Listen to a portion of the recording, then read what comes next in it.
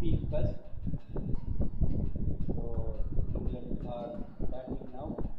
The initial 3 wickets gone as of now. 131 for the loss of 3 wickets. Ian Morgan along with Banton, both of them are on the crease. Ian Morgan who scored 72 runs in 62 balls, and Tom Banton on 31 runs on 21 balls. Both of them are in a very commanding position now. So a very big partnership between these two, and compared to the earlier trap, it was Jason Roy, Jonny, Bairstow and Vince. All of them have got out. All of them gone, and it's again a fantastic boundary here. This time it is Banton who hit over to the mid wicket, where the fielder is too long to chase the ball.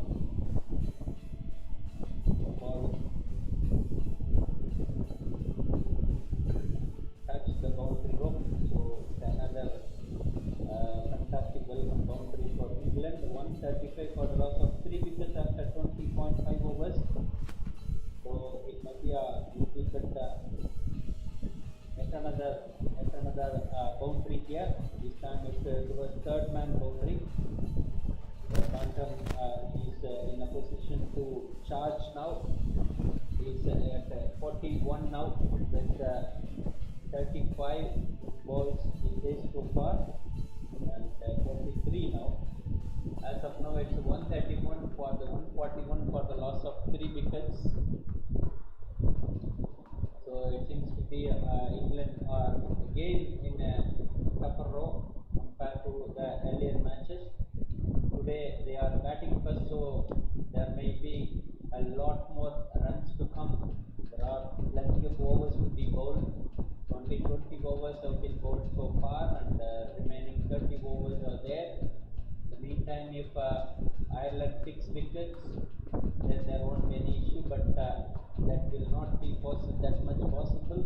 It's not quite easy for them to pick wickets, but especially Campher and McBrine, the two bowlers who took most of the wickets in last 2 games. So everyone can expect some wickets from these two bowlers, that is Campher and McBrine. So McBrine, Curtis Campher, both of them are capable of getting wickets now. So both of them are at the bowling end. So there may be a chance for getting out by either by Ian Morgan or by Banton. Both of them are hitting in a very straight, and as well they are hitting the ball towards the fence and for sixes too. We'll have to wait and see what will be the scenario. Of course, it's Ian Morgan who took 2 sixes here and 11 fours so far, and as well Banton who got 6 fours as of now.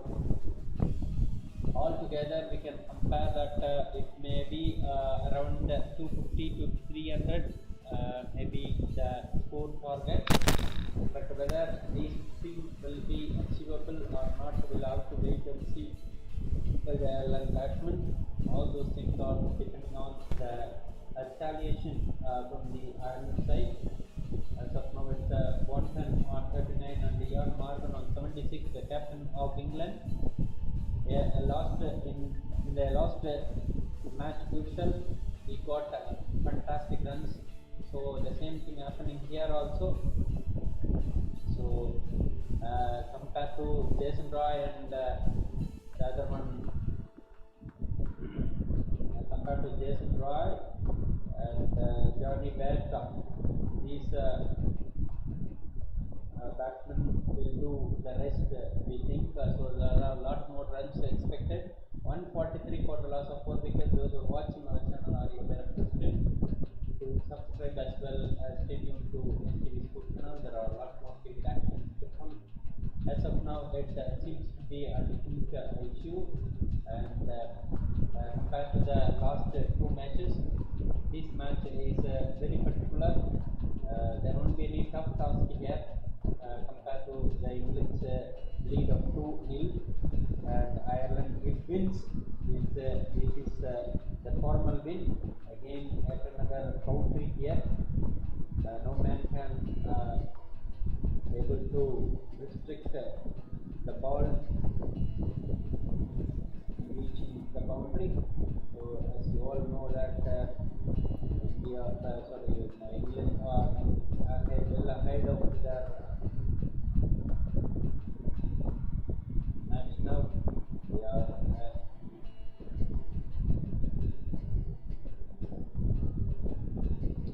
a very good batting lineup as well. We can see that it's 58 runs from Jan Morgan and from Banton. Both of them are leading their mark. 80 runs for Jan Morgan and Banton on 39. Little who came into attack now to pick wickets. He bowled 3.6 overs so far, 23 runs. No wickets so far, so seems to be a wicket taking bowler. Little too. We'll have to wait and see whether he picks any wickets here. So again, this concludes towards a point where there is a fielder, only one run batsman managed to get only one single. So 148 for the loss of 3 wickets now. Compared to the England batsmen, Ireland batsmen are not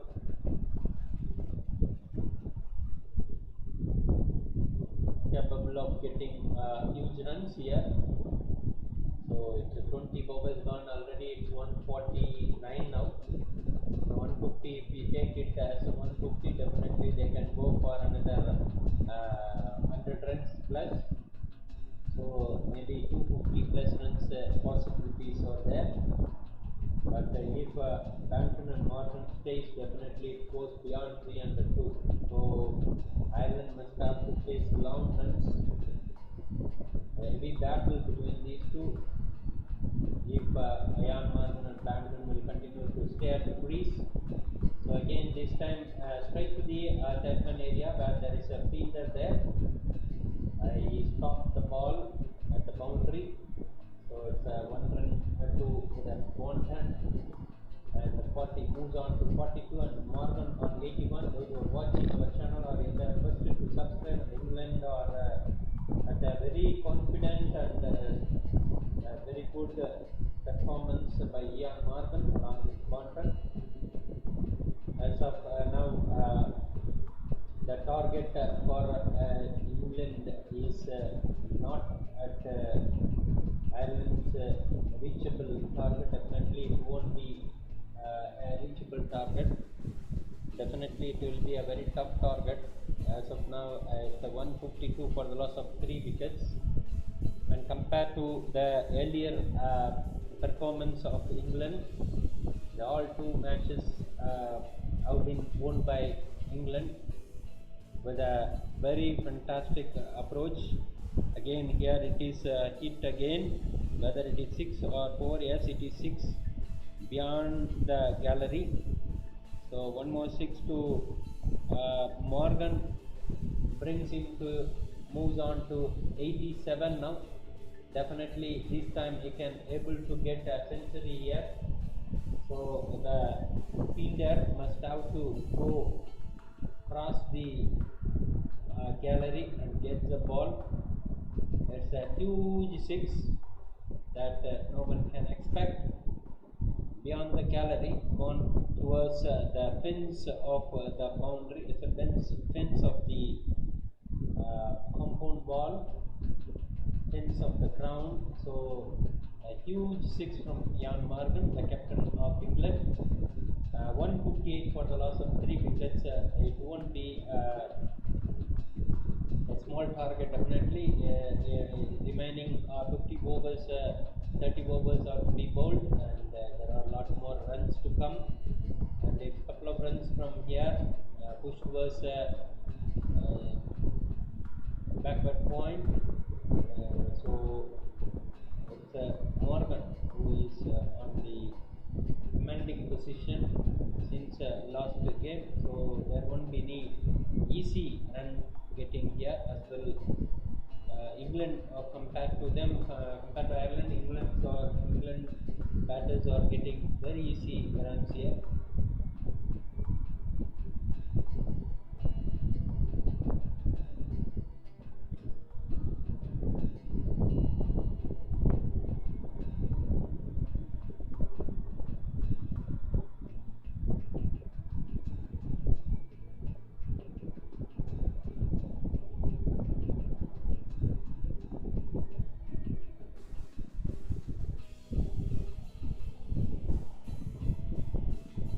Compared to the earlier matches, Eoin Morgan is very easy today.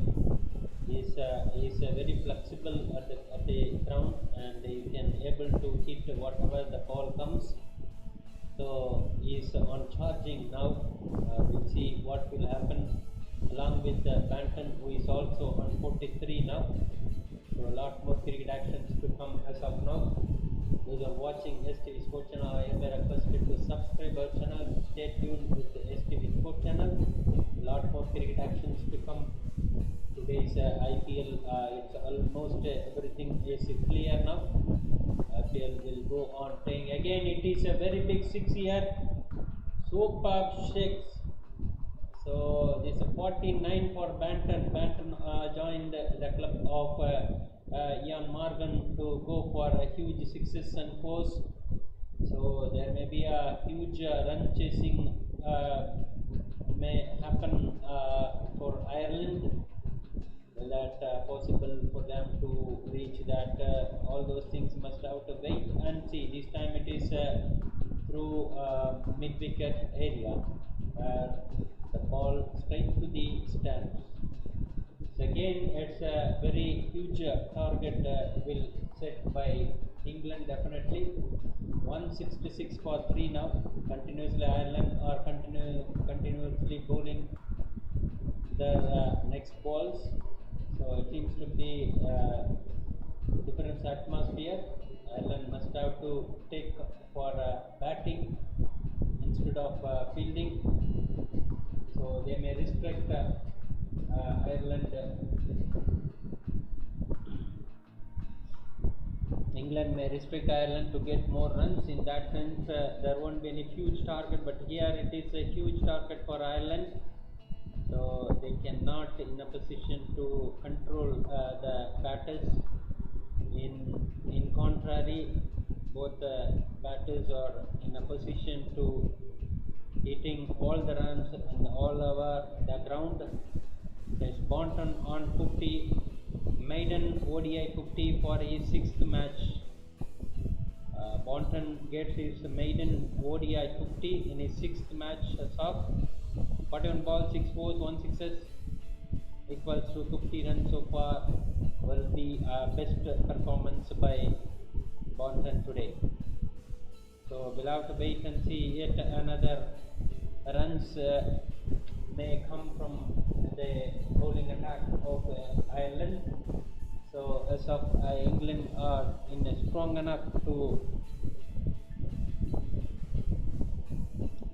4s and 6s are coming from huge hits.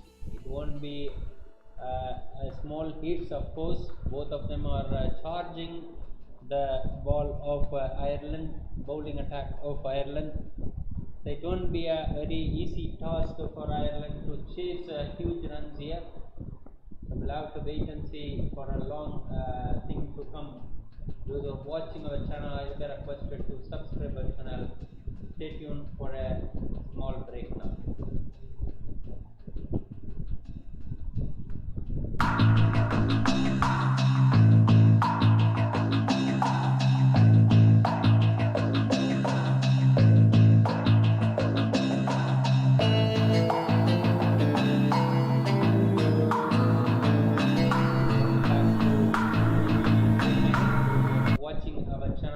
Requested to subscribe our channel. It seems to be Tom Banton versus Ireland 32 versus South Africa 18, Ireland 15 and Ireland 11. South Africa, this is his highest score in ODI, maiden ODI 50 from Banton, and straight to the backward square leg. fielder. Batsman can manage to get a single run here. It's 172 already on the board. Seems to be 24 overs have been bowled so far, and remaining 26 overs to be bowled. If we count it as a double, definitely it is more than 300. That won't be a small target for Ireland. So in the mid, if they get some of the wickets here, they can able to restrict runs too. So will that possible by Ireland? Very big question starts here.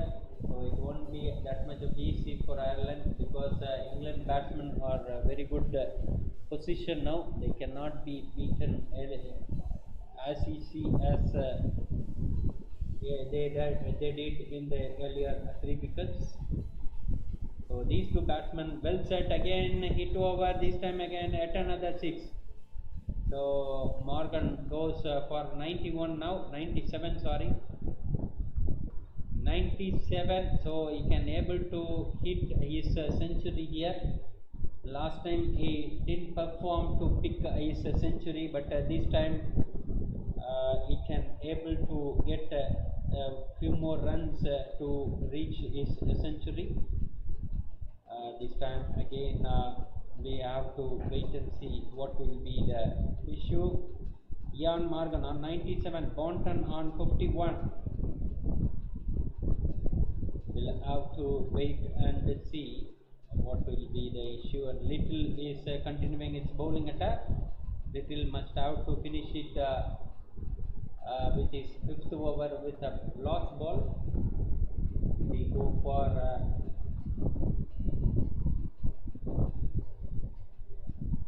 the batsman caught behind or something else.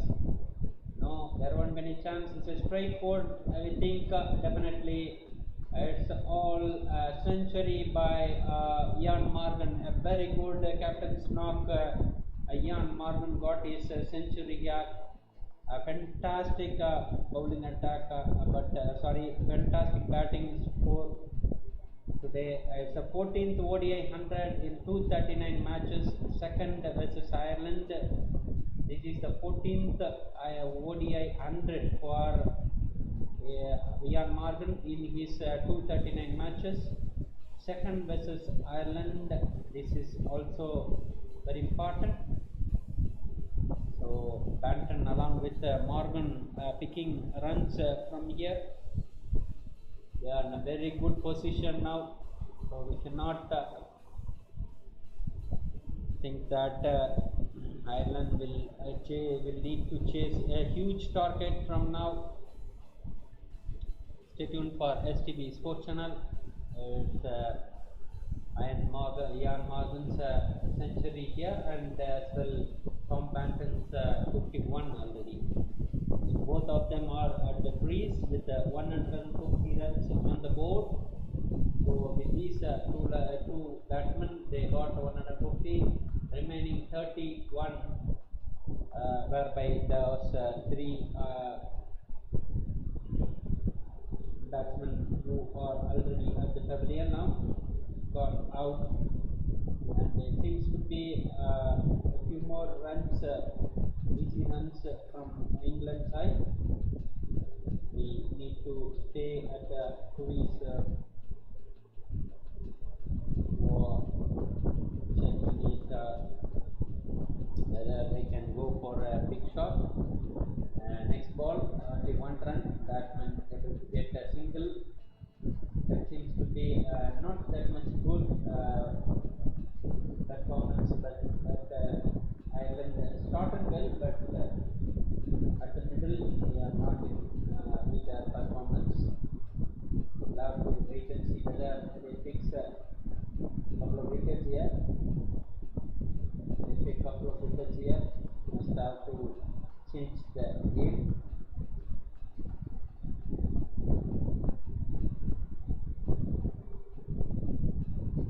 Already 183 for the loss of 3 wickets. LBW, no, not been lost so far. Eoin Morgan, Delany, attack. He's continuing his first over. This time at takeover, definitely maybe 4 again. So you cannot stop England batsmen to hit runs here. So anyway, all the balls are fired up and they are getting more runs from now. There is no fielder there, so he performed well and the ball straight to the mid-wicket boundary. Yeah, Morgan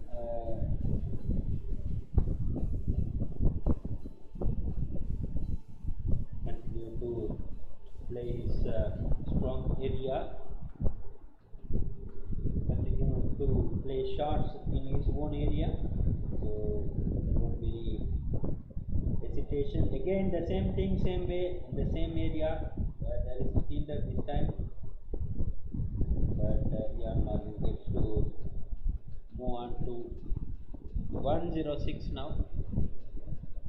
Those who are watching our channel are requested to subscribe our channel. IPL will start from next. In between, there are a lot more cricket action. Pakistan will take on England tomorrow. It's a test match. There's a close run out option, but it made it. There are a lot more cricket actions to come. Stay tuned to STV Sports channel. There is an over break now. We'll have to wait and see in a moment back.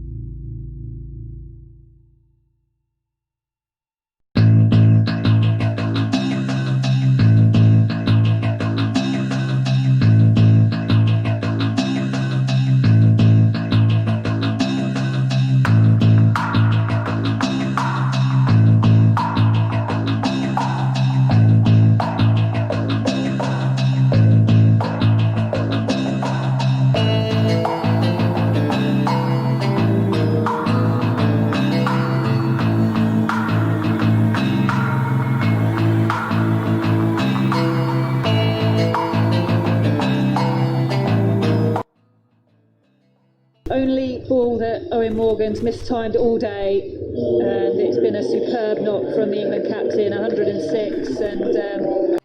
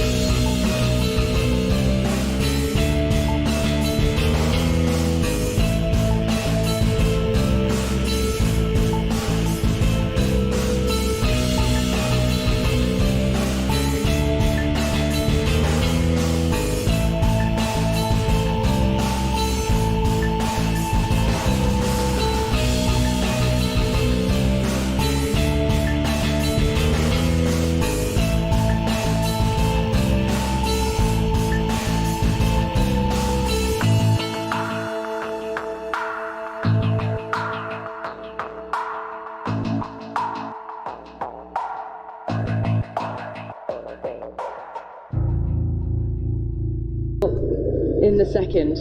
And England now put into bat by Ireland are looking to set them a formidable total to chase.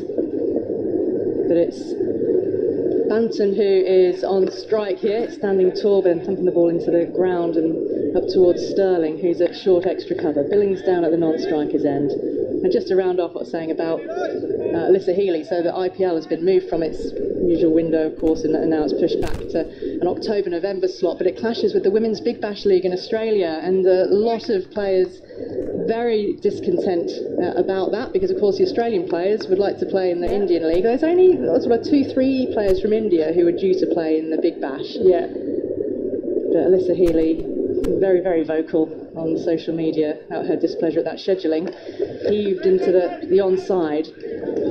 Now racing on the ground out towards deep mid-wicket. Banton coming back for the second now. Ball comes back into the non-striker's end. Well, I think there was a misunderstanding, wasn't it? I think it was like they were thinking that the WBL wanted the Indian players in the WBL, but it was more that Alyssa Healy wanted to play in the IPL. You know, that why have you put the dates in the middle of the Women's Big Bash? So no one can play really. Banton waits. Here is Little. Close to the body, manages to work it past the square leg umpire and come back. Throw comes back into the gloves of the keeper for a single. It's the end of the over. Yeah, I think scheduling, this year we hope is going to be an anomaly, what with COVID, and the women's game then really should have a blank canvas to work out how all these tournaments can sit together in a jigsaw for the betterment of all. I'll leave you to ponder about that and the state of, well, where England could get to here. 193 for 4 after 27 overs. Morgan, a highly entertaining 106 off 84 balls, and with Banton and Billings out in the middle, Michael McNamee's coming in. And England's player of the series, certainly batter of the series so far, is Sam Billings, and he's out there, and what an opportunity for him to bat 23 overs with Tom Banton, who's on 57 off 49. So it's England are in a great position, Michael, which I don't like to say, really. Well, we got to call it as we see it. It's a big test, a big challenge for Ireland. Let's not forget they did win the toss and elect a bowl. And the possibility of England building a platform like this was always going to be there. The way they bat right down, the strength, the shots that Eoin Morgan could manufacture, the strength of his wrists, the power of his hitting. And Curtis Campher is going to come back here at the hotel end.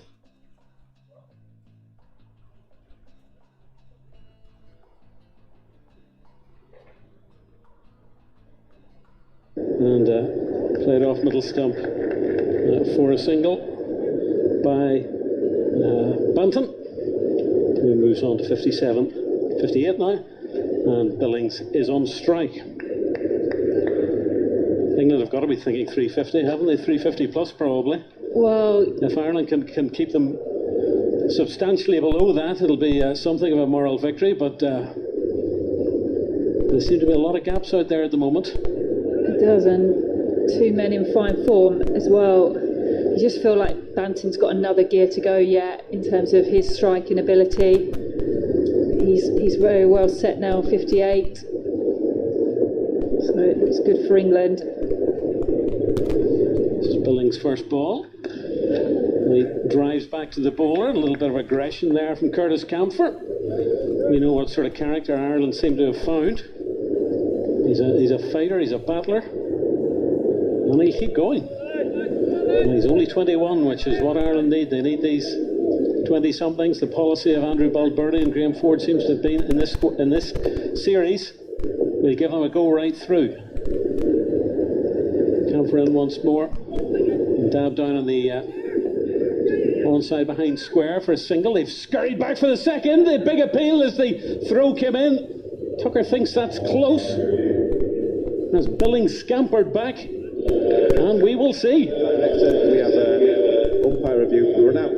Have your best side and angle, please. The TMO is Alex Wharf.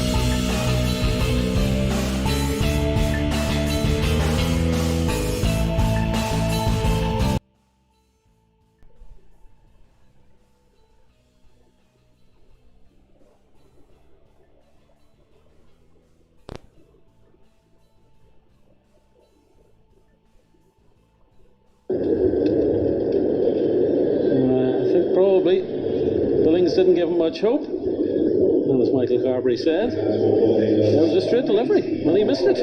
Deadly straight delivery, eh?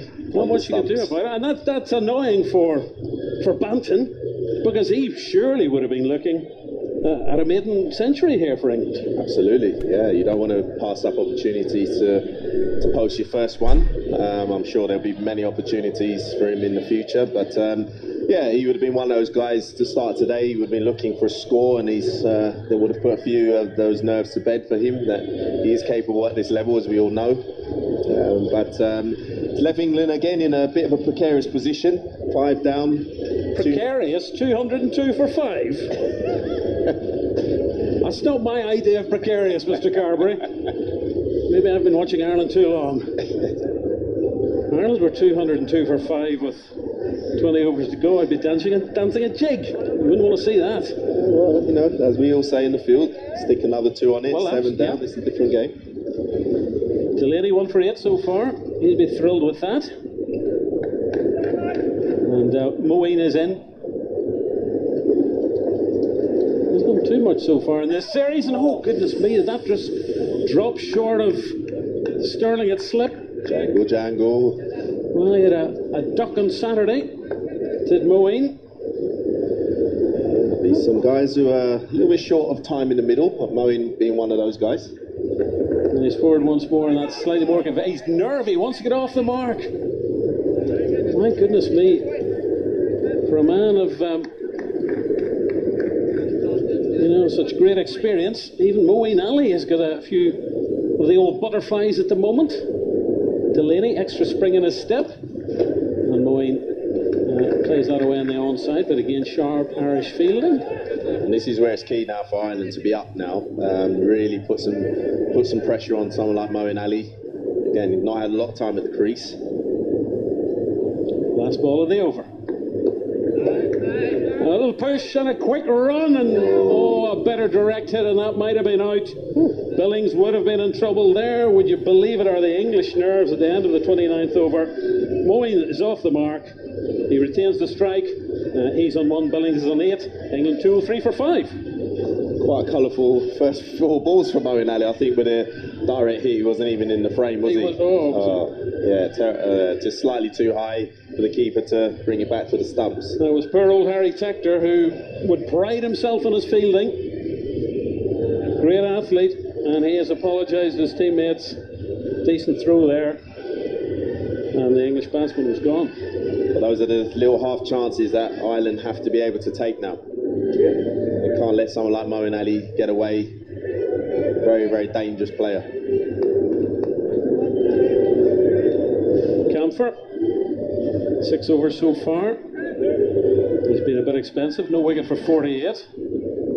We've yet to see him contribute with his by now customary wicket. Didn't get one in his opening over like he has so far in the opening 2 matches of the series. Moeen is on strike, and that's out! And it's taken us another poor shot from Moeen Ali, and taken by the man at short extra cover, Paul Stirling. And a failure for Moeen, and England 203 for 6. Like about me, I said, precarious position. No, stick another wicket on, it's a different game. Moeen Ali never really looked comfortable, I'll be honest, at the crease today. Leading edge, straight to cover. That man Campher, again, he makes stuff happen, doesn't he? Well, Stirling, I think, could have caught that in his sleep. And Moeen trudges off like a man who's enthusiasm, but his confidence is slightly leaking out of him at the minute. It's been a poor series for him. It has, yes. As for a few guys, that time out of the game, it must have an effect. If you don't hit the ground running, batting can be a tough game at times mentally. And he'll be pretty disappointed he hasn't been able to register a score in the series to date. Didn't bat in the first game, a duck in the second, and 1 today was that? 1 off 5. 1 off 5. It happens to us all, but not a series Moeen Ali unless he suddenly produces some magic with the ball later on. But again, credit to the Irish bowlers. They've someone like Campher is, after his early punishment, he settled in on that line of length, challenging the stumps. Just maybe sat in the pitch a little bit, Moeen trying to turn the ball a little bit too square rather than presenting the full face. We're probably a little bit disappointed with that dismissal, a little bit soft. Just saying, Banton's LBW absolutely plumb. Plumber than plum. Watch out for that on the highlights.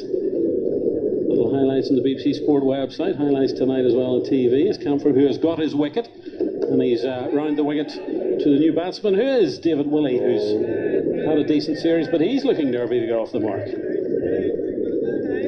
Willey so far, star with the ball. Another man who wasn't needed with the bat in the opening match, but tremendous 47 not out, and that excellent partnership with Billings to win the game on Saturday. And here they are back together. Left-handed Willey gets a straight delivery from Campher, plays it back down the strip to the bowler. This is an interesting phase, and maybe a slight criticism of the Balbirnie's captaincy here. I mean, you've just taken 2 wickets in quick succession. You've got a real opportunity now to break. You want to see him attack more? I want to see a slip. Yeah, there's no real attacking options here for Campher, who's bowled well. It is a defensive field as Campher's in round the wicket to Willey. It's almost for defensive. That's a strike of the stumps by Harry Tector. That's what he should have done a while back. It's almost Ireland waiting for the English batsman to make a mistake. I think in this situation, you've got to try and get on the front foot, try and put, slip, catching mid-wicket, catching cover, something in Davy Willey's eye line, just to know that, if he makes a mistake, he's going to get snaffled. Just his 6th game as captain of Ireland, Andrew Balbirnie. And I suppose you learn as you go along. Should have got that win in the middle ODI against the West Indies. A couple of missed run-out opportunities by Mark Adair, who held his hand up. Should have won that middle game back in January. And have been well beaten on 2 occasions in Southampton in the last 4 or 5 days. Last delivery of Campher's over. Willey respectful. Plays it back to him. So the end of the 30th over. Billings on 8. Willey still to get off the mark. England 203 for 6 and just a flurry. A couple of wickets there. Banton went on 202 and Moeen went on 203. Michael. Yeah, again that man Campher. Again, coming to the party when Ireland most needed him. He's really stood up in this series for a man playing his debut. I've been so impressed with him with ball and bat. I love his aggression with the ball. He's showed unbelievable guts in his innings so far. When he's had the opportunity to bat, he's dug Ireland out of some terrible positions. I think he's been a real find. I think he's definitely put his hand up for man of the series in this short series against England for sure. Absolutely. He's a fellow you want in your team, He's man for the trenches, isn't he? There's something about him, yeah. Here's young Gareth Delany. 1 wicket under his belt so far in ODI cricket. And that's angled away by Billings on the onside for a single. England on to 204. When Morgan was in, things were looking extremely bleak, but you're right, things have turned again. But let's not forget, Ireland gave themselves a little sniff of hope on Saturday. And at the minute, all they're living on is little glimmers of hope throughout this series. Can they make anything more of this today? As Delany is in, and again, a watchful shot from David Willey. Bring cover up. Come on, be brave, Captain Balbirnie. Bring him up. Well, you could go, if you went out holding the balcony, you could make yourself heard to the Irish captain, Michael, if you're goldered loud enough. A big wide swipe of the ball at the ball by Willey, taken by Tucker. I just think in this situation, you don't want to allow someone like Davy Willey to just play himself to 20 or 30. You saw in the last game, he's a capable batsman. Delany does have a slip in. Willey is back, forcing out through the covers for a single, and he's off the mark. I think someone like him, you've got to throw the gauntlet down a little bit. There's an opportunity now to go possibly 7, 8 down. You know, is he gonna keep playing that brave cricket England like to play in this situation? I think you have to try and play on these guys' ego at times. And the slip is out for Billings, and the field spreads for Ireland. That's he's nearly caught in the back foot there, Billings. A bit of an optimistic arms in the air from the bowler Delany. Blonde hair, tall figure. Again, in this situation here, Sam Billings just fresh to the crease, face 8 balls. Why is there no slip? Mr. Carberry's getting annoyed with Ireland. Onto the toes of Billings. He's able to pick that off. And up to mid-on for the single. And that's the end of the over. 31 gone. Billings in 10, Willey in 1. Ireland battling back with that little couple of wickets. 206 for 6 England. The big innings was Eoin Morgan. He was caught by Tector off the bowling little. A brilliant 106 off 84 deliveries. He peppered the boundary, peppered some of the seats around the Aegeus bowl as well. Yeah, he played beautifully. That's one of the best knocks I've seen Morgs play in a long time. His balance at the crease, his poise. We know he's got power. He's got a brilliant record at this ground as well. So the omens were not in the Irish favour. You do get that into your head, do you? You're back at a ground you like, you get a wee bit of an optimistic buzz about the place. Yeah, it does happen from time to time. Warwickshire was one of my grounds. I used to like playing there, had some good success. Headingley was another good ground for me over the years. I'm struggling to remember any good grounds from me. The NCU Northern Irish Cricket, and it's drilled back to Campher. There must be somewhere, mate, that you've taken someone down down a few times, surely. Had a good tour once. Had a good tour to Cambridgeshire. Yeah. We played Ely, which is a lovely ground. We played one of the Cambridge college grounds as well, and there wasn't a bit of nick in those days. That's a long time ago, Mike. Campher's in, and just dabbed down by Billings. Summer in '92. There's been a lot of water under a lot of bridges since then. It's a lovely place to play. Did you ever play at Fenners? Didn't play at Fenners. No, I can't remember which of the college grounds we played at. So long ago, but gorgeous. The weather was beautiful.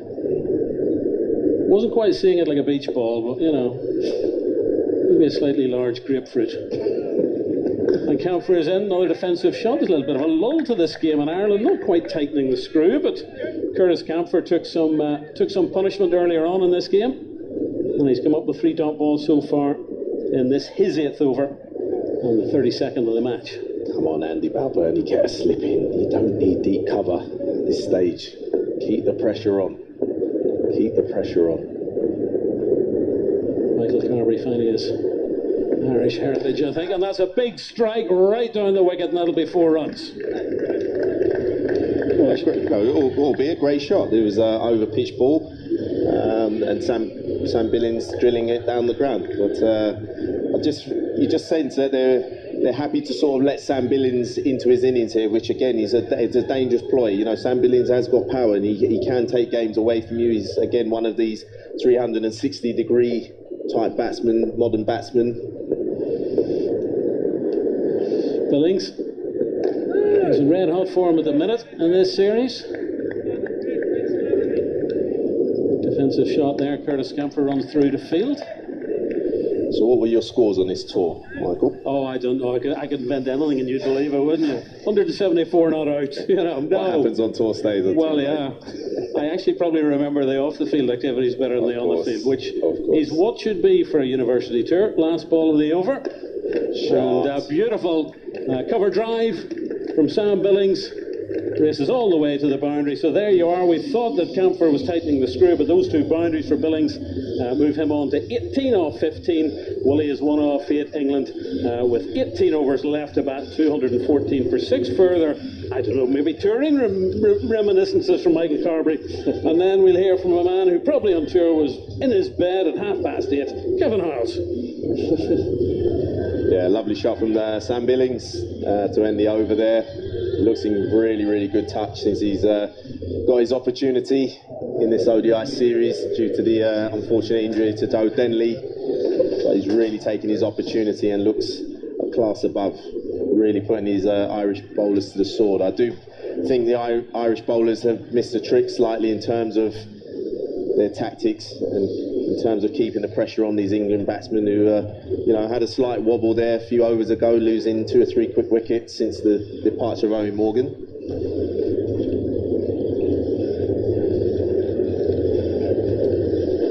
It's the first time we've met on air today, Michael. I've missed you. I presume you've been busy. I have been employed for the TV, and if you'd like to see Mr. Carberry's work, you'll have to stay up late tonight, 11:30 on BBC Two for the TV highlights, or like Michael himself probably, because he likes to look back, make sure he's on form, you can catch it on the iPlayer. Either or, mate. At any time. Although you'll have to be quick if you want to see it before England are next in action. Because they're next in action at 11 o'clock tomorrow morning. They are, and during the interval today, we will cast a quick glance on that series there between England and Pakistan, another 3 test series, and then they're playing T20 matches. Still waiting for confirmation of the Aussies coming here in September.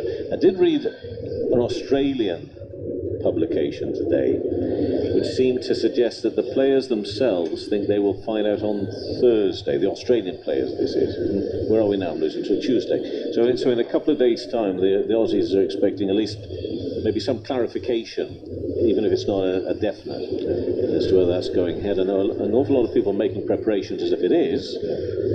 People seem quite confident that's going to go ahead, but it's not been confirmed yet, so we wait and see. Yeah, it's been a difficult time for everyone, I suppose, with the potential second wave on the horizons, and especially I believe Melbourne have gone back into lockdown. So yeah, that sounds real. That's unfortunate. Difficult position for them there. Yeah. And then, of course, there's the business of Australian players perhaps coming here, and then Australian and England players together going off on a plane to the UAE, ready for the IPL. Well, not ready for the IPL. I think probably the IPL would have already begun, but joining the IPL. And again, that's all. The competition itself isn't up in the air, but what the players have to go through, whether there's going to be a week's quarantine in the UAE before they're allowed to play and that sort of thing. But they've got plenty of time. It's a 2-month tournament now, the IPL. Plenty of time. I tell you the other thing we're going to do during the interval as well is we're going to talk with Michael Carberry about coaching and what he's up to these days. That should be interesting, shouldn't it, Michael Carberry? Yes. Yeah, exactly. Life after cricket, as they say. Yeah, it's been a busy time. I've been very lucky on certain opportunities after finishing playing back in the 2018. So, is this Delany who's been brought in from the other end this time? It's pushed up to the offside. 214 for 6 in the 33rd over. Delany's bowled 3.1 overs, now 1 for 12. He's a tall figure. Pulls his spin, of course, opening bat as well. Comes down the pitch, Willey, and hammers that. I think Delany just got his left hand out to that to stop it from racing away. Good brave bowling from Delany, enticing Willey down the track. There's a slip in, and Willey leans back, plays that one away on the leg side. Square to the square leg boundary for a single, and Willey moves to 2. England up to 215 for 6. A lot of cricket still left in this innings. We're only midway through the 33rd over. Wickets have gone in clusters, so the top order didn't offer a great deal today, and then Eoin Morgan got going, and just heard Michael talk about that. Amazing. Good also from Banton, but then a little cluster of wickets again. See if Ireland can really capitalise on that. Leaning back is Billings, who's just had a terrific short series, but a terrific series so far. Punches that away towards deep mid-wicket for a single. Just looking at Ireland here, Andrew Balbirnie made mention of the top of the programme after the toss. You know, you've got to make these moments count. We really squeeze, and when you've got a bit of momentum, just not let it go. And this one is played to mid-wickets, no run. Of course, in the back of their minds, they already know with Eoin Morgan and Banton, England have got a decent total here. But just your thoughts, the end of this over, the spinner on it's quite quick as to how Ireland have gone about trying to, keep some sort of momentum going on that loss of that second lot of wickets. Willey drives it straight back to the bowler, and there will be no run. So off that over, just 2 coming from it, in fairness, so it's only 2 runs, but 216 for 6 after 33 overs. Balbirnie and Ireland, how can they sort of make sure that this latest cluster of wickets can count for something? Yeah, well, I think really now from here on in, it's really about tactics. I've been a little bit, I think Balbirnie's been a little bit defensive, allowing Sam Billings to almost play his way to 19 not out without really putting the pressure on him, keeping the catchers in. And, you know, it's, at this stage, really, it's about just, from a bowling perspective, it's trying to hold that brave length. I think, you know, the reason why someone like Banton and Morgan got away from Ireland in that middle period, because the bowlers lost their length. They decided to bowl too short. They got pulled. You know, Morgan especially punishing Little over the leg side a few times. They got away from what worked at the beginning. And they stuck at that short pitch bowling as well, even though Morgan clearly had sent a bit of a message to them saying, you know, I'm quite enjoying this, but they stuck at it, didn't they? Yeah, it got a little bit one-dimensional, is what I'm trying to say. And I think to someone like him, when Morgan's in, you've got to make him look for it. Craig Young is back into the action, bowling, and that one is pushed back to the bowler by Billings. The short ball, it should be a surprise delivery, and you're not going to catch someone like, you know, someone of class of Eoin Morgan. You're not going to catch him out too many times. You know, you've got to make him look for it by having, you know, good tight bowling on the off stump, and then surprise him with the short ball. He did duck into one which hit him on the helmet, which was a bit nasty, but he got over that. Now where's that one? That's gone. Oh, and he's been very well caught actually. That was low and fast. It's been caught at mid-on, and it is the end of Billings, gone for 19. So a rare error in this short series for him, and it's 216 for 7. And it's Young who made such an impact at the start of the innings today, who immediately on his return has got himself another wicket. It just looped there in the end to mid-on, and the catch has been taken, and it is the end of Billings, caught by Adair off the bowling of Young for 19. Yeah, Sam Billings not quite getting hold of that one. Maybe again one of those deliveries that just sat in the pitch, didn't quite come on. You know, credit to Andrew Balbirnie for keeping the field up, which I felt you have to do at this stage. And Sam Billings getting that one, I think, slightly wrong in the circumstances, and England in some sort of trouble here. You know, only posting 216. It looks a good wicket. I think the Irish will be buoyed now that they've got into this England lower order. But we know, as we know, Tom Curran is also a capable batsman in his own right. So it'll be interesting to see what England can eke out from here. Still a lot of time left. This is a different pitch, I should point out. The first two matches played on the same surface, which was a little bit slow at times. This one has been playing very well so far. In terms of England's run scoring, well, we saw Jason Roy and Jonny Bairstow go very cheaply early on. Young getting rid of Jason Roy again for the third time in this series. He's not enjoyed a good series as Jason Roy, just one of those things, I guess. It's just not worked for him. 24 first match, a duck in the second, then one and only one today. And Jonny Bairstow did well, of course, on Saturday. Managed only 4. Adair got a little bit of movement and bowled him up onto his toes. First ball that Tom Curran has faced from Young, pushed back to him. So 216 for 7 midway through this 34th over. James Vince went for only 16, so question marks continue over Vince, and whether or not that could be it for England, who knows. Then a partnership, 146 runs, Owen Morgan and Tom Banton. Morgan, amazing, 106 off 84 deliveries. Tom Banton went quite soon afterwards for 58 off 51 balls, but a maiden half century for him, and that one beats the bat of Curran through to the keeper. He's bowling with one slip in at the moment. And then Moeen Ali, who's not had a good series either. Well, he didn't get to bat in the first match, but then a duck and a 1. We've just seen the end, the 7th wicket going down, that of Billings going for 19. So Young back to his mark. He doesn't have that long a run up, but Stirling, slip goes down, in and bowls, and punched for no run into the offside. And the noise again from the green machine, as some like to call them, the Irish team out there, because they realise that obviously already a few runs on the board, to say the least, an awful lot of overs still to go, but they're putting a bit of a squeeze again on England following the loss of these more recent wickets. But the damage done there between Morgan and Banton in between. Young bowls again. Solid defence. Pushed into the offside and no run. Weather, well, there's plenty of blue sky around now and very bright. The end of that over. It's 34 overs gone, 216 for 7. Now Vic Marks is alongside me. He's replaced Michael Carberry. Your take on things so far, Vic? Well, Kevin, that was a wicket maiden. You don't get many of them nowadays. I think we've got a good game on. Curiously, I think Ireland have got a bowl England out. If they don't bowl England out, I think England may get too many. There's still 17 overs to go, I think. 17 or 16 overs to go. It's a lot of time. But they fought back well. England's form is very patchy. They've got a 4-man out in Billings. Delany in again. Willey drives that straight. Tin rattles quite noisily down below, but then again you would in a more or less empty stadium you would hear it quite clearly, and very clear it is as well. I don't know who's dropped that tin. Next delivery worked away by Willey, very fine for Josh Little to go chasing. He'll come back for 2. Total of 4 wickets fell in 6.5 overs for 26 runs.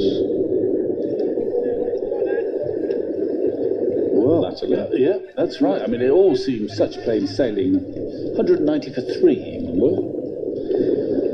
And now they're 218 for 7. That's quite a turnaround. 218 for 7 the score. Make that 219 for 7. And make even more. He's beaten the fielder out there through extra cover. Very sweetly struck to the boundary. There have been quite a lot of boundaries in this inning so far, most of them from Morgan and Banton, but 28 fours and 5 sixes.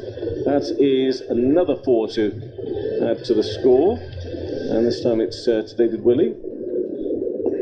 Moves to 8, England 222 for 7, midway through the 35th over. They'll push into the offside. They'll have to scamper, and David Willey runs quickly, spends a long time looking at that ball to see if he does have to keep running, and the answer to that was yes, you do. Yeah, he didn't get hit by it too when the throw came in. But no, it's a good game at the moment because it's swinging this way and that. It's a very good pitch. I think it's a better pitch than the other one actually. It's coming on a bit more, I reckon. But wickets have fallen. And Tom Curran, will he get off the mark with that shot? No. Beats the initial fielder on the offside, but not letting it off. Of course, in cricket, and particularly one-day cricket, more wickets come from batsman error rather than unplayable pitches or unplayable deliveries. Delany again with his spin, and our leg side wide. Bowling to Curran.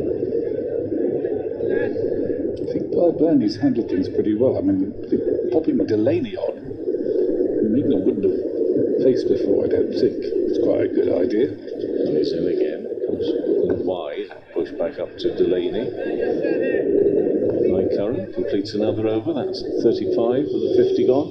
224 for 7. Willey on 9. Curran's faced 6 deliveries yet to get off the mark. Delany's figures now bowling from the pavilion end. 5 overs, no maidens, 1 for 22. Well, that's pretty economical. But he came on. He got a vital wicket of Banton with that sort of skidding leg break. Didn't turn much, but it just skidded on quick. And the other factor is that Delany's now bowled 5 overs, so Balbirnie's got plenty of options open now. He's used at least 6 bowlers, so he doesn't have to bowl X out for 10 if they're not quite on top of their game. He's been able to bring Young back. He's got 3 for 39. A good decision to bring him back. He wants to try and end this innings early. Bowling from the north end.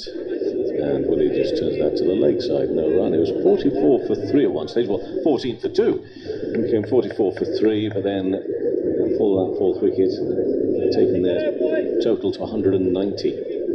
That was midway through the 27th over. There was an awful lot of short stuff to Eoin Morgan. Yeah, I agree with what Michael was saying. He is susceptible to the short ball, Morgan, but you don't want to let him prepare for it. And that's another short one, which this time David Willey will get hold of. Manages to keep it down nicely to fine leg for a single. Willey will move to 10, and the score to 225 for 7. this 36th over. Third of the three-match series. England already wrapped up the series with their victory on Saturday. Always something to play for, but even more so, I guess you could argue, with the 10 points for the World Cup Super League. Well, there'll probably be more to Ireland than England, but Next delivery, and a beautiful delivery, which is not too far away from the off stump, playing a miss. Curran. of course, I suppose, because we're generous souls, I think we are. we have to sort of assume that this is like April for a lot of these cricketers, and that they haven't played any competitive games, even though it's August and the sun is out and it's 20 odd degrees, which gives them a bit of leeway. Yeah. And the contrast between certain players and others in terms of where they are and finding their form is immense in this England setup. It's Curran facing again. Drives, but can't get it past the fielder.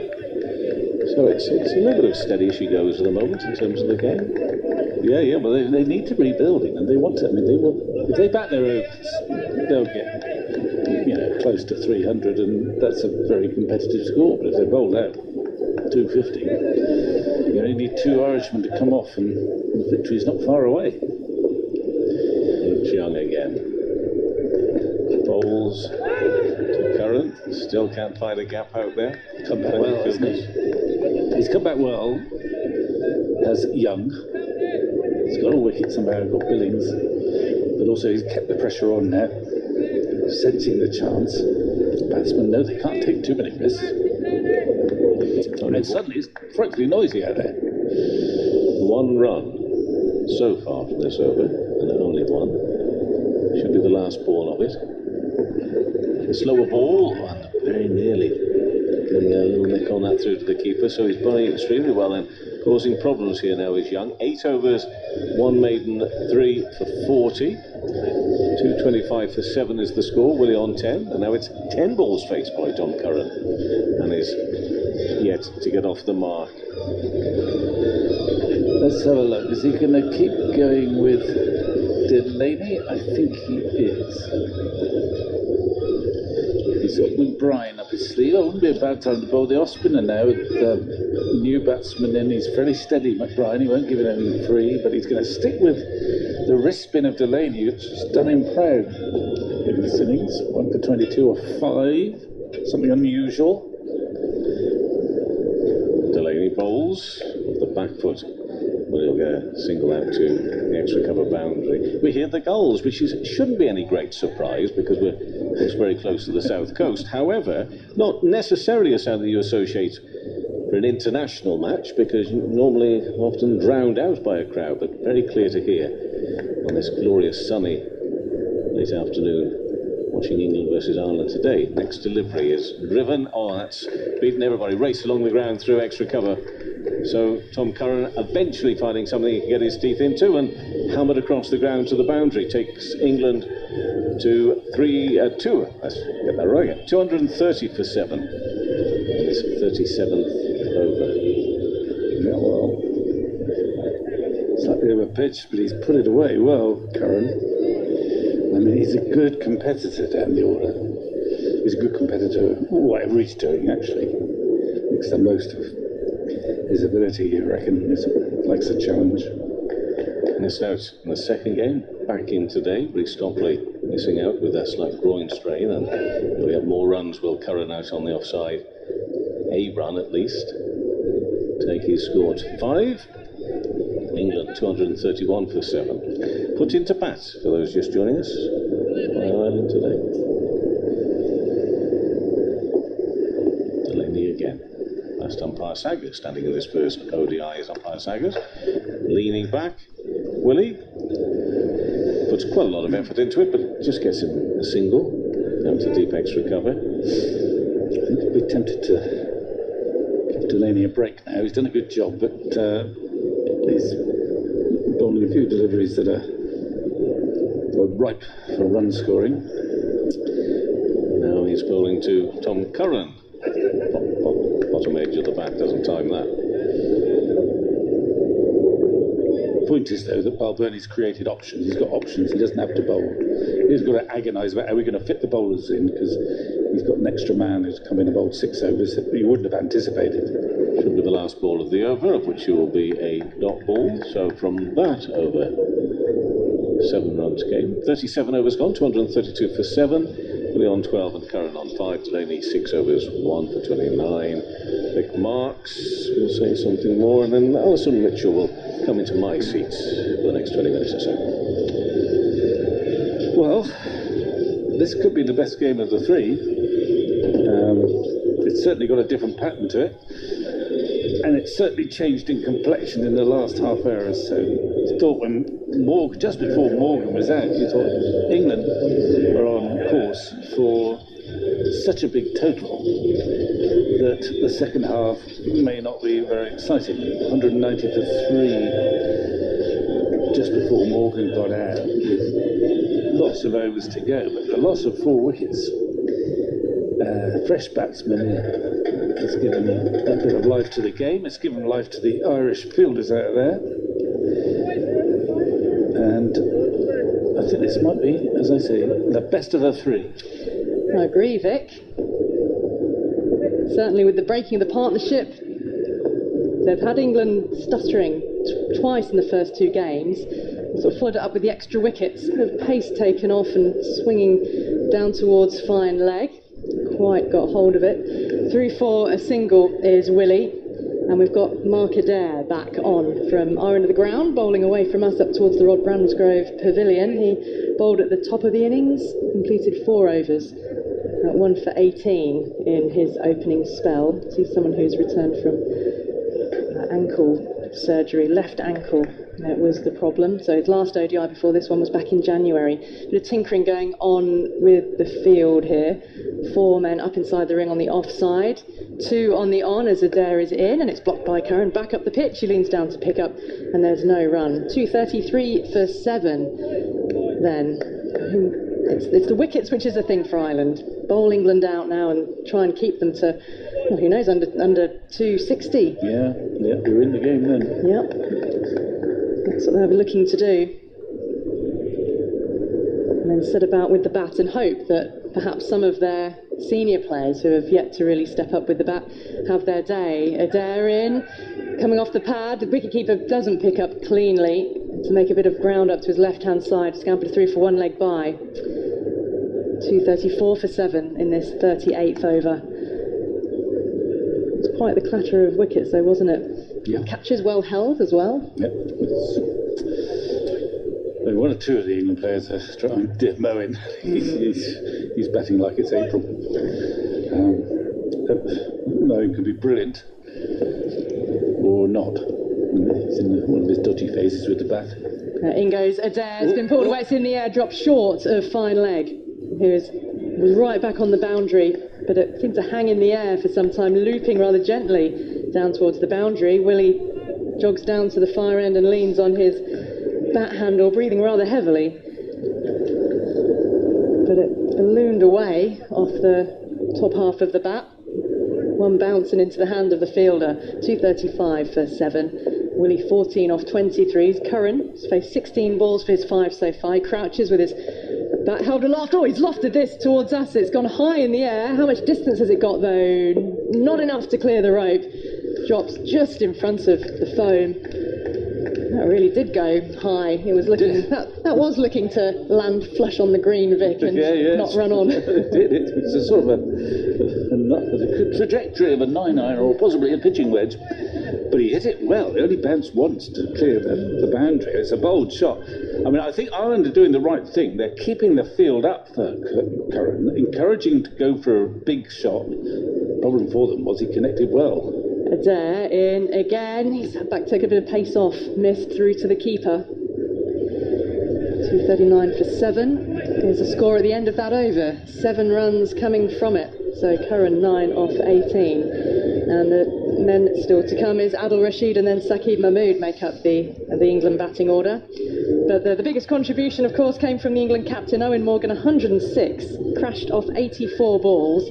Took apart the Ireland bowling in a partnership of 146 for the 4th wicket with Tom Banton.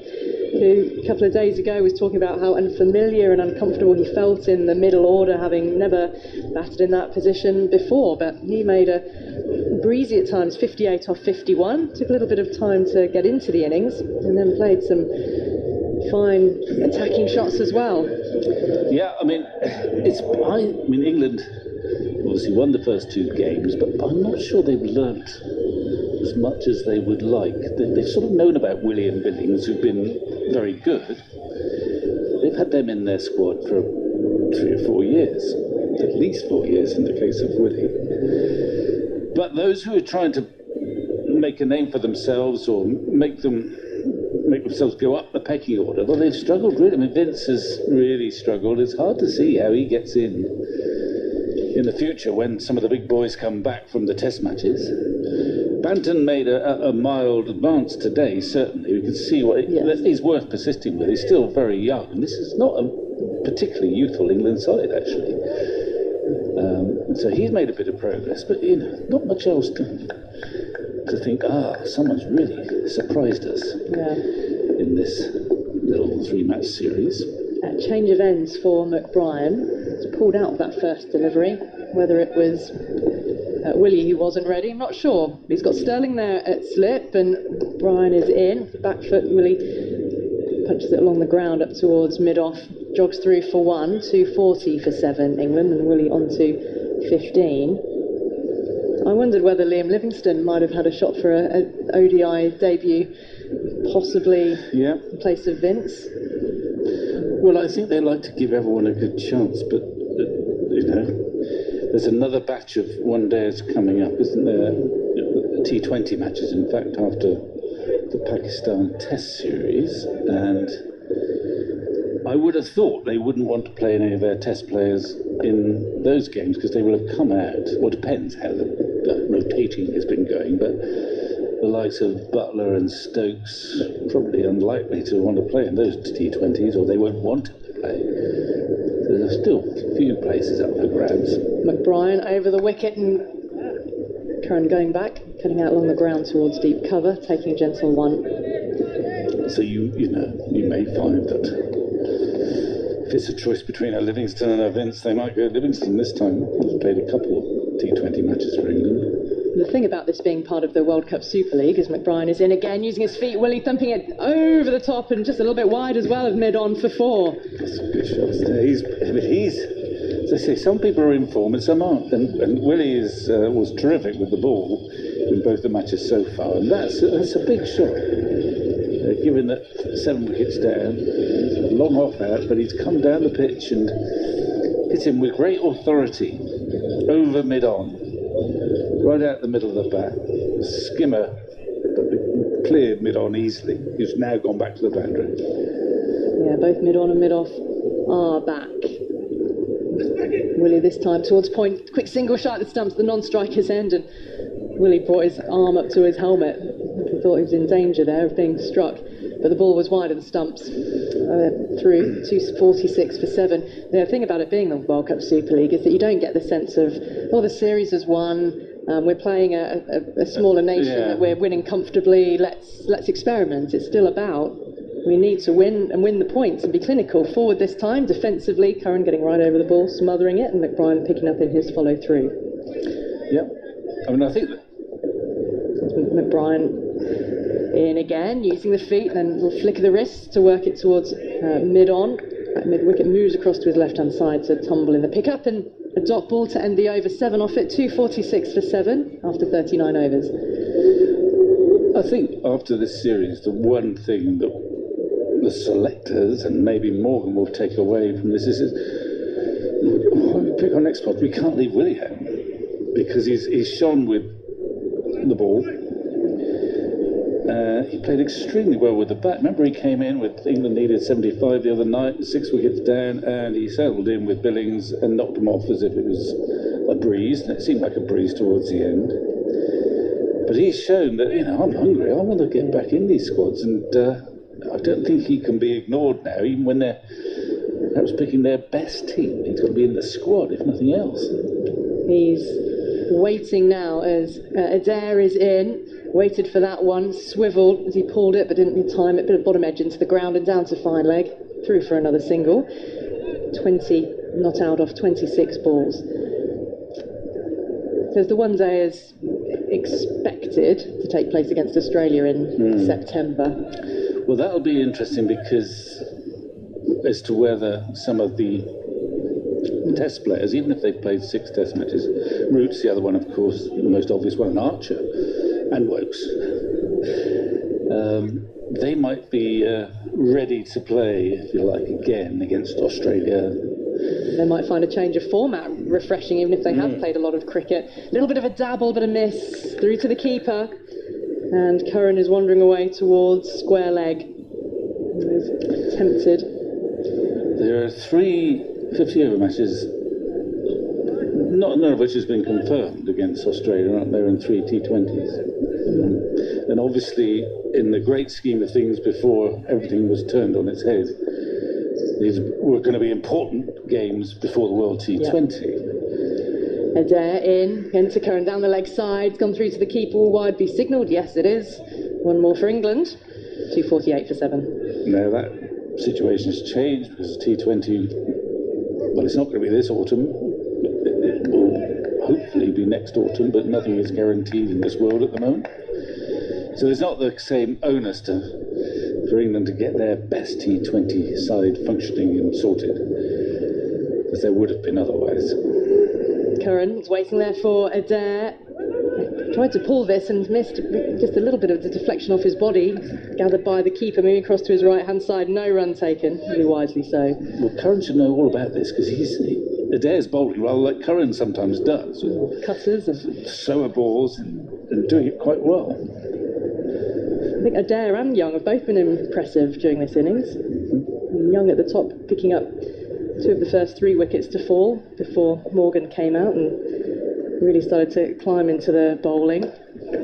Along the ground this time, worked up towards long on. Everything feels quite sort of gentle and slow-paced at the moment as we head up to the 40-over mark, 249 for 7. But I wonder whether... well, fitness will be one thing, won't it, at the end of the Test series to see how those bowlers who do play both formats shape up first and foremost, and then a decision on, well, is there a sense of the rotation continues, i.e. we rest some for the one-dayers. Some decisions might be taken out of the selectors' hands, you'd hope. You'd hope not, you'd hope everyone will be fit. We'll pace off, but a low full toss clipped out along the ground towards deep mid-wicket. Coming busily back for the second now is Willey. And throw comes back into the bowler. Yeah, and there's also the factor of this can be very tiring, I would have thought, for some of the players, even though they haven't been in the team, they've been in the bubble for weeks and weeks. In fact, that's the ones you really feel sorry for. The England players who have been constantly in the bubble but haven't played at all. That's the hardest. Well, that's what I thought about the West Indies tourists, the 50-odd days. Oh, there was a no ball. Here we go. Hello. Because it's called by the third umpire, it's not called instantaneously. Well spotted. So there is now a free hit for David Willey on 23 not out, and Adair is in, banged in short. One hand comes off the bat, but he's got it away for 4. Behind square on the leg side. It's a swing. England have gone past the 250 mark. The free hit. And is it, hang on. Did it actually clear the rope down there then? I think the umpire's not quite sure. He absolutely hammered it with one hand. He took his bottom hand off the bat and he hit it with 6. I lost it. At one hand, well, I couldn't see it either, but Lorcan, the umpire, for a while, but he's smacked it one-handed for 6, Willey. That's the way to do it. Well, he's now back up to a runner ball, 29 off 29. Adair bangs another one in his short. It's a swat sort of shot this time. And he hasn't got hold of it. We fielded at fine leg, settled very quickly for that first run, but it's only the single as the throw comes into the keeper. 259 for 7, and just suddenly a little bit of a passage of motoring has taken the partnership on to 43 at a runner ball between these two, Willey and Curran. Yeah, well, it's valuable stuff, and Willey's taken the lead. Curran bided his time, quite rightly, but he's hit a couple of boundaries. But getting back to what you were saying, I mean, there is this sapping element about being in the bubble and not having anything to do. It must be very hard, but I would imagine, if you look at England's test players at the moment, and I'm guessing, but I don't know, that, say, Mark Wood probably won't play this next test match. means. He's only played one so far. He did perfectly okay, but he'll want to play in the T20s, you would think. Or they would want him to play in the T20s, or the one-day games, or some of them anyway. So he's won. Archer, I don't know whether... Well, it'll be fascinating to see whether Archer plays in this next Test match or not. It's no guarantee. Stokes fit to bowl as well. Yeah. That's going to come into the equation. So there are all sorts. You can't, it's good to rotate, but you can't plan too far ahead. You've got to be flexible. You would think probably the likes of Stokes and Root and maybe Butler, who will probably play every game, might have a bit of a breather. Actually, Root missed one, of course. Oh, he did, yeah, the first game, birth of his child. This will be a single out towards deep mid-wicket. In fact, oh no, it's not two. I thought it might be two. A little bit of a juggle in the pickup. I think wise that it was just the single. 260 for 7 in the 41st day. We're into the final 10. Having said all that, we don't know whether we're coming yet, whether the Aussies are coming yet. So much uncertainties. Yeah. But we have to project. We have to project. Aggers will actually be on in the interval. We'll be crossing up to Old Trafford. And we'll hear from Aggers, Mahmood, who's with us for the Pakistan Test Series.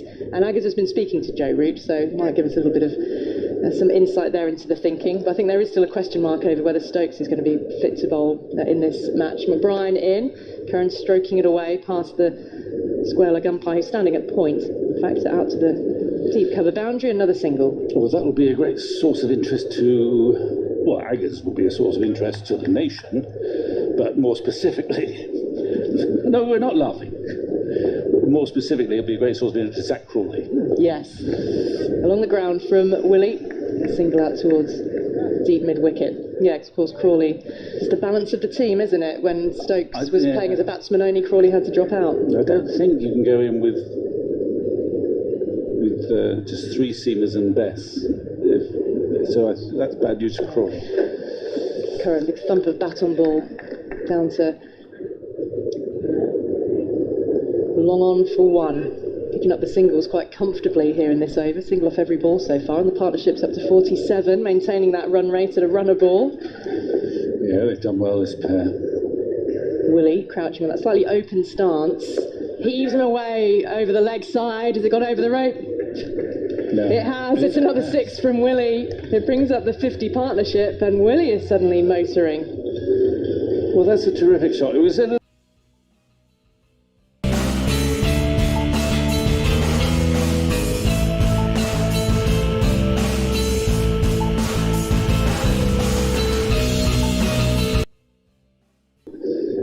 right out of the meat, and it sailed over the boundary. He went so deep in his crease to play it as well.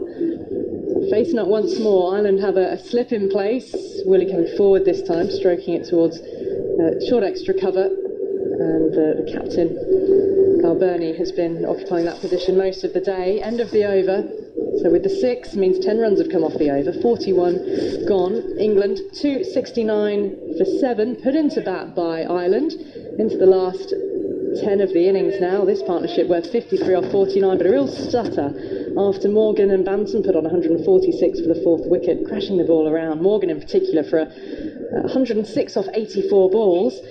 Then there was a stutter, as it had been at the start. England were 14 for 2 and 44 for 3. No runs again for Jason Roy. He made just 1, and Bairstow 4, Vince 16. After a half century from Banton, the stutter with 4 for 26 being lost in 6.5 overs. So Ireland had a chance to try and keep England to under the 260 mark if they'd continued to take wickets, but this is another important partnership for England. Curran facing up, ball's cutting back into him slightly, from Campher, who bowls busily. Come real bustle as he runs in. He switched ends it a couple of times during this innings, but walks with real purpose. He does. Back to his mark. He doesn't hang around, does he? Has a march about him. And he stands 2 feet together, stock still, with his feet square apart, and now into the wicket. Bowling, a little bit of width and a play and a miss this time from Curran.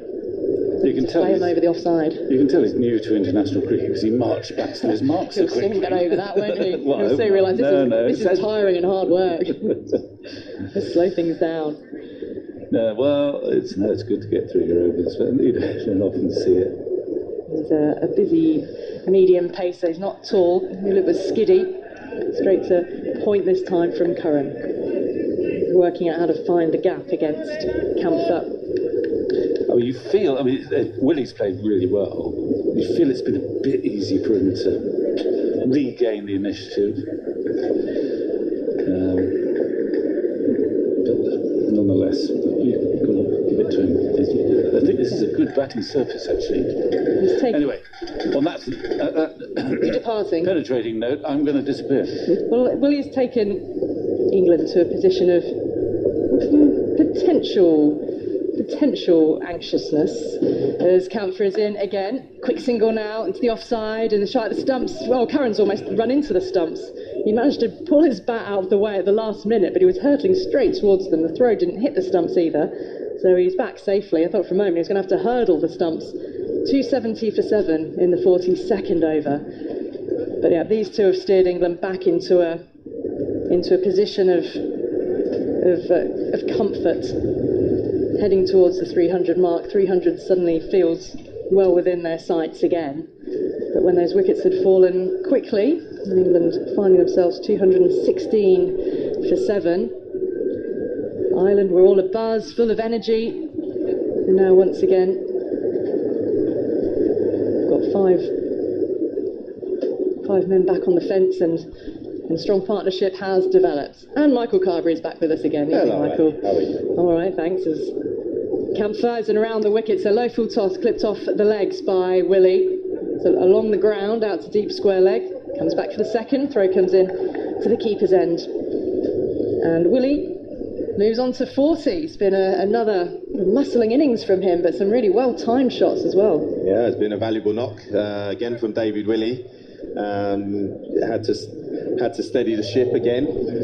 I think again the Irish, tactically have just got it a little bit wrong. It's gone a bit flat out there. You get a sense that it's almost them waiting again for the English to make a mistake. This is another free hit. Campher around the wicket into the toes of Willey. Probably well bowled on the free hit. Willey dispatched the last one for 6. Oh, but hold on, he's managed to hit it for 4. I thought the fielder was comfortably in pursuit, but the fielder in the dive has taken the ball over the rope. And so the free hit brings more runs. 8 off the over with a ball to come. 277 for 7. Yeah, more pain for the Irish. There's a little bit, there was an untidy cricket coming into things out there. The 2 no balls so far has cost them 10 runs, and you don't want to give someone like David Willey opportunity to open his shoulders, especially not on free hits. The no balls are being called, but they do come in quite late. Campher around the wicket, making some room and exposing the stumps. He's looking at the toe end of his bat as he's batted it back up the pitch, and Campher was able to field in his follow through.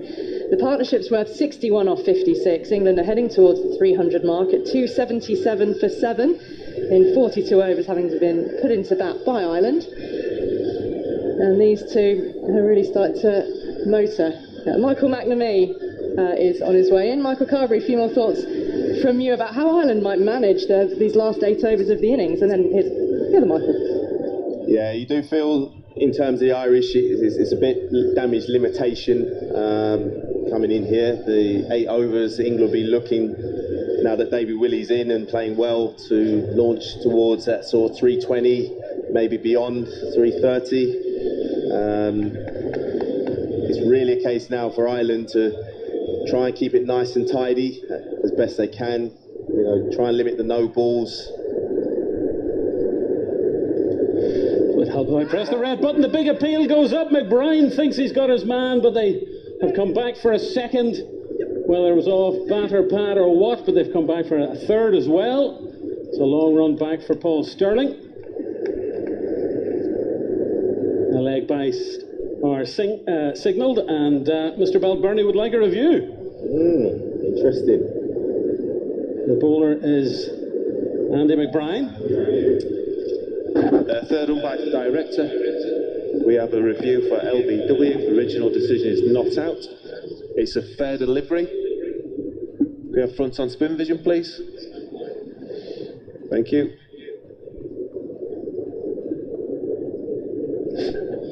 Well down the track. Outside the line. Outside the line. Can we go straight to ultra edge, please? Tom Curran is the man under threat. Flat line, flat line, flat line. No bat involved. Can we go to ball tracking when ready, please?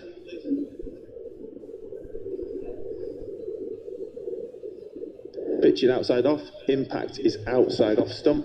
Can we go back on field when ready, please? Martin, you can still the original decision of not out. You're on screen now. Just should have asked you, Carbs. Yeah, I wasn't too sure about that appeal, I'll be honest. Oh. What is the game coming to if you're appealing and coming down the wicket? Ruining the game. Well, come on, lads. Indication that Ireland are wanting to cling to anything because they know they don't get these wickets. They're looking at a big 320 plus. Oh, that's a big hit. What a hit by Willey, down on one knee, smashes through mid wicket, and Willey has got the taste for this again. That is a massive hit. That's almost hit the roof.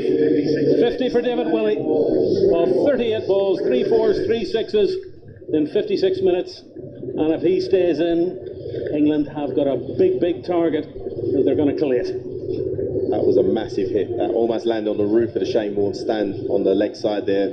Well played, David Willey. Again, coming at a crucial time. And this is the danger for not applying the pressure from the Irish early in his innings. It allowed him to sort of play his way in, get his eye in.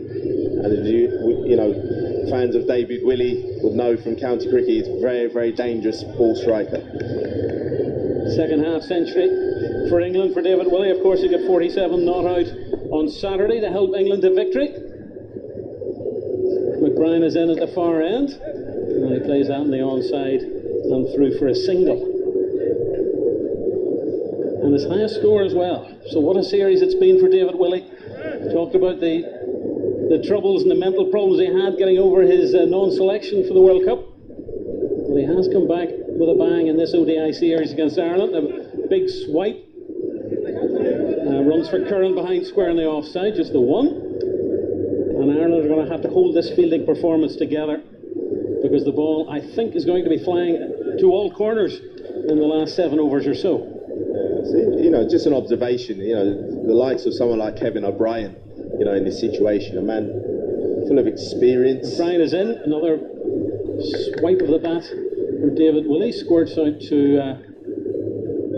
that's Markadair, just behind square on the offside. Yeah. The only thing that surprises me, the lights aren't on yet, Mike. You know, the sun is splitting the trees here and the lights aren't on. What's going on? Mate. I know. Another big hit from Willey in the offside, but stopped by man at mid off. I'll just go and drop 10p in the meter, mate, and we'll get them switched on. It did come on they did come on at a very odd time on Saturday. 43 overs gone, England 288 for 7. Willey's on his half century, 51 for 41, and Tom Curran, slower progress for him, 15 off 32. What do you think the two batsmen are saying in their little discussion? Well, I think it's pretty much gone to plan. I think, you know, credit goes to Tom Curran as well. He's played a lovely hand as well. He's just played that anchor role for David Willey. He's got him back on strike. He's ticked over strike himself, played some lovely shots as well. And I think the chat now will be, you know, we can stick around now for at least another 2 or 3 overs, set it up, and then we can have a proper go at the back end. It's still got some dangerous hitters, you know, the likes of Rashid to come in, who can manoeuvre the ball around. But I think the key would be to keep David Willey in. Curtis Campher's final over. 1 wicket so far off his 9. And that's forced out on the offside by Curran. 1 for 64 so far for Curtis Campher. He's proved expensive, but so a few of his teammates too. And the field shifts round for the left-handed David Willey. Yeah, just getting back to my point about Kevin O'Brien, you know, a guy who's been around a long time, he's got good experience. I think Ireland possibly could have been a little bit cuter in terms of how they used the sort of McBrine, Delany kind of combo. You know, I would like to have seen 5 men on the boundary. Campher round the way. That's high. That's a high catch. Opportunity now for the man underneath it. Is he going to take it? Yes, he is. And it's the skipper. And another wicket goes for England. And that's 289 for 8. And David Willey has to go. What a crucial wicket. And again, it's our man Curtis. He does it again. Mr. Golden Arm, yeah. Mr. Golden Arm. Just when you need Ireland look dead and buried, he does come up trumps. I think David Willey on reflection maybe went a little bit early. He's playing so well. There's still a long way to go in this England innings. Still 6.5 balls to go. And there was probably a real opportunity with him at the crease to launch up towards 330, 335 perhaps, but he's now departs. David Willey holds out to the man at long on, who was skipper Andrew Balbirnie. You can see the little blow of the cheeks, relief that he didn't drop that one. 51 for Willey, his highest ODI score, coming off 42 deliveries, and that was a partnership of 73 between Willey, very much the prominent partner in the partnership, and Tom Curran. Yeah, it was a much needed, much valuable partnership. When those two came together, England looked in all sorts of trouble. We figured that, possibly getting rolled for 250, I think the Irish would have been more than happy with that score, but those two come in and they really put back to ball, put the Irish under pressure, didn't let them settle in, especially likes of David Willey, who cleared the ropes a few times. And it's going to be a big run chase, you feel, for the Irish batters, who haven't been in the greatest of form, but looks a good pitch. I think the likes of Stirling, will probably give him that spur when the Irish turn to bat to come in and post a good total. Adil Rashid is the new batsman, but he's at the non-striker's end. No run off that delivery from Campher, who's done it again, 2 for 65. All sorts of records. Yeah, the bat came off the... Getting on the toe, wasn't it? Yeah. Hand came off the bat. Balbirnie in his sunglasses watched it, took it well over his shoulder. Tom Curran on strike, full delivery from Campher, and drilled down the ground for a single. 290 for it in the 44th over. Rashid is, again, very dangerous player in this situation. He's got first-class hundreds, Adil Rashid, so he's no mug with the bat. Will he have a look first, or give it a bit of to Adil? Early on? He likes to play shots from ball one. It's possibly what Curtis Campher wants to hear. Let's see. Rashid, right-handed, that's onto his pads. Oh! A diving, attempted catch with a Harry Tector close in there. They've dashed back for 2, and they'll get 2. And Campher didn't take it cleanly, but it was backed up by Paul Stirling. He's got some of the best wrists in the game, Adil Rashid, as he proved there. Just the wristy flicks, but he gets such power, and that would have been an absolute blinder if that was taken at mid-wicket there. Well, I think Harry Tector would have backed himself as one of Ireland's young fielders. Forward defensive push by Adil Rashid to that one. Well, that's the end of the over. There was a wicket. There were 4 runs off it, 292 for 8. Curran on 17, and Rashid off the mark with 2. Is it always like this in Southampton? I would come here for my holidays. Every day. Is it? Every day, yeah. My brother's on holiday in the Isle of Wight. He's getting this weather, which I assume he is. Yeah, very nice part of the world. I say very lucky for... I've been living here now nearly 14 years, and it's always been a lovely part of the world to come and visit, and glad to call it my home as well. So, come up to the northern half of Ireland sometime, Michael. See how the other half live. I've always enjoyed my time in Ireland, mate. Again, lovely part of the world, very hospitable people as well. If we had this sort of weather all the time, we'd be a completely different race, the Irish. Totally different. You make up for it for the Guinness, mate. Oh, let's tick those cliched boxes, Mr. Carberry, yeah. I do like the Guinness. Will they be raising a glass or two tonight, Ireland, or will it be another case of what might have been? They're looking at a very big target to chase despite all their efforts. 292, England, 2 wickets left, 6 overs still to go. And looks like Craig Young at the far end, the pavilion end, 3 for 40 so far. He's got 2 overs left to bowl. And he's in now, and that ball is left by Curran to wicketkeeper Tucker. There's a ring of 5 fielders on the boundary, 2 on the leg side, 3 on the leg side, 2 on the off. Tended to go with the short ball policy in this game, especially Craig Young. He's looked to test the England batters out. Curran with bat raised, short delivery, smash straight by Curran. That's a chase and a dive, and they just get the one. And Rashid is on strike. There's a little bit of a danger of, telegraphing the plan a little bit here from Craig Young. Again, you don't want to allow Curran to just tick over, milk those balls into the leg side and pick up twos. You want to be trying to think about, look, we can knock these guys over for 310 potentially, and Ireland's back in the game. Young is in. That's dabbed away behind square by Adil Rashid, fielded by the short-haired Josh Little. And they come through for an easy single. Not sure Adil Rashid, only being there for 3 balls, is going to start hooking and pulling just yet. Opportunity to get a slip in, get a catcher, someone in there just to try and force a mistake while Curran is down the non-strikers end.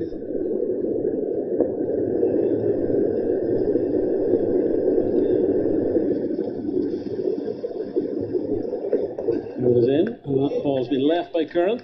Another short delivery from Young through to keeper Lorcan Tucker. It's definitely cold drink and ice cream weather. It is, isn't it? 99 flake. Beautiful. Oh, stop it. Are there any available? Have you seen an ice cream van on site? Well, I think due to the times, mate. Usually there is one placed right. by the school. They've all stopped, haven't they? Yeah. That's right. Yeah. One of the many pleasures denied to us at the minute. Young is in. Big swish of the bat from Curran. That's going to shoot behind square on the offside, where they come back for 2. And that's Delany fielding on the boundary. 2 more for Curran. He moves on to 20. Rashid's on 3, 296 for 8. Yeah, again, playing a nice hand here, Tom Curran. Very responsible knock. He's suddenly become the senior partner in the partnership, having been number 2 to David Willey. A little bit of a breeze here at the AGS Bowling RFX microphone. A slower, it was a wide delivery. Is that a slow bouncer or something? Anyway, signal wide by the umpire. Filthy drag down. Yeah. But it shows the strength and depth of this England lineup. When you think Tom Curran, they all bat all the way down now to number 11, you'd say. Yeah. And I think that's been possibly the strength of England's one-day cricket over the last few years. The likes of Liam Plunkett and Adil Rashid, who's at times had to get them over the line. Last ball of the over from Young, and carved away on the offside for a single. And Curran will retain the strike. 5 overs to go. Curran's on 21, Rashid's on 3. England now moved on to 298 for 8. And you wonder, is this total already too many for Ireland? They're certainly going to get well past 300, and they'd be hoping for something 340-ish. In a strange way, I feel that could actually help the Irish batters, because they'll have to get underway at a lick. Yep. Yeah. I think that the problem we saw in the first 2 games was they almost looked like they were going to stick or twist, really. They couldn't decide which way. They went out too hard in the first game and then were shotless in the second game. I think the likes of Stirling, now when you're faced with a big total, you've only got one mindset really, which is to be positive, chance your arm, take calculated risks. Somebody's got to get a century for Ireland. You feel someone's got to get a big score, yeah. I was the stupid man who confidently predicted Ireland could chase 180 in the second innings of the Test match last year. We won't discuss what happened. They were a little bit short on that occasion. And it's going to be Josh Little coming back from the hotel end. 1 for 48 off his 6 overs. He's proved expensive. He's got the vital wicket though of Eoin Morgan. Left armour over the wicket. That squirts out behind, and the keeper's going to directly hit the stumps, and that looks out. That could well be Adil Rashid, run out by wicketkeeper Lorcan Tucker. Going to have a look at it, but Tucker's fairly confident. There was a dive from Rashid in the end. Not sure there was always going to be a single there. Certainly not if he's sent home, and he's well out. Good work by the wicketkeeper. And England, another wicket. They've had a flurry, haven't they? That's 298 for 9. Well. Great piece of fielding, has proven again. The direct hit. Adil Rashid proving to be well short. Not quite sure why that needed to be sent upstairs.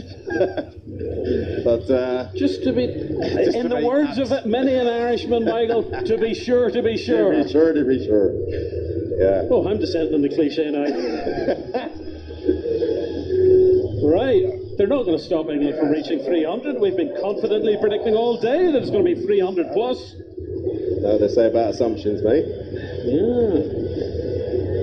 Good work by the wicketkeeper. Very good. Took his big glove off, hit the stumps directly, and Rashid was out by a mile. All of a sudden, it's taken a very different. I think after Owen Morgan and Tom Banton were going so well. Let's not forget, England were what, 190 for 3 at one stage, Michael? Yeah. I think the Irish boys be chewing their right hand off for this. Potentially the opportunity to knock England over for under 300. Still looks a very, very good batting surface. Rashid was out for 3, run out for 3 off 3 deliveries. Saqib Mahmood is the new batsman, and is that beautifully placed. That's a cut of the bottom edge, and that'll be 4 runs. England will take them wherever they can get them. Streaky start for Mahmood, but 4 runs, and they're past the 300 mark. 302 for 9.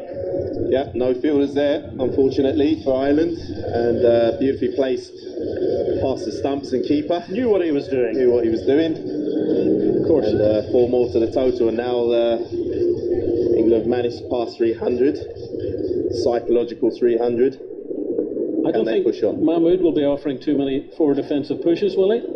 Little is in, and there's a forward defensive push. Make me eat my words. Single for Mahmood. He's on to 5, and England 303 for 9. And this is the 46th over at the AGS Bowl in Southampton, which still bathed in the most gorgeous early August sunshine. I feel Tom Curran, this is opportunity now, licensed now to really open his shoulders. I've seen him play some top knocks in the Big Bash recently. He's a decent ball striker. Ireland will have to take their chances. That's a slower ball, swung away on the onside. Just the one. Again, Delany fielding in from mid-wicket. Not too sure about Saqib Mahmood's batting prowess. So it might be that Tom Curran may have to take the long handle. Take the lead role. It's slow progress, Curran, but that is his first knock in this series, left out of the side on Saturday. Wasn't required with the bat whenever the first game was, a million years ago, Thursday. Another defensive push, no run. First game does seem an eternity ago. Does it? I mean, they've looked after us brilliantly here. We have been in the bubble. Occasionally you felt a little bit like Patrick McGowan in The Prisoner. You know, you can try to get out, but you'll be brought back eventually. No, it's been terrific. The hospitality has been wonderful, and a lot of money and effort put into staging this 3-match series. Little is in. Ireland, very slow ball. Pushed away for a single. And they've come back for 2. Poor Irish fielding. And I don't know what the man was doing there, but he was slightly asleep on his duty. 2 more for England, 306 for 9. Mahmood's on 7. Curran's on 22. There are 4 overs left. So my pizza last evening turned up, and I felt like I've been released from Big Brother, going through the railings, the doors opening. As you raced to freedom. Wrestled the pizza to the ground. Wrestled my medium Texas barbecue with 14 wings. Oof. Yeah, don't do anything but halves me. No, I sort of sensed that, Michael, in the short period we've known each other. Yeah, I like my food, mate. I'd love to say I look after my diet, but as you can probably tell, I don't. Takes a lot of work. Physique's like mine and yours, Mike. Well, I'm past 50.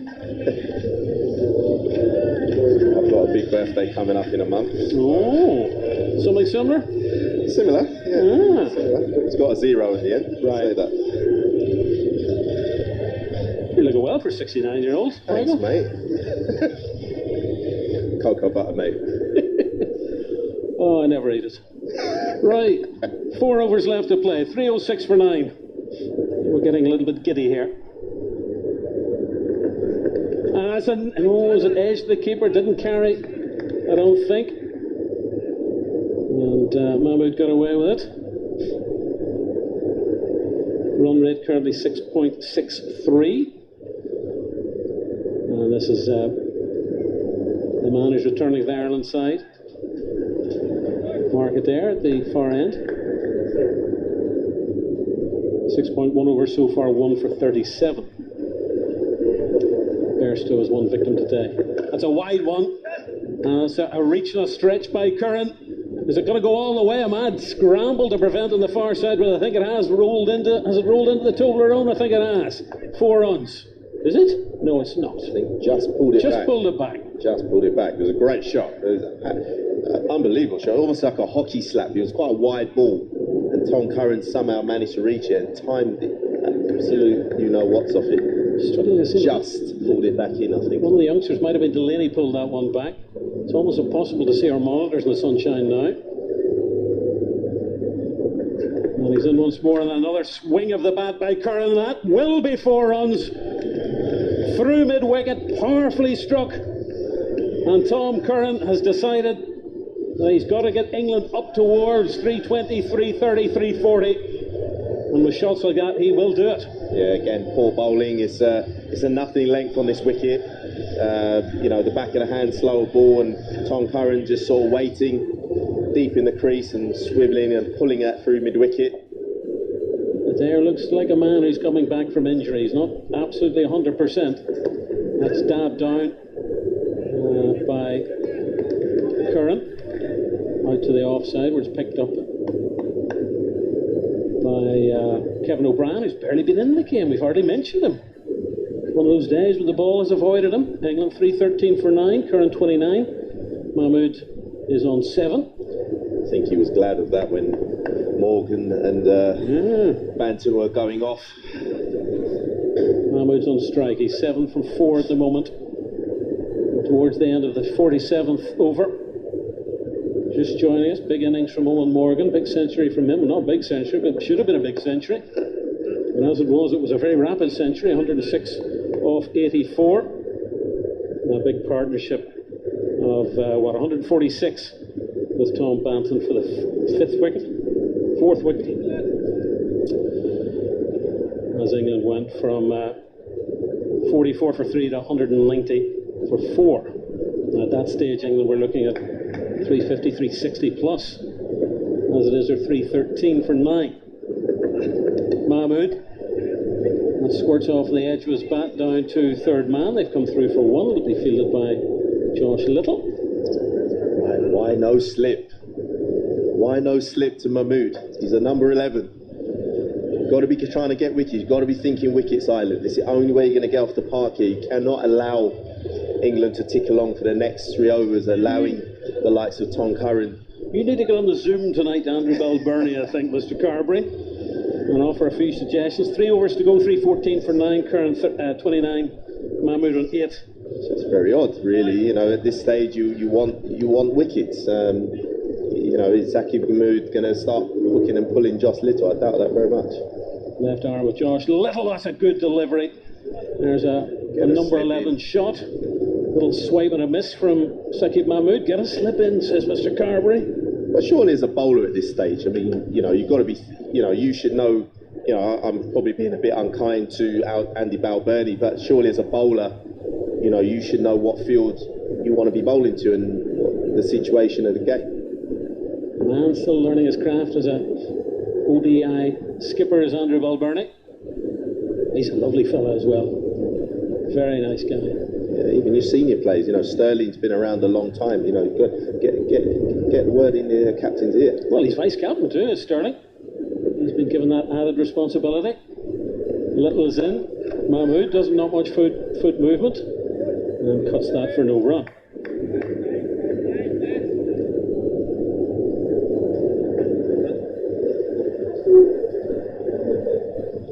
Big tall man, Mahmood, isn't he? He's what, 6'7"? I met him in the lobby the other day. He's actually one of those deceptive fellas. He, you know, I met him in the lobby. He's a very, very tall guy. He's got 6'3". Boyd Rankin-esque height, yeah. And he's waiting, he swings that away on the onside. They'll come through for a single. O'Brien will throw at the stumps, he'll miss. And I think Curran or Mahmood would have been in anyway at the non-striker's end.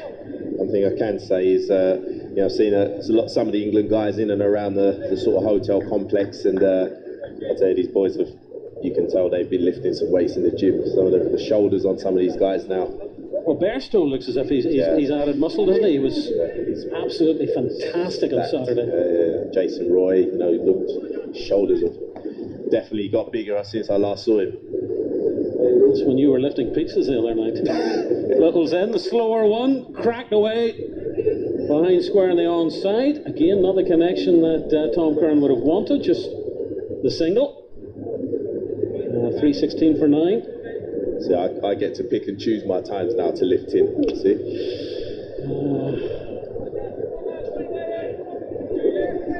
Was that part of your, what was sort of hitting the gym part of the deal? Yeah, massively. I was big into the gym. That was in.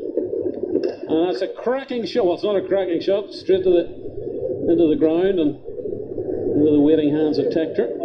I would say that was a large part to my success as a player. I started playing first class cricket. I was very slight, I would say, probably around the sort of 10.5 stone mark, and spent a winter here training with a bodybuilder mate of mine in Croydon, where I grew up, and put on about 3 stone worth of muscle that winter.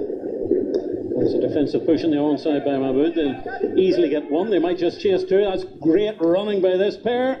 And Saqib Mahmood is well in at the far end. End of the over, 2 left, 3:18 for 9. Mahmood's 11 off 11, and Curran is 30 off 47. The way the one-day game in particular was going, it gave me that confidence, knowing that I could clear the ropes, particularly when I joined here. It's a big playing surface here at Aegeus, and where you have to hit proper sixes, and just knowing that even miss hits, you still had that confidence. And I think bats... Big heavy bat, was it, Michael? No, not really. I didn't use a big bat. A lot of people thought I did. I used around 2.8, 2.9 through my whole career, but I think as the profiles of the bats change, you could afford to go up to, I think by the end I was using about 2.10.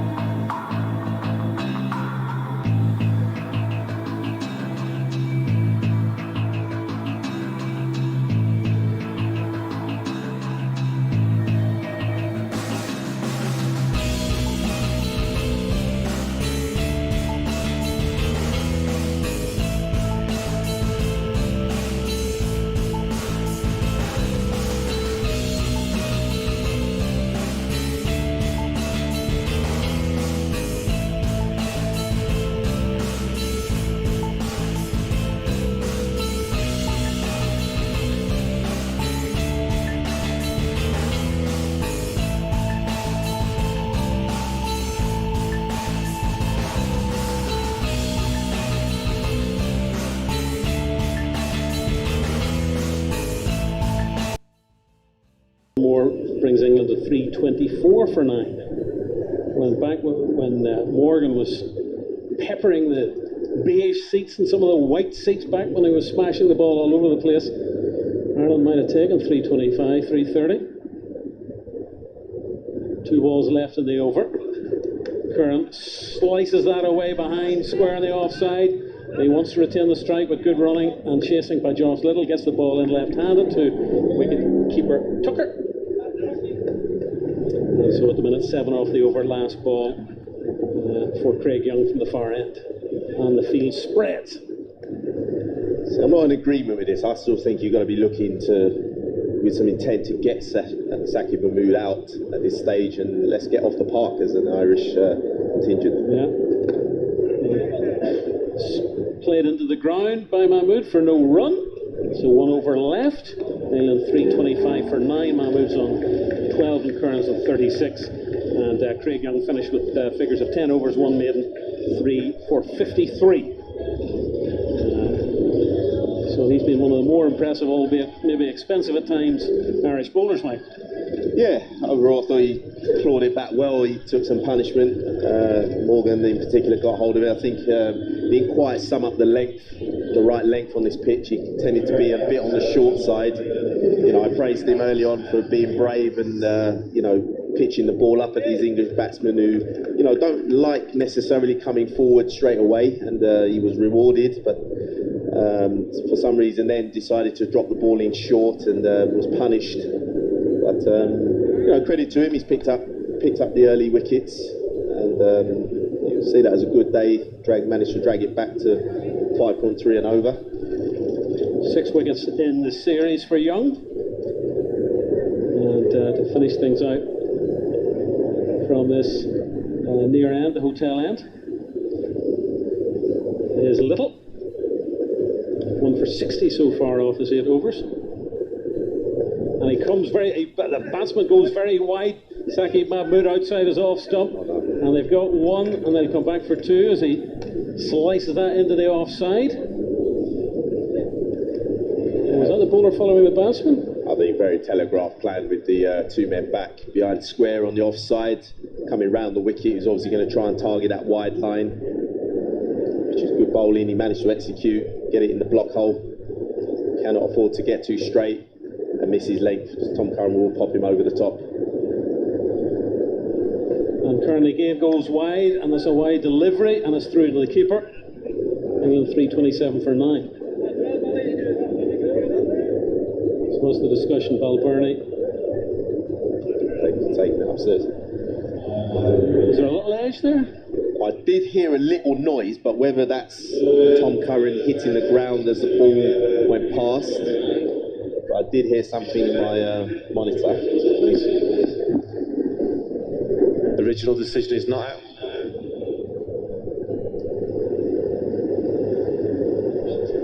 It was very wide. Yeah, can we go straight to alternates, please? Was there a deflection? Flat line, flat line, flat line. Yeah, no bat involved. No bat Can we involved. go back on field and ready, please? David, you can stay with your original decision of not out. You're on screen now. Could be the old whippy handle, I think. The old whippy handle. Right, 327 for 9. 4 deliveries left.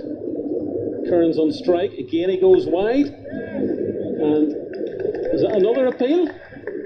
No. I think he's just happy Dot ball. past bat, I think. This is very odd. Right, He's pitching the balls about an extra set of stumps away from the off stump. Curran's obviously following it. Is there going to be the double or the treble bluff? Balbirnie moves back onto the long off boundary. 3 balls left, 327 for 9. Curran's on 38. It's on the stumps, and he whips that away, or is it off his pad? And Mahmood, they get in the way of the bowler? Either way, they run through for a single. And Josh Little is claiming that Mahmood was impeding him as he tried to get the ball. Big units coming together there, wasn't it? Tell you what. It's a pretty strongly built young man, Josh Little himself. Well, that was on the stumps, that delivery, and was worked away either off the pad or the bat of the batsman. Seeing the replay, it was almost a collision of 2 sizable fellas. And a discussion between Balbirnie and Little as to where exactly all the various fielders should be spread. This has been I suppose for Ireland, that was signalled as leg byes, that single, so it's been a top ball and one leg bye so far in the last over. 3:28 for 9. It's bowled to the plan, in fairness to Josh Little. Little is in, left arm, round the wicket, that's high, and Balbirnie should be underneath this one. It should be the end for England, and it is. They're all out for 328 of the penultimate ball of the innings, and it wasn't quite the massive target that England looked like getting at one stage. Yeah, I think Ireland done well to hang in there, helped by a cluster of wickets after the departure of Eoin Morgan, who played beautifully. I thought today was such a controlled knock, as you would expect. You know, captain leading from the front. But I think, yeah, overall, I think Ireland, after that big partnership between Morgan and Banton, definitely would have taken something under 350, but they've managed to get that. I think the fact of being able to chase now something sizable, it's not going to be easy run chase against this England bowling liner who've been all over Ireland in these previous 2 games, but it may just be the catalyst for someone like Paul Stirling, Andy Balbirnie, the experienced top order of Ireland, who haven't really got going in this series so far.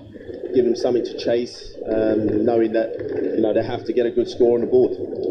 So Mahmood was caught Balbirnie, bowled Little for 12. That came off 15 deliveries. Tom Curran was left as the not-out batsman, 38 of 54, which included 4 fours in an hour and 12 minutes. So in 49.5 overs, England 328 all out. The notable scores: Captain Eoin Morgan, 106 off 84 before he was caught by Tector Little. Tom Banton, LBW Delany, 58, and the other half century was David Willey, caught Balbirnie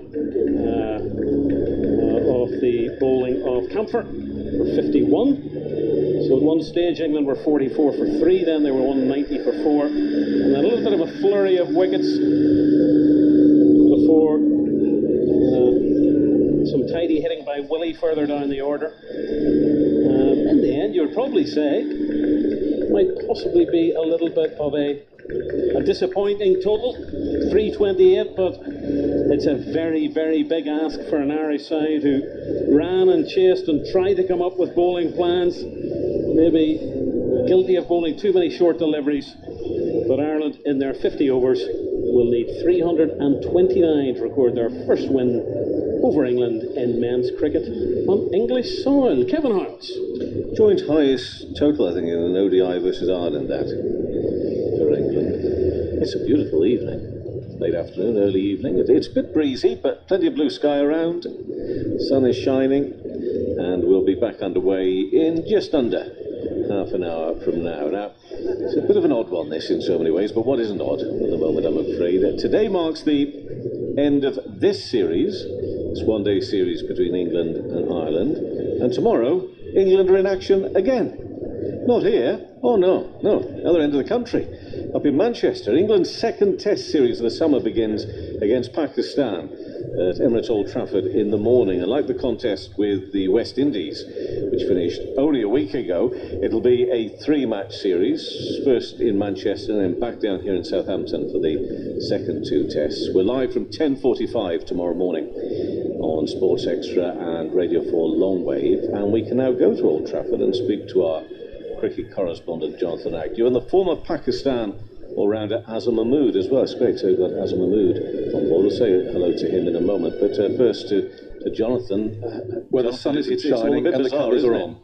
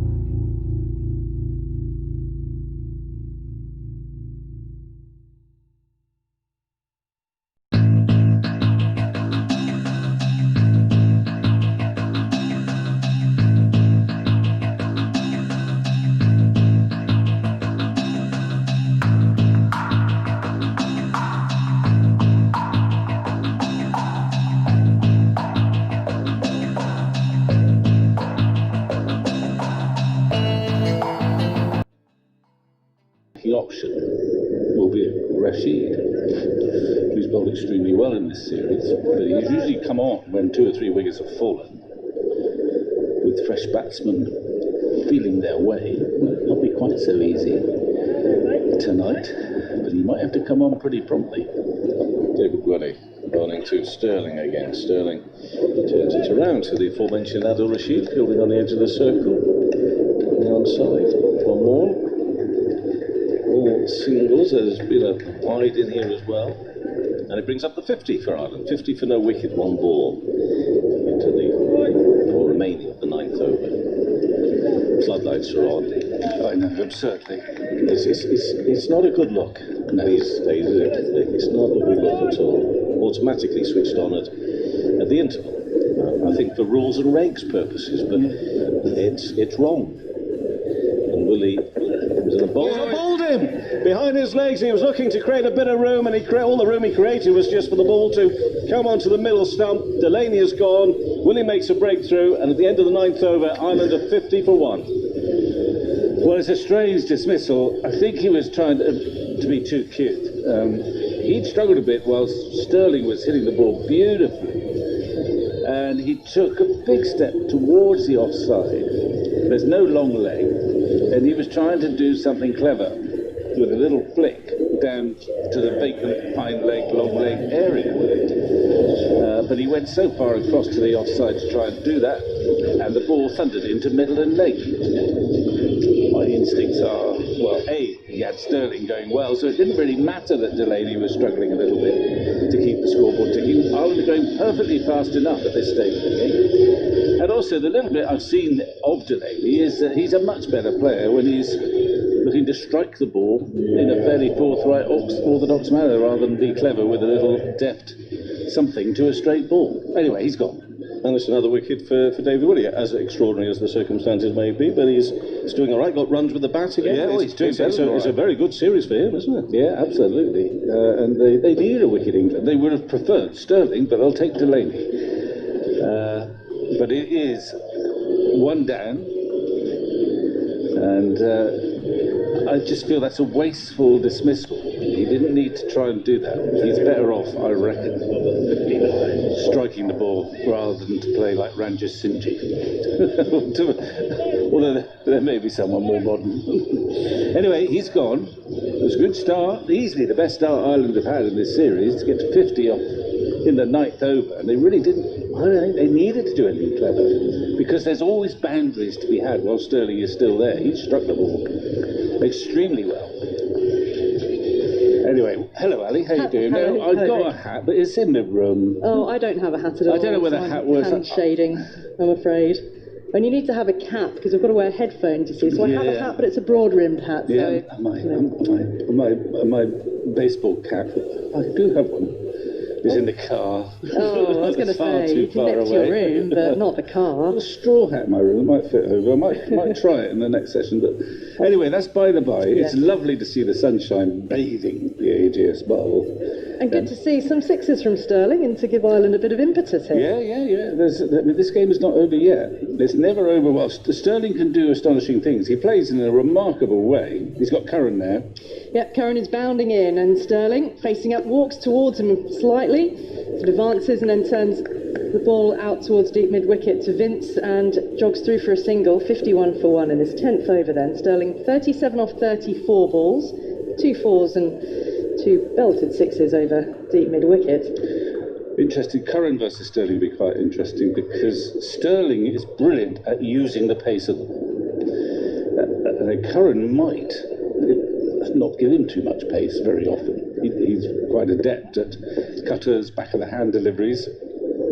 I'm sure against the new batsman, I'm surprised Mo hasn't got a slip just for the new batsman. You bowl. It's Balbirnie, the captain. Curran in now, straight from the middle stump on length, and it's defended up to Moeen, who's fielding there at mid-on. Is he going to call a slip in? He's motioning in the field, doesn't look like it. No, I think he's sending messages too. He's got a tight field. He has to have only 2 boundary fielders anyway for this over. But that's a good idea anyway with the new batsman. He hasn't got a slip. Balbirnie settles, Fine legs up inside the circle. Curran right arm over. It's a little bit fuller. Coming forward. Drives up towards mid-off. No run again. So he's keeping things tight here, Curran. Stirling's innings, lots of plays and misses right at the start of the innings, reminiscent of how he was struggling to get going in the first game. Out cheaply again in the second, but yeah, then he started to connect. And that's when he did damage in a short space of time, and still can do some more. Curran pushes off.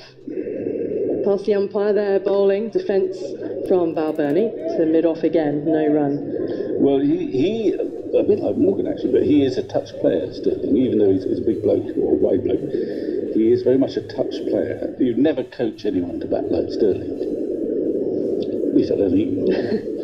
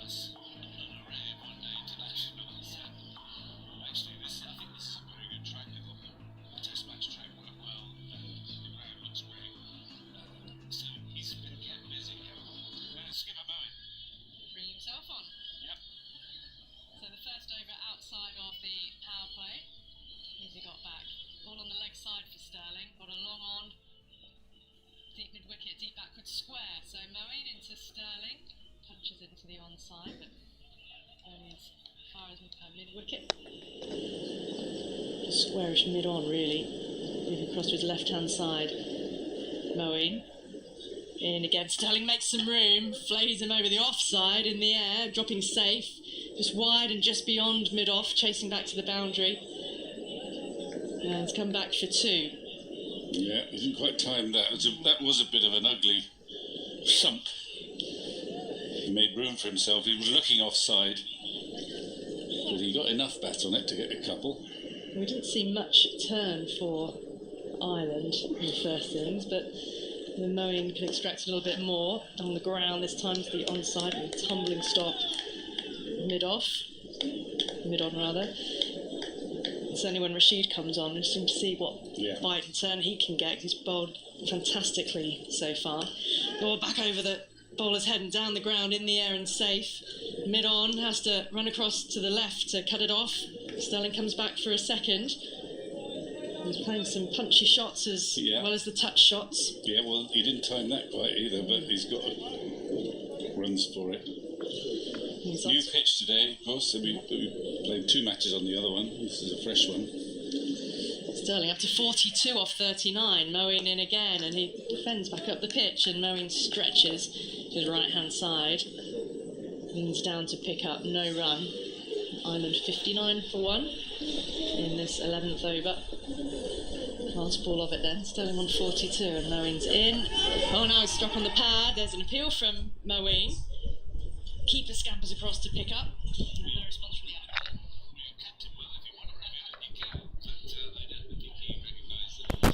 It wasn't such a good idea.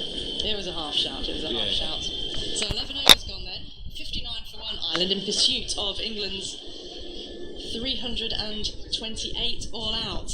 It's their joint highest total against Ireland. But Captain Eoin Morgan is now off the field because he felt a bit of a tweak in his groin during his innings of 106 off 84 balls. And Tom Banton shone as well, 58 off 51. They put on a partnership of 146 for the fourth wicket. After the top order had stuttered, that was. So they rescued England and runs flowed, came all in a flurry. And Morgan was dismissed in only the 27th over of the innings. At that point, England were looking well set for a total in excess of 300. Angled out to the offside, delivery from Curran, new over, and Balbirnie goes through for one. He's on to 4. And then even David, a flurry of wickets where Ireland took 4 wickets for 26 runs, or rather England lost 4 for 26 and 6.5 overs. And then another recovery from England with Willey and Curran pitting on a stand of 73 together. 51 for Willey, 38 not out for Curran. And performances all round. I mean, before this game you'd look at Sam Billings and say contender for man of the series, but Willey's taken a fifer.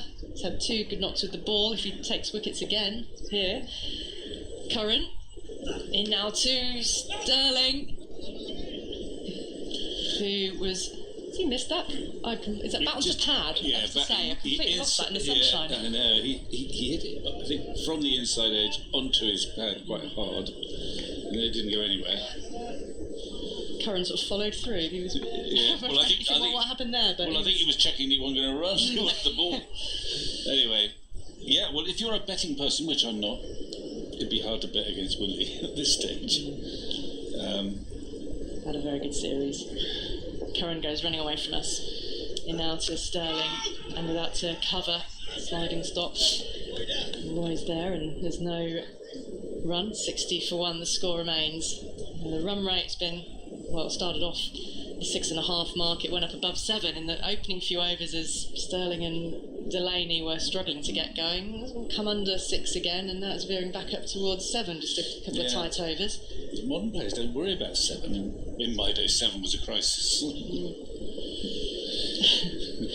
Well, the way Ireland have batted against England, it feels like it's too much, but with Stirling still there, that ball's pinging off the bat all the way along the ground, though, picking out deep cover, taking one, throw comes back in, good tight throw in from Livingstone into the gloves of Bairstow. Yes, it's a huge undertaking, but even Ireland, they won't be overawed by this sort of target. In this day and age, 320 is not an uncommon target to be faced with. You're obviously second favourites chasing 328, but you're not out of the game. In goes Curran to Balbirnie, who's driving again, picking out Livingstone on that deep cover boundary and crossing for 1.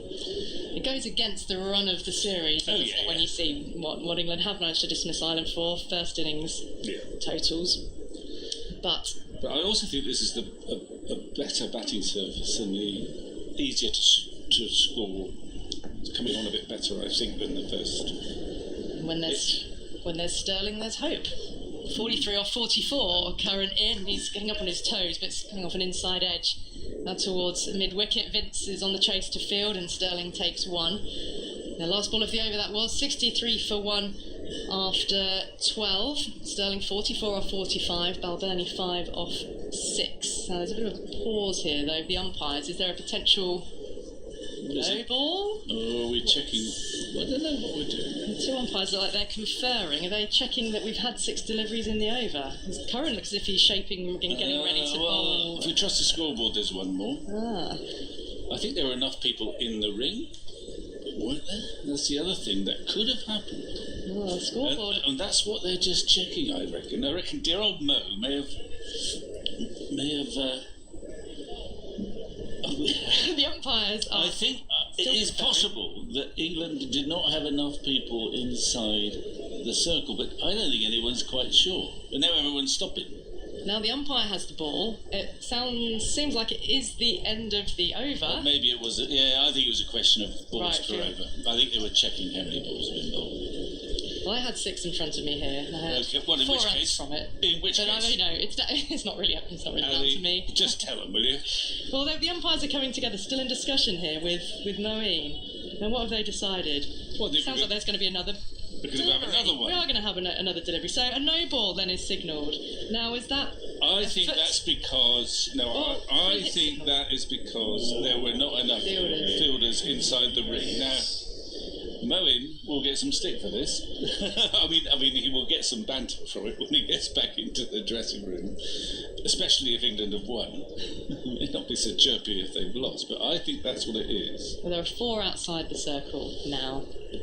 And Curran is in, and it is a free hit. So in he goes, and it's been helped over the top of the infield, out towards the deep backward point boundary for 4. So a productive 4 runs plus the extra. So see how close Ireland gets. Well, it's a tricky option for us up here because of the new regime about the third umpire calling football no balls.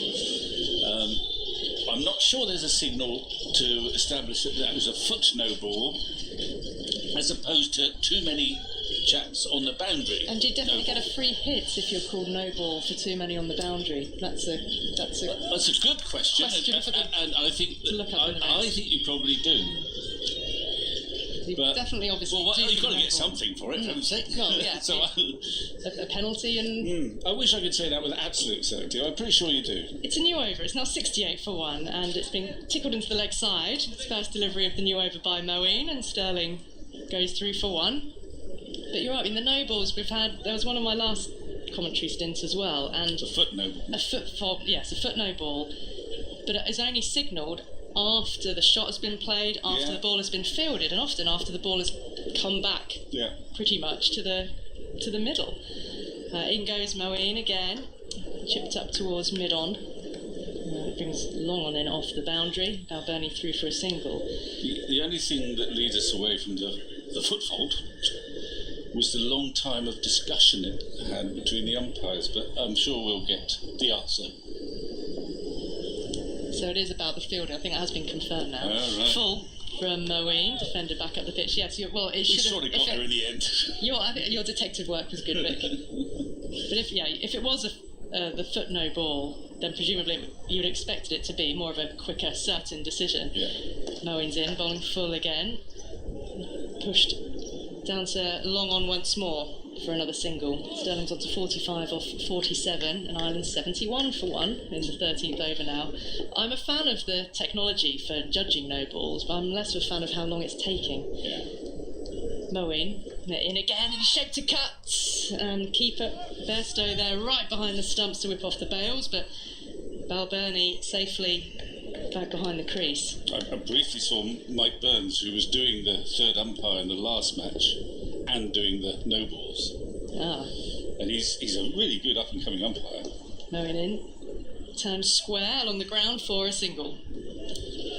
72 for 1. But he did say, well, there's no peace and quiet up there. Every ball, staring at the screen. Yeah. Well, lots of people would say, well, what do third umpires do in between DRS reviews? But now they do have plenty to do. Every ball. Have to concentrate. 72 for 1 after 13. Then Stirling 46 off 48, and Balbirnie 11 off 10 after Gareth Delany was out for 12, bowled by David Willey. Ireland have a mountain to climb. They need another 257 runs from 222 balls.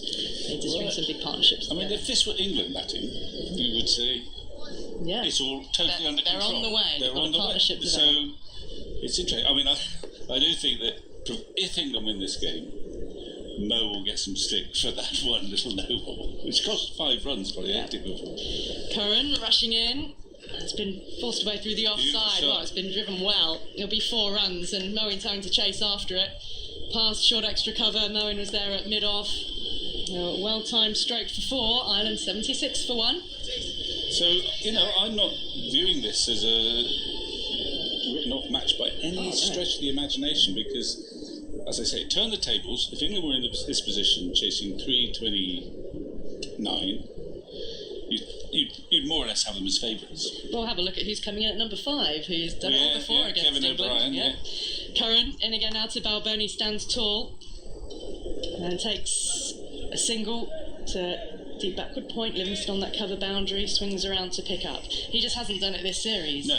But that's not to say he's not going to come good. Well, it also makes a huge difference if you've got players, batsmen coming out and back with hope. You know, the situation not hopeless. It gives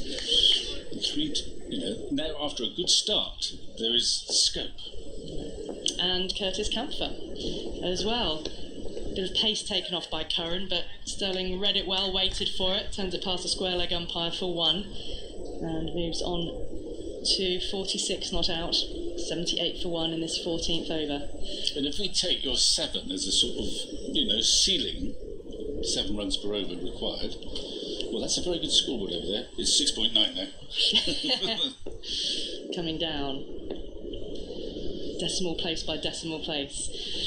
Curran to Balbirnie.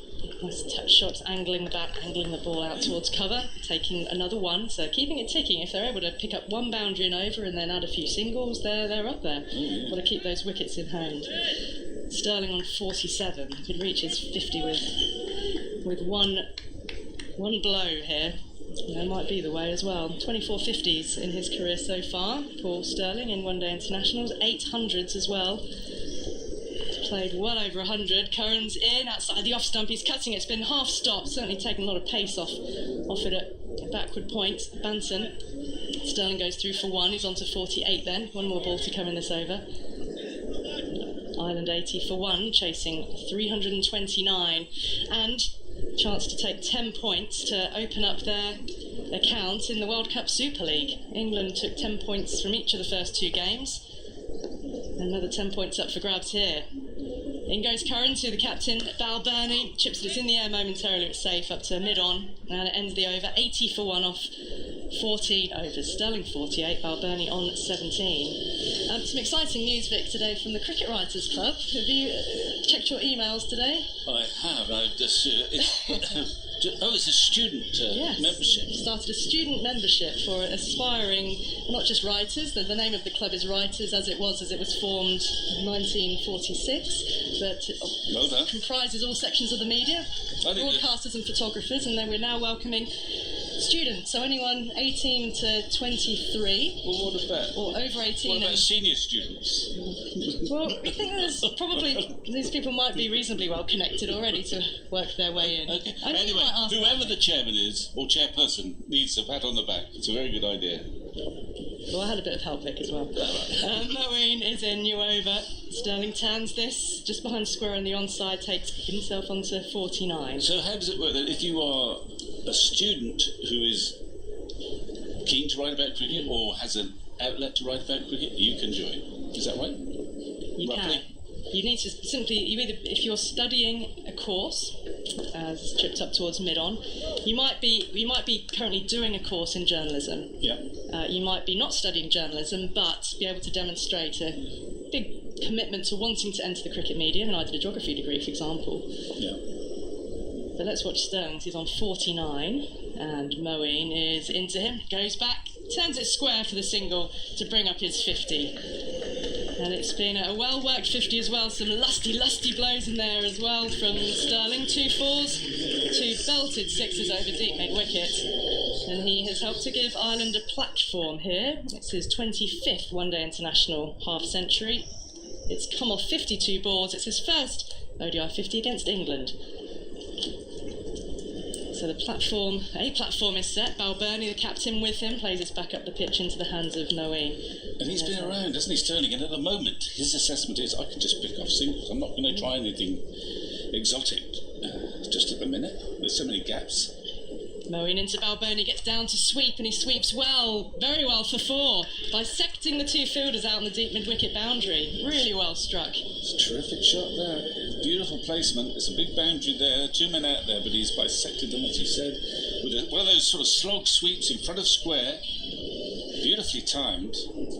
Oh, the partnership, 37 off 36. Last ball of the over. Moeen to Balbirnie. Comes forward and takes a single to long on. Ending the over then. Balbirnie 22, Stirling half century for him, and Ireland 88 for 1 after 15 in pursuit of 329 to win. So just to wrap up the student situation, so you'd either be 18 to 23 years of age, or over 18 and in tertiary education. So actually, therefore, Vic, it does count. You might be a mature student if you're actually turning to study journalism. We have to set some sort of parameter. That's all right, yeah. But also, we want to encourage those who might not be on a postgraduate journalism course, for example, hence the 18 to 23-year-old age bracket, because there are lots of people who have made a very successful career in the cricket media who didn't go down what you might call a traditional route. And also, those courses are very expensive, so we want to make sure that we're able to embrace those who don't have the opportunity to go on those sorts of courses. So we hope to be able to encourage young aspiring writers either through networking events. You might be called on for a Q&A at some point, Vic. And we've got a student resource pack to give members as well. Well, they can't take my route into it because I've never had any training at all. Well, that's a perfect example then of the different ways in. Rashid's into bowl here. Balbirnie rocks back and takes a single towards deep cover. Well, in that sense, I can be an encouragement. Absolutely can be. Well, that's the thing. I don't think there is a set route into journalism these days, and particularly with the rise of the proliferation of podcasts and blogs. Well, you have to be multimedia, I suppose. Absolutely. Nowadays. Yep, digital is really important, and as we do I'm here, still working on my digital work. working between radio and television and writing. Photography is an important part of it as well. So we've got a resource pack where we've got some insight from some of the photographers who are here today. Even. Yeah, and there is a little scene with photographers who write, who are very good photographers who are perfectly capable of writing as well. Rashid in now. Stirling struck on the pad. He's got down for the sweep. I don't think so. I think Rashid's been around so long, he knows now. He's just outside the line. Rashid is Moeen's best trump card at the moment. He's desperate. The others are looking bland, to be honest. Slip in place for Rashid. Stirling misses it. Shape for the sweep again. It's ricocheted off the body down towards fine leg. Just drops a little bit shorter by Rashid. Oh, it's wide. He's wide. It must have been the googly that's gone down there, and he couldn't have hit anything, I suppose. He's given it wide anyway. I guess that was I don't know. He looked like it came off the thigh, the substantial thigh of Stirling, but otherwise it's been given. 91 for 1. Balbirnie is in. Playing it late. It's out to Moeen, who's now stationed at short third man. So slip short third man, fine leg is up as well. Deep backward point, deep backward square leg. So short extra cover, mid-off and mid-on in front of the wicket. And Moeen is, Rashid is in, clipped off the legs. Out towards deep mid-wicket, finds Vince well in front of square. It's played all the way along the ground. 92 for 1. Balbirnie 25 off 21. Rashid, England's leading wicket taker amongst spinners of all time. Oh, Stirling got down on one knee again, going for a big slog sweep and into the gloves of Bairstow, who whips off the bails for good measure. There was no stumping, but Stirling he's eyeing up Rashid. He's keen to see him away. But at the moment, Rashid is winning this battle. Well, there's a case. Rashid is the danger man in these conditions. There's a case for playing him and hitting the others. Rashid in. Stirling has got the slog sweep out this time, and he has connected, and he's gone all the way for 6 over deep mid-wicket. Rashid can only put his hands on his hips and just sort of puff a little bit and disappeared. Well, there are big boundaries at the AGS Bowl, but we are actually playing on one side of the square, and the leg side boundary that Rashid is bowling to is certainly the shorter of the two. And whilst he hit that quite well, he didn't quite middle it. So I'm thinking, well, there are 2 spinners operating at the moment, but the best end for a spinner to bowl at, particularly to someone like Stirling, is actually from the pavilion end, because that shot that he's just played would have landed in mid-wicket's hand. So you might have to think about that, Moeen. You probably won't have 2 spinners on simultaneously all the time. Yeah. Moeen operating from the pavilion end at the moment, and Balbirnie comes forward, sprawling, stop, no, it goes underneath. mid-on. Down to long on in their jog 1. Approaching the Ireland 100 here. 99 for one, and also the 50 partnership close as well. 49 or 45 these two. It's been a healthy, very healthy partnership. Yeah. Sterling on 56, Balbirnie 26. Yeah, run rate is fine. I mean, it's over, the actual run rate is over 6 at the moment. And they're not taking that many risks. Sterling has just had a look over towards the mid-wicket. That's where he goes with the sweep. It's along the ground. In front of square, though. Picks out Banton, and he takes a single. Ball comes back into the gloves of Bairstow. That does bring up the 100 for Ireland and the 50 partnership neatly. 50 or 46 balls between these two. And the 100 coming up inside this 17th over. 329 the target for Ireland. Moeen, little wave of the arm as he then comes in. Turn towards mid-wicket. And no run. Balbirnie be pleased to be making a contribution as captain. 2 heavy defeats so far. Moeen in, struck on the pad, coming forward, well forward to it. And Bairstow runs forward from behind the stumps to pick up the helmeted Bairstow as he is, standing up behind the stumps. And Moeen, shaven-headed, ball in hand.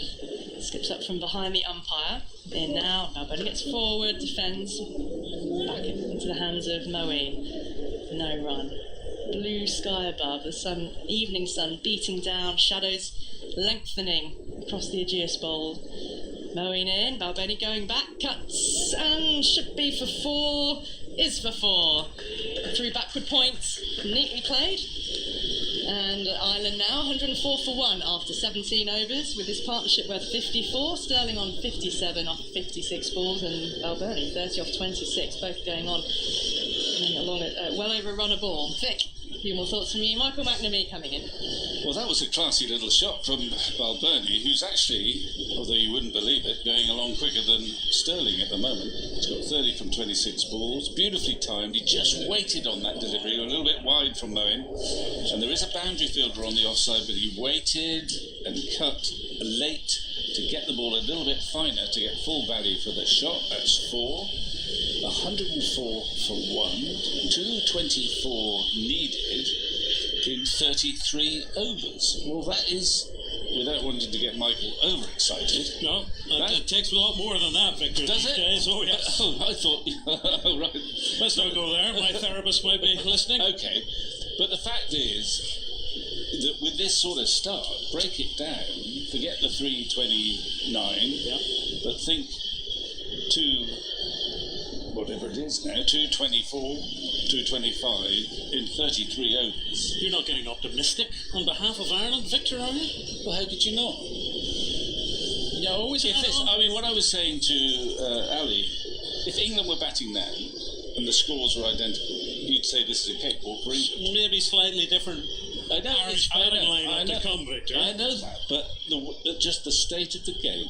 The side batting second, chasing 329, is 104 for 1 from only 17 overs. So that's a terrific situation. You've got your best players in, who are due, it has to be said, but Stirling has more or less reined himself in, although he did play a big shot against Rashid in the last over, it went for 6. Balbirnie is looking classy and playing well, and England are without their usual captain. They're not having a huddle, you can't have them now, but they're all gathered together, having a little chat and a drink in the shade down there. Socially distanced huddle. Yeah, almost an oxymoron. A huddlette. So we've got a game on.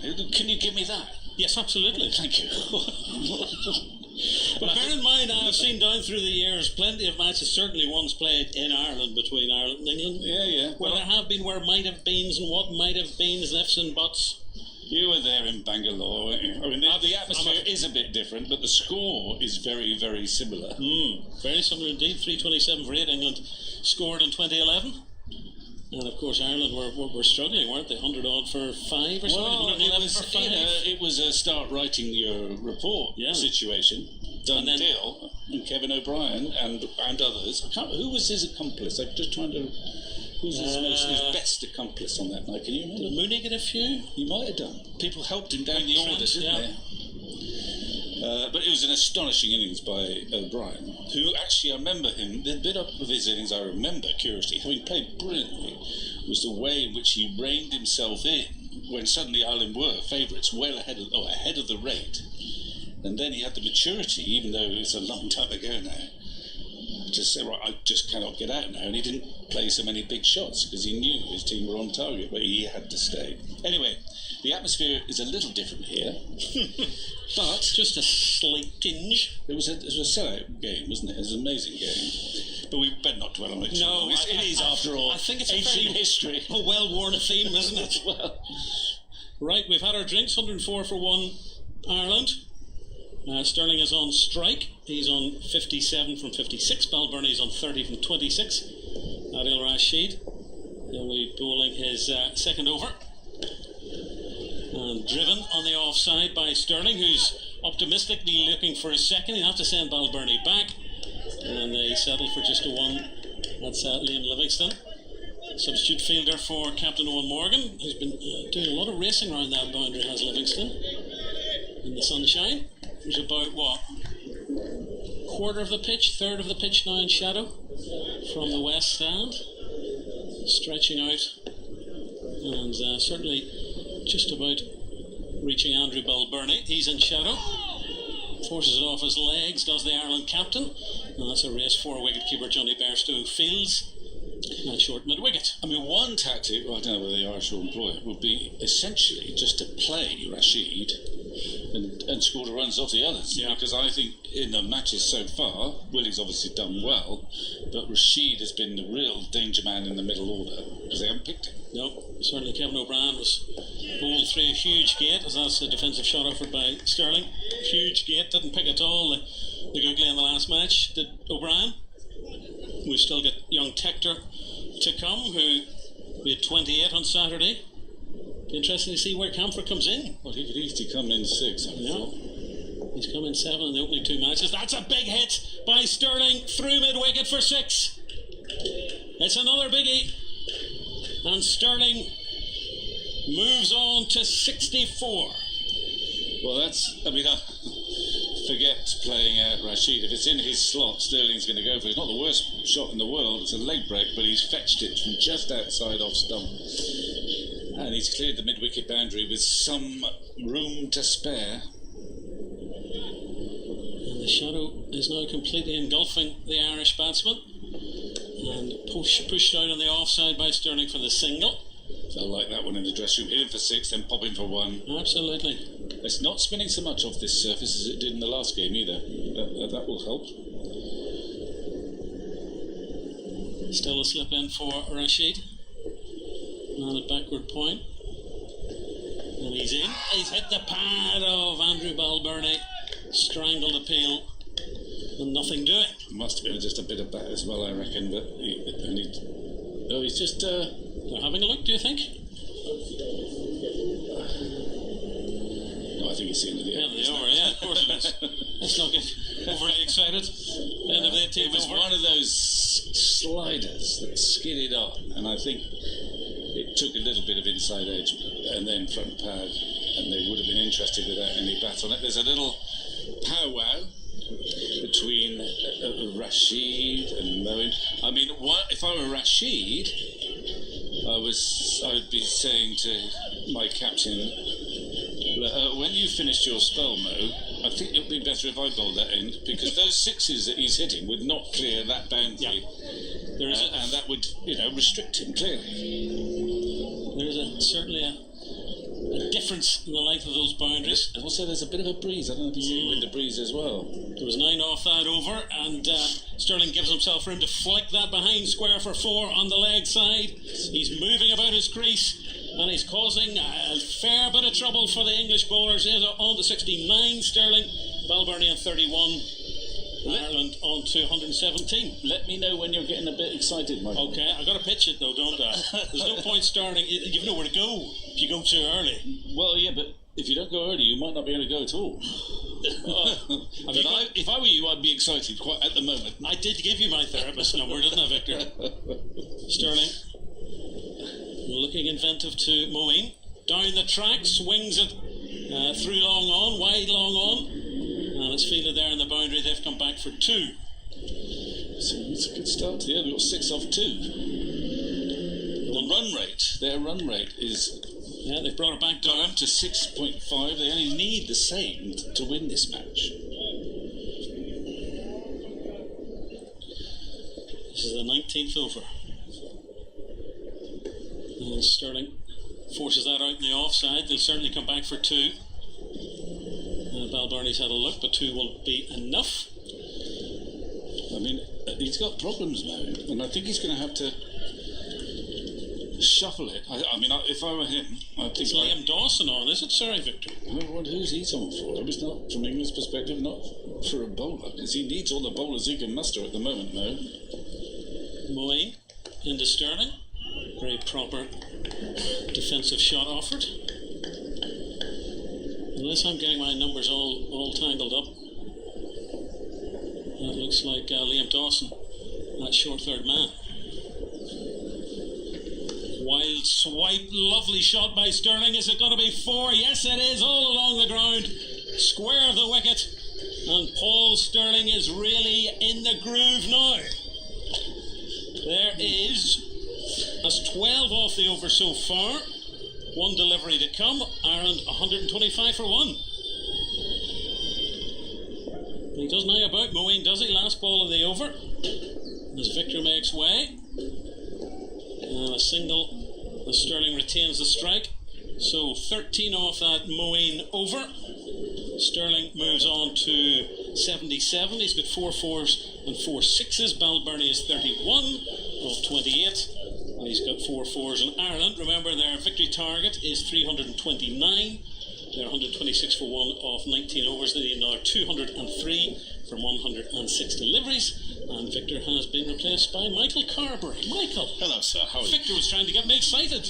In a good way, I shall say. Okay. If you were an Ireland fan, would you be almost interested at the minute?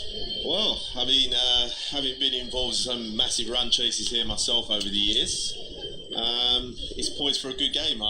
Someone like Paul Stirling, I said you need a partnership in these sort of situations. They've got that. 76 so far for the second 76, wicket. he's well set. Balbirnie's come in and played a useful hand as well. He's just, keeping it going. He's putting his England spinners under massive pressure as well, which is good to see. And it's more of the same, I would suggest. Long on and long off for Adil Rashid to Stirling. Stirling's on 78, the partnership 76.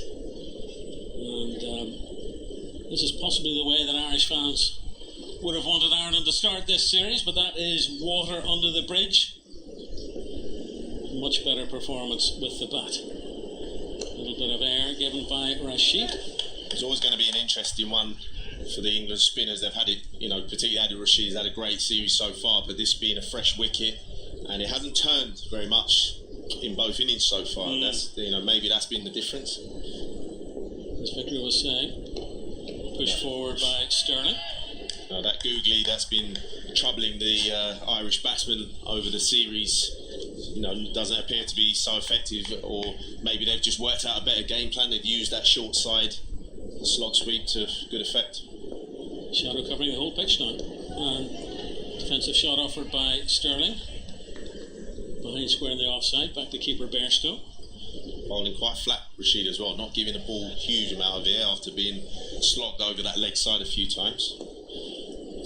4 dot balls so far in the over.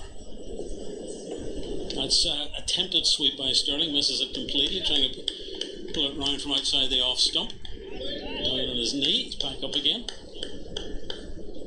And this could be a very useful over indeed for England. Maiden at this stage is putting a little bit of a break in this partnership, and it will be a maiden. Well bowled Adil Rashid. End of the 20th over. Stirling's on 78, Andrew Balbirnie's on 31, and chasing 329 for victory. Ireland are 126 for 1. Further thoughts from Michael Carberry, then we'll hear from Kevin Hartz. Yeah, great start from Ireland. This is what cricket fans have been missing so far. England have had the wood over them, and they're making good fists of this so far. There's been a good partnership up to now. Just the 1 wicket down of Delany, bowled by Willey for 12. And it looks like James Vince coming into the attack. again, golden arm James Vince. What can he conjure up for skipper Ali in this situation? He did pick up a wicket in his only bowling performance in what ODI cricket to date in the last game, previous game. So maybe they feel he can come on and offer up a wicket here. Bowled him early on as well, didn't they? Yeah. That second game he bowled in. Circumstances, the atmosphere seemed a little bit different when they brought him on last time. It left us all a bit puzzled as to why it is. Here you're thinking, well, actually, they'll give anybody a go at the moment because they've got to try and somehow break up what is starting to look a very strong Irish performance. It's pushed into the offside by Balbirnie, and there should be no run. Setting sun, floodlights are on, shadows across the field. It's a beautiful August evening, really. If I was, the Irish pair now, I see this as a real opportunity to put the foot down. Someone like James Vince, you can put him under massive pressure. Obviously, he's been brought on to maybe fill in some overs. Maybe Ali's not backing the spinners as much. Vince into Balbirnie, top edge. It's going to be safe, and it's going to run down towards us with a couple of bounces. It's going to be 4. Looking to play that one on the onside. The top edge flew well clear of Jonny Bairstow, the keeper. Mahmood couldn't cut it off, he was too far away, and it's another boundary. Steers Ireland to 130 for 1, 199 from 178 deliveries, 329. The target, it's a very big challenge. But they're in it, they're in the battle at the moment. Absolutely.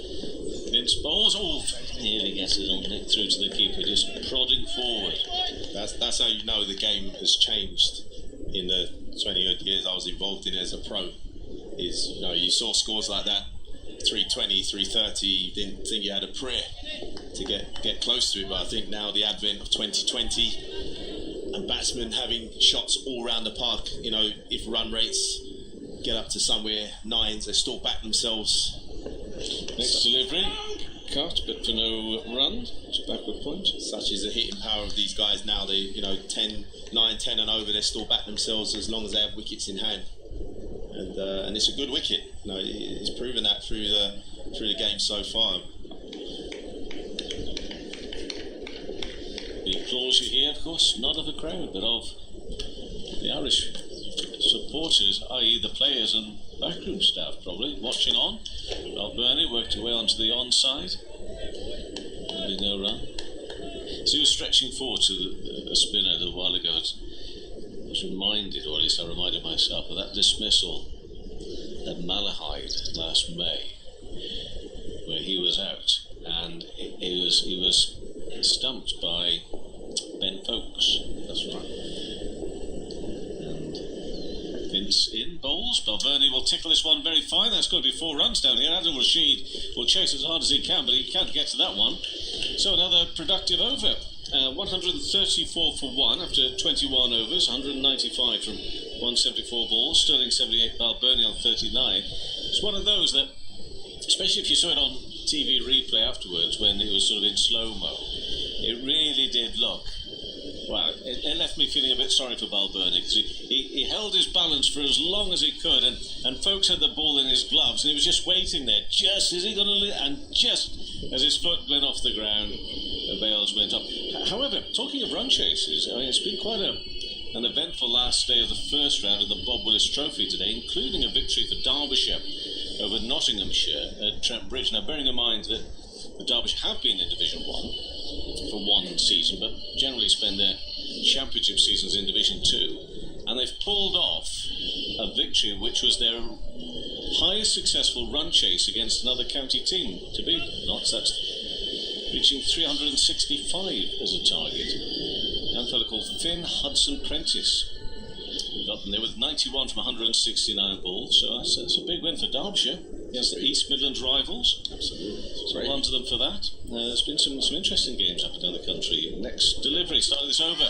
It's uppish but safe in the end towards mid-off. With the bat of Stirling for no run. Adil Rashid continuing to bowl. He's bowled 3.1 overs so far. Oh, there'll be much jubilation on the Brien Clough way going back to Derby tonight. A few bragging rights there, wasn't it? Indeed. Adil Rashid bowls and pushed wide of Rashid. can't get to it, so Saqib Mahmood can. It's one more to the total. And it's 135 for one. The Hampshire boys lost the A27 derby, I believe, as it's catching any call. There is a bit of feeling between the two, though, down on the south coast. There's generally been some needle over the years. Started by our illustrious captain, Shane Warne. Chris Adams. Adil Rashid bowls and leaning back, and it's played in front of square on the offside for one run. The beauty of that was I was there. Well, I was there for all of it, to be honest. And Matt Pryor was involved in a way that it's very strange for Matt Pryor, but he was almost the victim of it as well, which was a bit bizarre because that's not always said for Matt Pryor when it comes to that sort of contest. Next delivery plays upish but safe again on the onside. But the best moment of that was Chris Adams and Shane Warne leading the players into the cricketers, it's called there at home, isn't it, for a drink, and saying, let's just put all that behind us. I think it was probably 10 years after it happened. I was going to say, yeah. Rashid bowls, worked line square on the leg side by Stirling, there'll be no rush. But it did happen. Troops, yeah, it did happen, Yeah, well, I was put in a difficult position because some of my childhood mates in the game, Mike Yardy, Matt Pryor to some degree, Adil Rashid in and bowls, and that's pushed straight. That's a lovely timed straight drive. We'll only get him a single. Carl Hopkinson, real good guys, guys I've known a long time, growing up in youth cricket, and then suddenly it's battle lines drawn out in the middle, can't talk to one another, and it was a bit awkward for a couple of years there, but like you say, we can all sort of look back and laugh. Yeah, of course, it's all good fun at the end of the day. 137 for one after 22 overs. But I used to hear of Shane Warne. So what I used to hear from my side of the boundary road was that sometimes some of his best sledging was actually silence. That there were some players who would go out there expecting Shane to give them a bit of something, and because he didn't say anything to them, it actually threw them almost as much as if he was giving them some grief. I mean, talk about playing mind games. Shane Warne was about the best, wasn't he? He was the master of the mind games. It was definitely my most enjoyable time to play. Was my first 2 years under his captaincy at Hampshire. I owe a lot to Shane Warne in terms of his leadership and how he helped me on my journey to becoming an international cricketer. But he was very much about the mindset, mentality, not taking a backward step to anyone. And he actually made Hampshire, for a few years, not a nice team to play against. In the sort of late 90s and early 2000s when I first played against Hampshire, it was quite a nice bunch of lads to play against, but certainly Shane Warne added a bit of steel to the squad and a sort of up and at 'em approach, which didn't always go that well with opposition. Well, talking of Hampshire, here's the current captain, James Vince, in bowls full to Stirling, pushed into the offside, no run. But I think that, someone like Paul Stirling, I see this as a real opportunity now to put the foot down. James Vince is a part-time bowler at best. He can bowl you the odd good ball, but I think this island, they've missed a trick through some of this game in terms of their tactics, but this is a real opportunity where they can really put England on the back foot here. Vince to his mark again, running from the far end, on the pavilion end. Stirling will find a run directly to the square leg fielder on the boundary. A very good friend that Dave Fletcher's been on. Dave follows Derbyshire for the BBC, and what he just points out, which I hadn't got to on my bit of copy, Derbyshire won that with one ball to spare. A thriller at Trent Bridge, and with seriously, I mean, sadly no crowd. We perhaps haven't mentioned that again, but that's really big for Derbyshire. They will love that. Absolutely. And that's carved in. Bounces just out of the grasp of the man at backward point, down towards the boundary. Saqib Mahmood is there, and one more to the total, 139 for one. So thanks, Dave, for just pointing that out to us as well. So a record run chase, one ball to spare. See, this is what... No, I must stop, but I'll just say this last bit, if you'll just excuse me. I understand that county cricket doesn't have the profile of some of the internationals and that sort of stuff, but it very rarely fails to entertain. Absolutely. It's still the best game. Well, I reckon. I really do, but maybe I'm biased. Sterling pushes that away on the onside for a single. You know, if you give me 10 games any round of Championship cricket, I'm telling you now, at least 8 of them will be interesting games of cricket. Yeah, for sure. And seeing that, you know, we're in unusual circumstances, a new tournament, so to speak, regional, it'll be, you know, a few teams wanting to put one over the other as well. You know, well, the beauty of this, of course, is there are teams who've been in Division 2 for a long time, given that opportunity to take on the top boys. Yeah. Next ball is played by Balbirnie into the offside. I mean, the truth of the matter is, of course, for Nottinghamshire, the big neighbours, so to speak, over Leicestershire and Derbyshire, because Notts have been flirting with Division 1 and Division 2 themselves for a little while. But to play Derbyshire at Trent Bridge, Derbyshire to play Notts at Trent Bridge and get a win in that sort of fashion today, that'd be tremendous. A great lift for them at the start of this Bob Willis Trophy. Played away on the onside by Balbirnie for Ireland here. Meantime, thought of coming back for a second and thought better of it. And that completes another over. 23 overs gone, 141 for 1. So back to this one. Stirling on 82, Balbirnie on 42. A partnership worth 91 off 86 balls. Vince has bowled 2 overs gone for 12 runs. What's a conundrum, isn't it? Exactly, it's a conundrum now, isn't it? Probably gone for a few more than Moeen Ali would have liked. I guess the initial idea was James Vince was going to come on and try and lose him some overs quite cheaply, and that hasn't quite happened. As I said, good on the Irish for keeping their intent. I think you've got to look to target someone like James Vince, put the foot down, you know, you can try and get an extra 20-30 runs before obviously the likes of Rashid. Well, it's Rashid in now to bowl to Balbirnie. That's a lovely drive through extra cover. They'll go chasing it, but again have to give up because he's just timed it so perfectly. That was a sweet shot. Really caressed that foot to the ball. Didn't try and overhit it, is what I liked about that shot from Balbirnie. He's quite a tall batsman, you know, very long reach, and he used it to full advantage on that shot, just stroked it away. And that's the advantage again of playing at the Aegeus Bowl. It does run away very, very quickly if you don't get a dive in it in that sort of mid-off region. Find the gap. Absolutely. Another 12th 4 of the innings, Adil Rashid. Bowls to Balbirnie again. It'll punch into the offside, beats the fielder, which will allow them to go through for 1. Good cricket, Ireland. That's what we want to see. The boundary followed up by the single, and we're seeing it quite often, aren't we?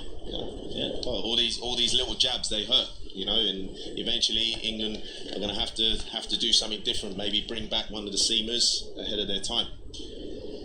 Adil Rashid bowls again, and this time it's gone high in the air, square leg. It should be safe, it should clear the boundary, and by some distance as well. 3 or 4 rows back out there. It's another 6 for Ireland. It brings up the 150. We've got a game of cricket on our hands, and we're enjoying it. 152 for 1 in the 24th over, 177 from 159. It's always going to be a challenge, a stiff challenge, but they're up for it tonight, are Ireland, and leading the way is Stirling with his 88, 5 sixes now of 81 balls. Adil Rashid in again, and Stirling along the ground, but he doesn't find a single here because there's a... Sent him in the wrong end. Very cagey bowling from Rashid. Paul Stirling, I've said it time and time again, he's a dangerous operator. You know, this wicket here is tailor-made for someone that hasn't done very much. It's shortest leg side boundary, and he's just absolutely dispatched Adil Rashid. Stirling facing again. Well, he skews that out onto the offside. I think actually he was probably looking more to play that on the straight onside, really, but probably didn't read it. The front of the hander from Adil Rashid. He's got to be careful here because Rashid is a wily old campaigner. And another beautiful delivery, which against, in fairness to Stirling, he's concentrating. He may not be, maybe a little bit of fortune in there on the way, but he's still there, and with that fortune he has struck 4 fours, 5 sixes of 84 balls, 88 runs not out. Balbirnie on 47. The partnership has just been brought up with that 6 as well. Missed that 102 of 92 deliveries. A little bit of a break. And, you know, there were 11 runs off that over. People were saying over the weekend, and Ireland are really good when they're chasing. it is what they're best at. Yeah, well, they do have that knack, don't they? I mean, it was the famous night in Bangalore when Kevin O'Brien took the long handle.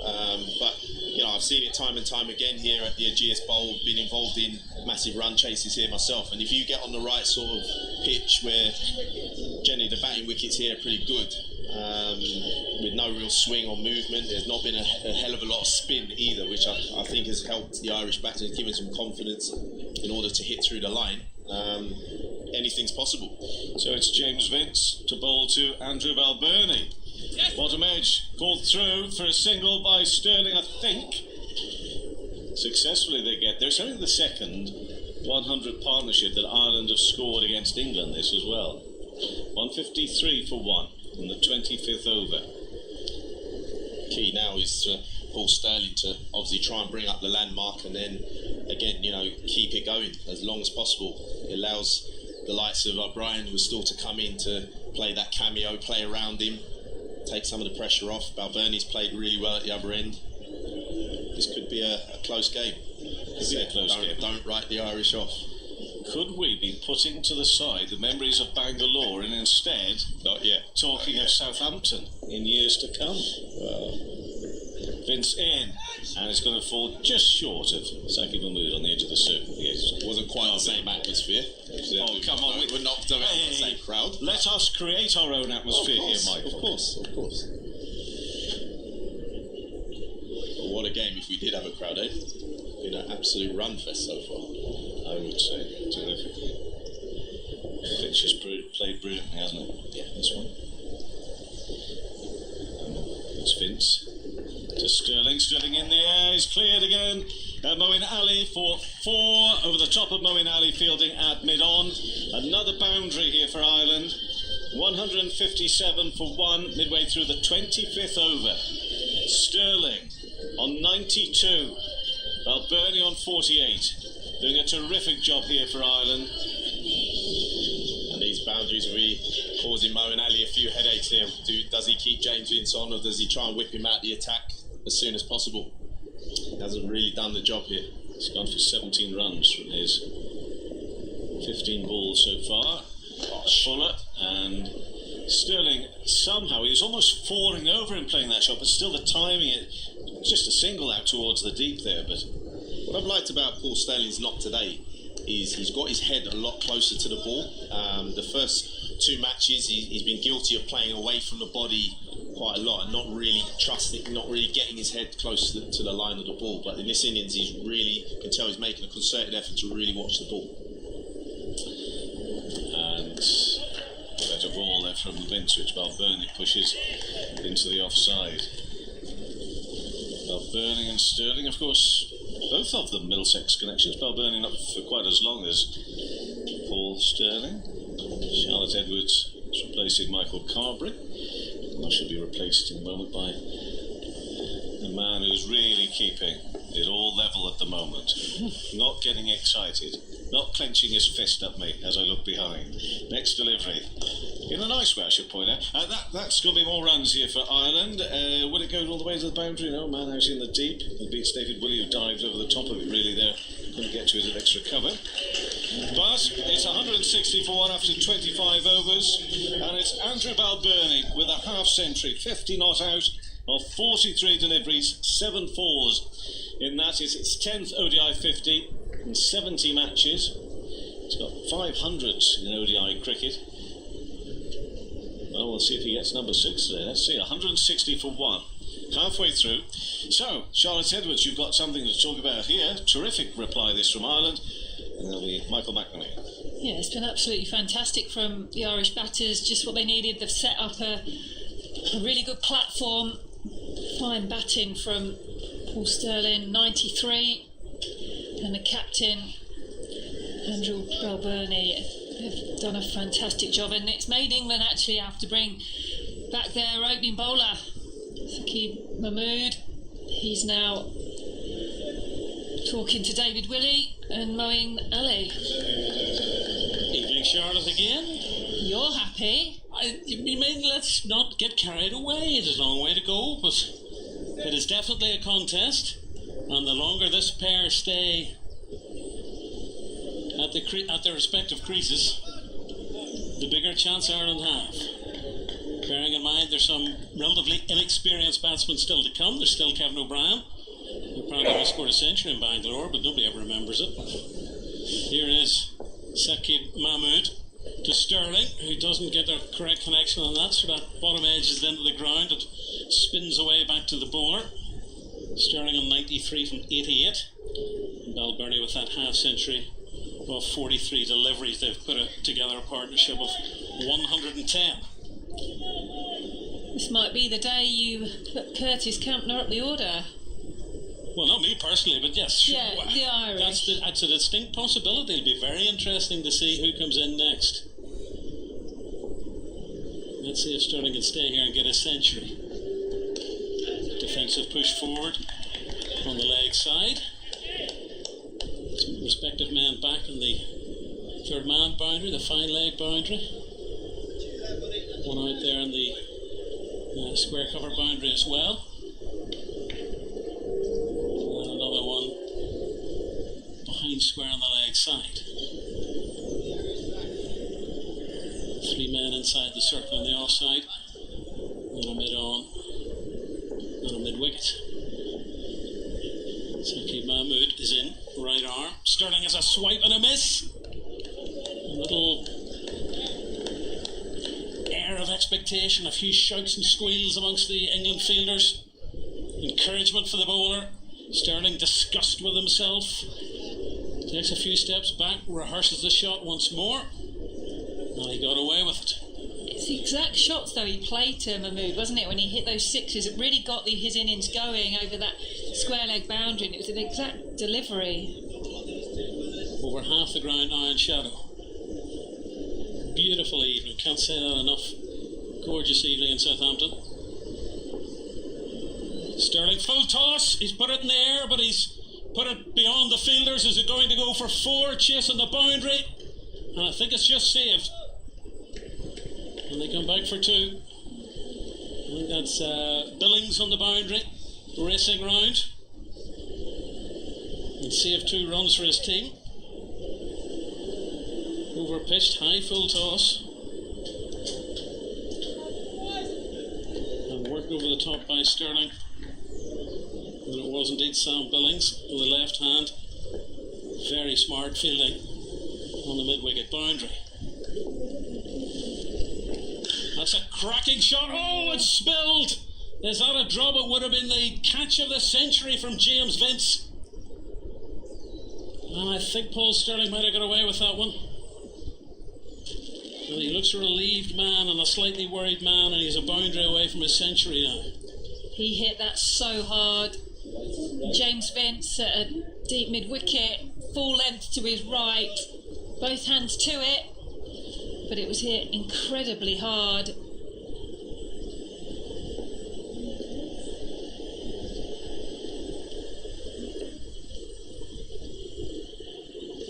Balbirnie on strike. Drives for a single. He's been providing, without wishing to make the obvious pun, Stirling support for his partner at the end of the 26th over. Balbirnie is on 51 from 44. Stirling's on 96 from 92. Ireland need another 165 from 144 balls, and the required rate is 6.88. They're 164 for 1 with 24 overs still to bat.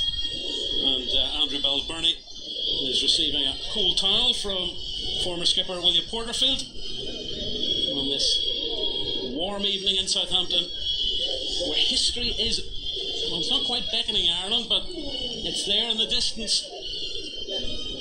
England, of course, have already won this series, this Royal London series. But can Ireland get on the scoreboard in the Super League? And can they pull it back at 2-1? And Paul Stirling having a long swig in a water bottle as well. And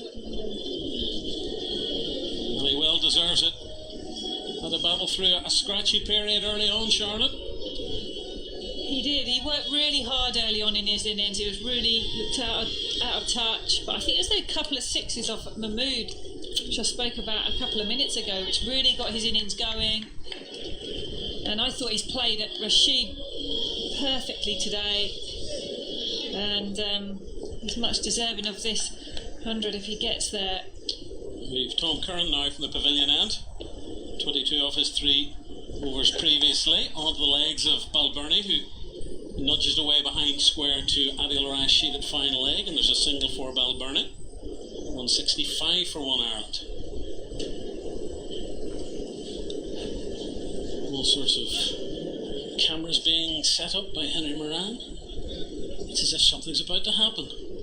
Don't tempt fate, Henry, please. Make sure you get my good side. It's from back there in the corridor somewhere.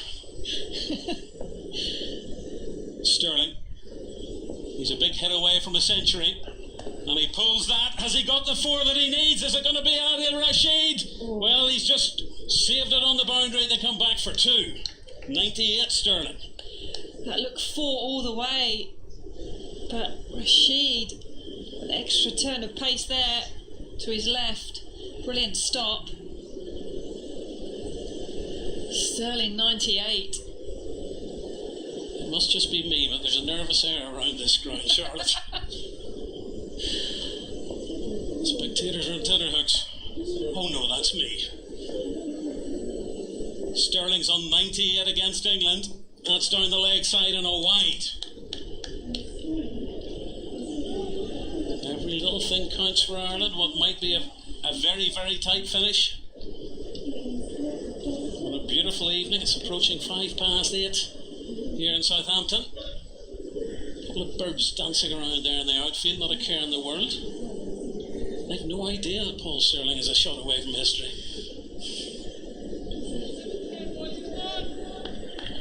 He's done a bit of gardening, has Stirling. And Curran's coming up, 3rd delivery of his 4th over. And he had to defend. That was a full one. Get it off the toe. Was it literally off Stirling's toe? No, it wasn't. It squirted out off the bat. Attempted Yorker, a fuller delivery. And Stirling did well to keep that out.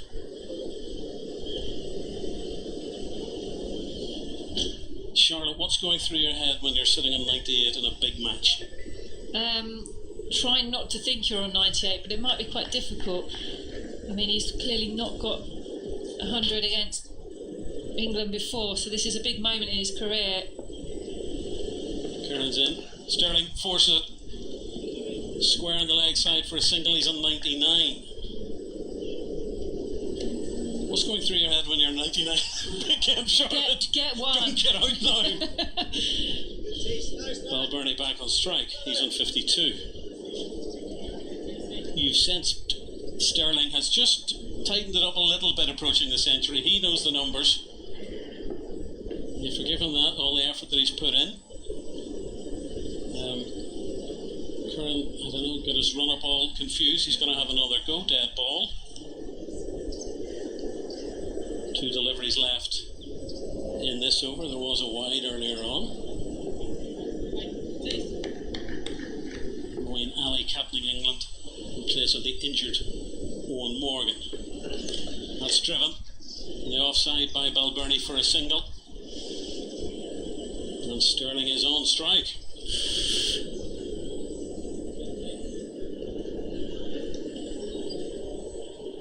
He just got to go through his routine again. He's going down the pitch, tapping down a couple of little imaginary bumps. And I think I'd bring the field in here and just, he looks a bit nervous.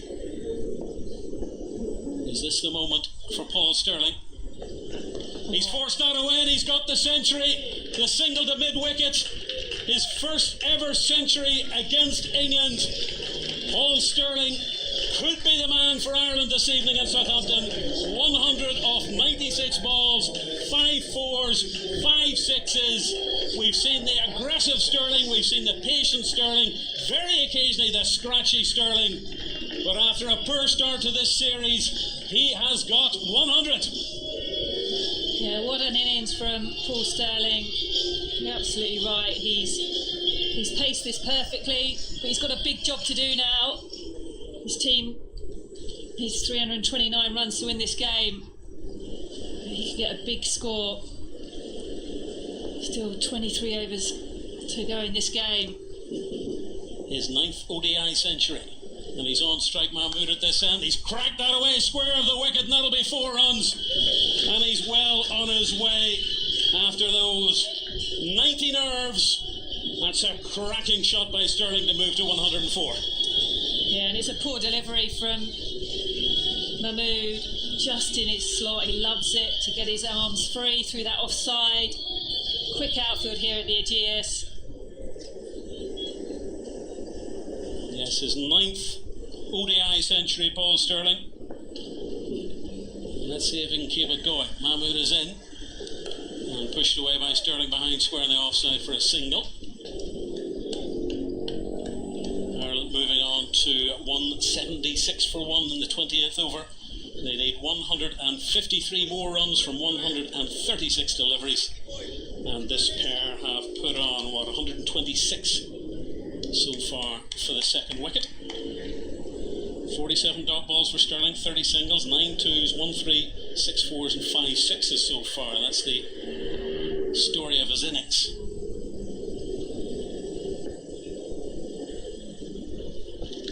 And that's an attempted bounce from Mahmood, ducked underneath by Andrew Balbirnie, and no real danger. No great pace and no great bounce in the pitch.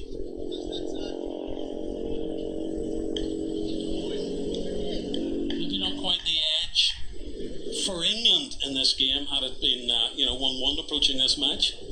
They have won the series, but there are 10 points up for grabs to add to their total of 20 so far from those 2 wins over the Irish.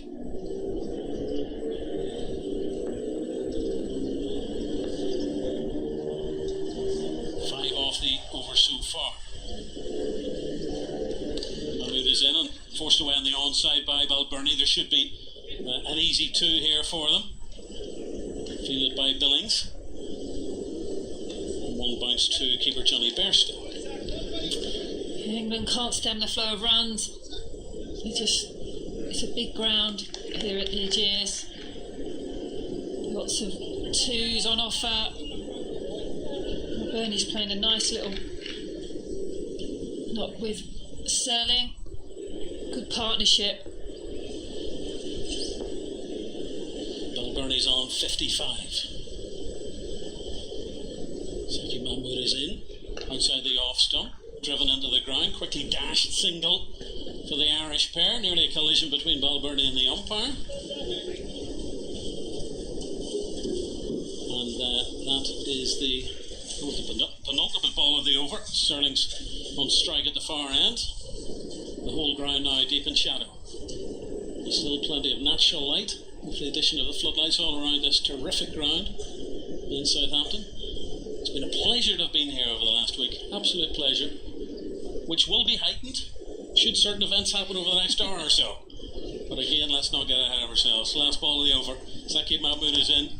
And just driven down into the ground by Stirling, looking for the single. It's not going to happen. End of the over.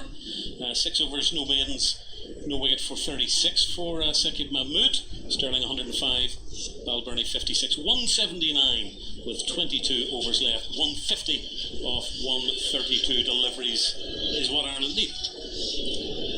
Yeah, it's still a big ask, isn't it? 150 off 22, especially if they were to lose Stirling right now. You feel he's been the real aggressor, and Balbirnie, he's supported well. Would you put Campher in next? I don't know if I'd put him in next. Too high a move up? Yeah, I think maybe 5 or 6, depending on how many overs are left.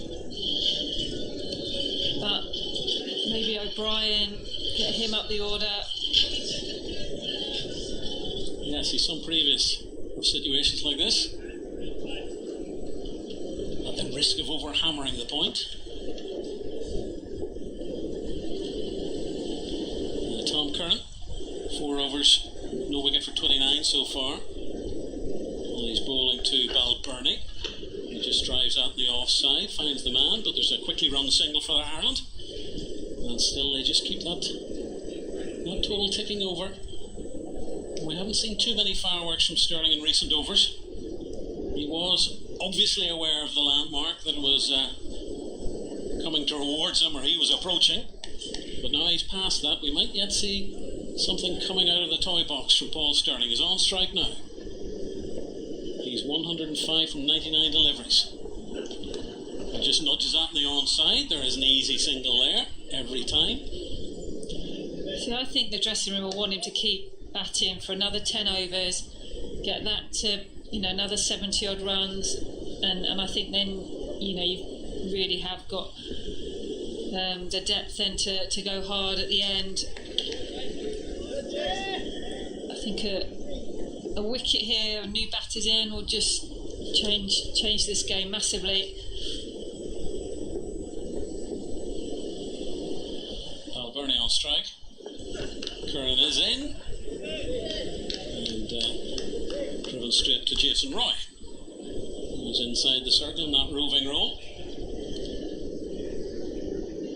Has a word as he shines up the ball. A word with Vince, who gives the ball back to Curran. Halfway through his 5th over, Ireland 181 for 1. Balbirnie waiting patiently.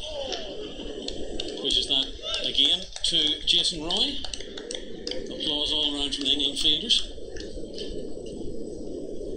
Yes, imagine what this crowd would be like with a full house. The Barmy army, the Blarney army. Any other armies seem to be wandering around Southampton, be welcome, but as it is, we're in this situation, this strange situation. No spectators, but no shortage of excitement and drama. Curran is in, driven by Balbirnie. It's wide of Roy, and they'll pick up the single, and that gets Stirling down at the danger end. 329 the target. Remember the 328 on that famous day in Bangalore. Excellent support work from Alex Cusack that night. John Mooney and Trent Johnson seeing Ireland home. 2 survivors from that team. The man batting Paul Stirling, plus one of the fellows waiting to come in, Kevin O'Brien. Only 2 survivors from 2011. William Porterfield, one of the Ireland substitutes today. That's a full toss, driven straight to the fielder by Stirling. And that's the end of the 29th over. And Stirling is on 106, Balbirnie is on 58, and chasing that victory target of 329, Ireland needing another 147 off 126 deliveries. They're 182 for 1 with 21 overs to go. Further thoughts from Charlotte Edwards, and then coming into the hot seat, Kevin Arts. Yeah, good over there from Tom Curran. Only 3 from that over. England need to apply some pressure.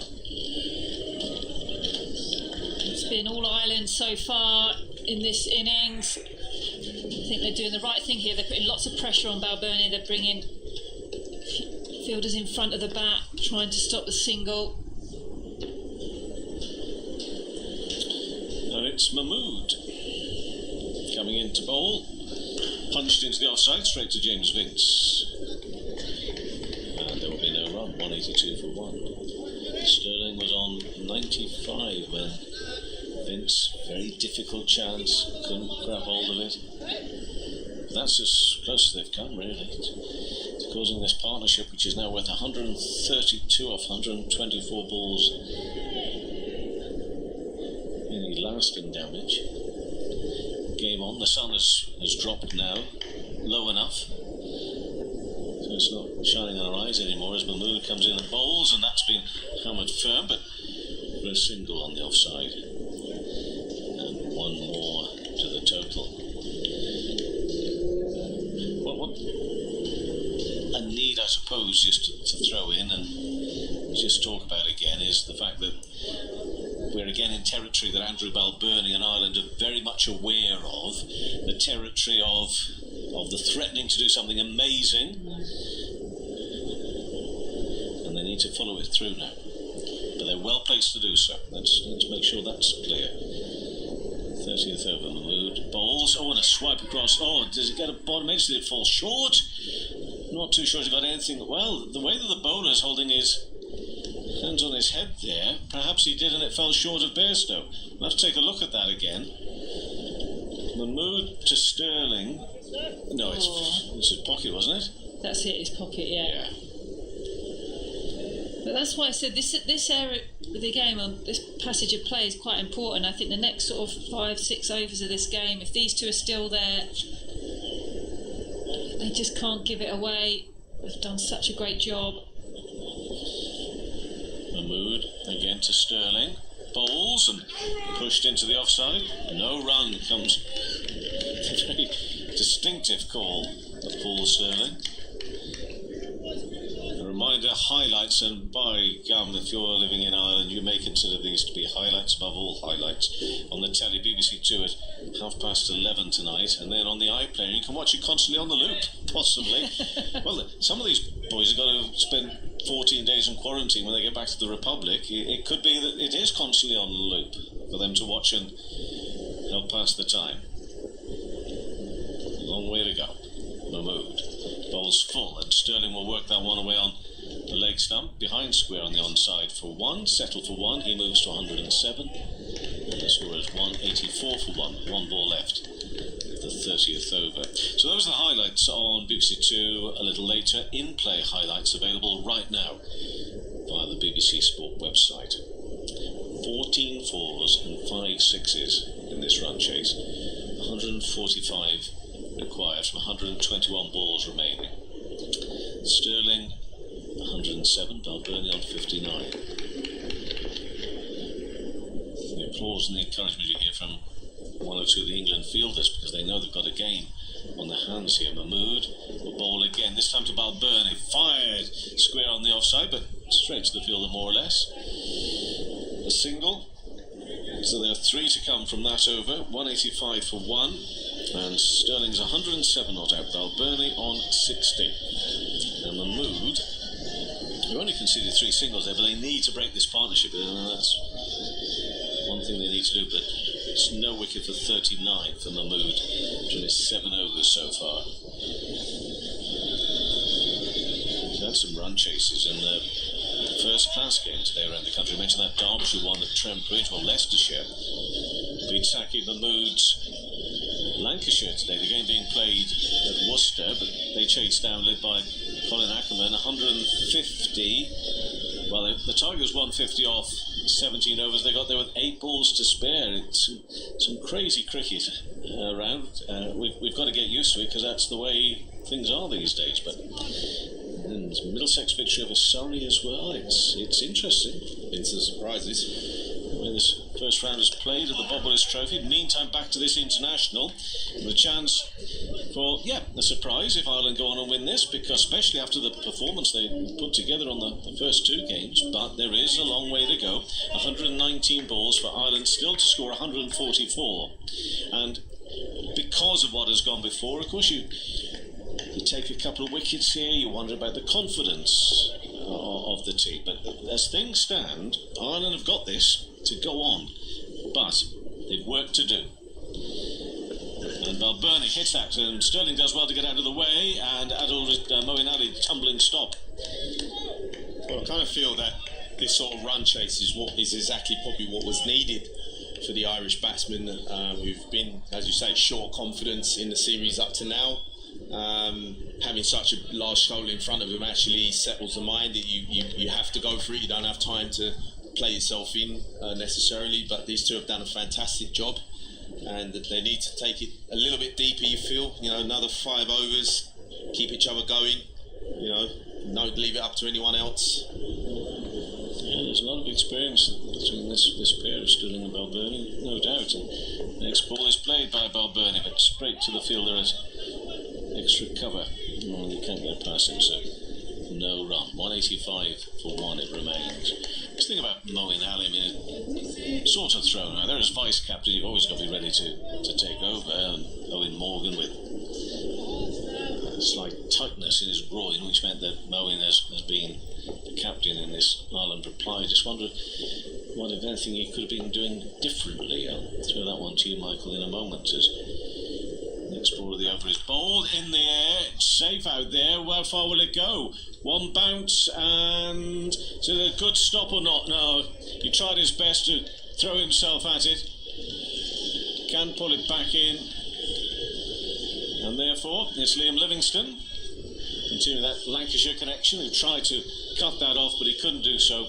It's another 4 to the total, 189 for 1. 2 balls remaining of the 31st over.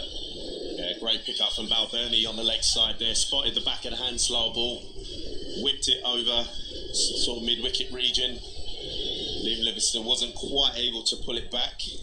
And another boundary to the Irish. They're getting closer.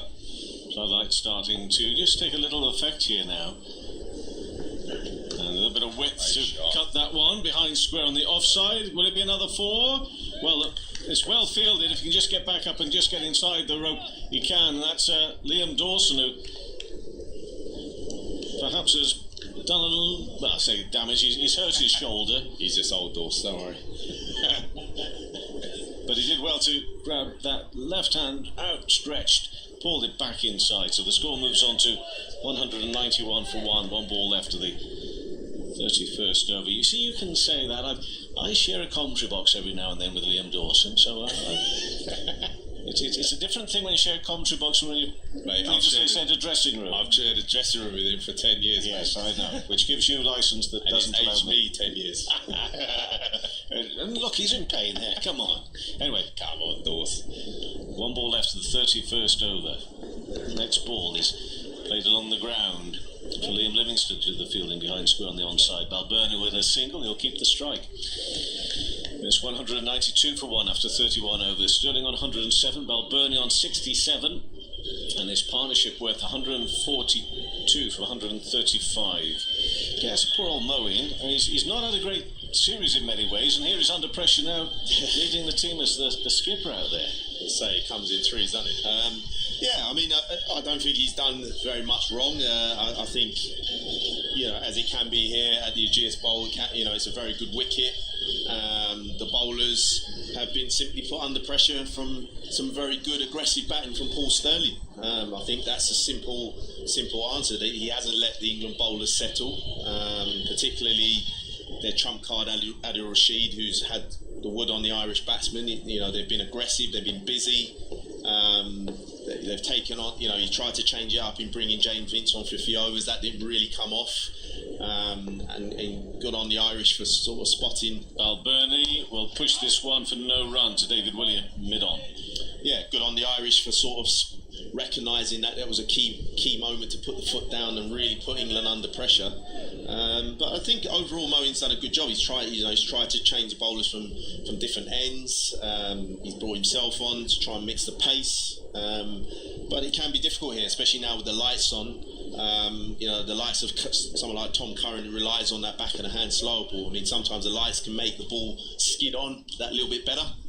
And you're bowling to 2 guys who are seeing it well. Mahmood to Balbirnie, won't get a run there into the offside. James Vince doing the fielding.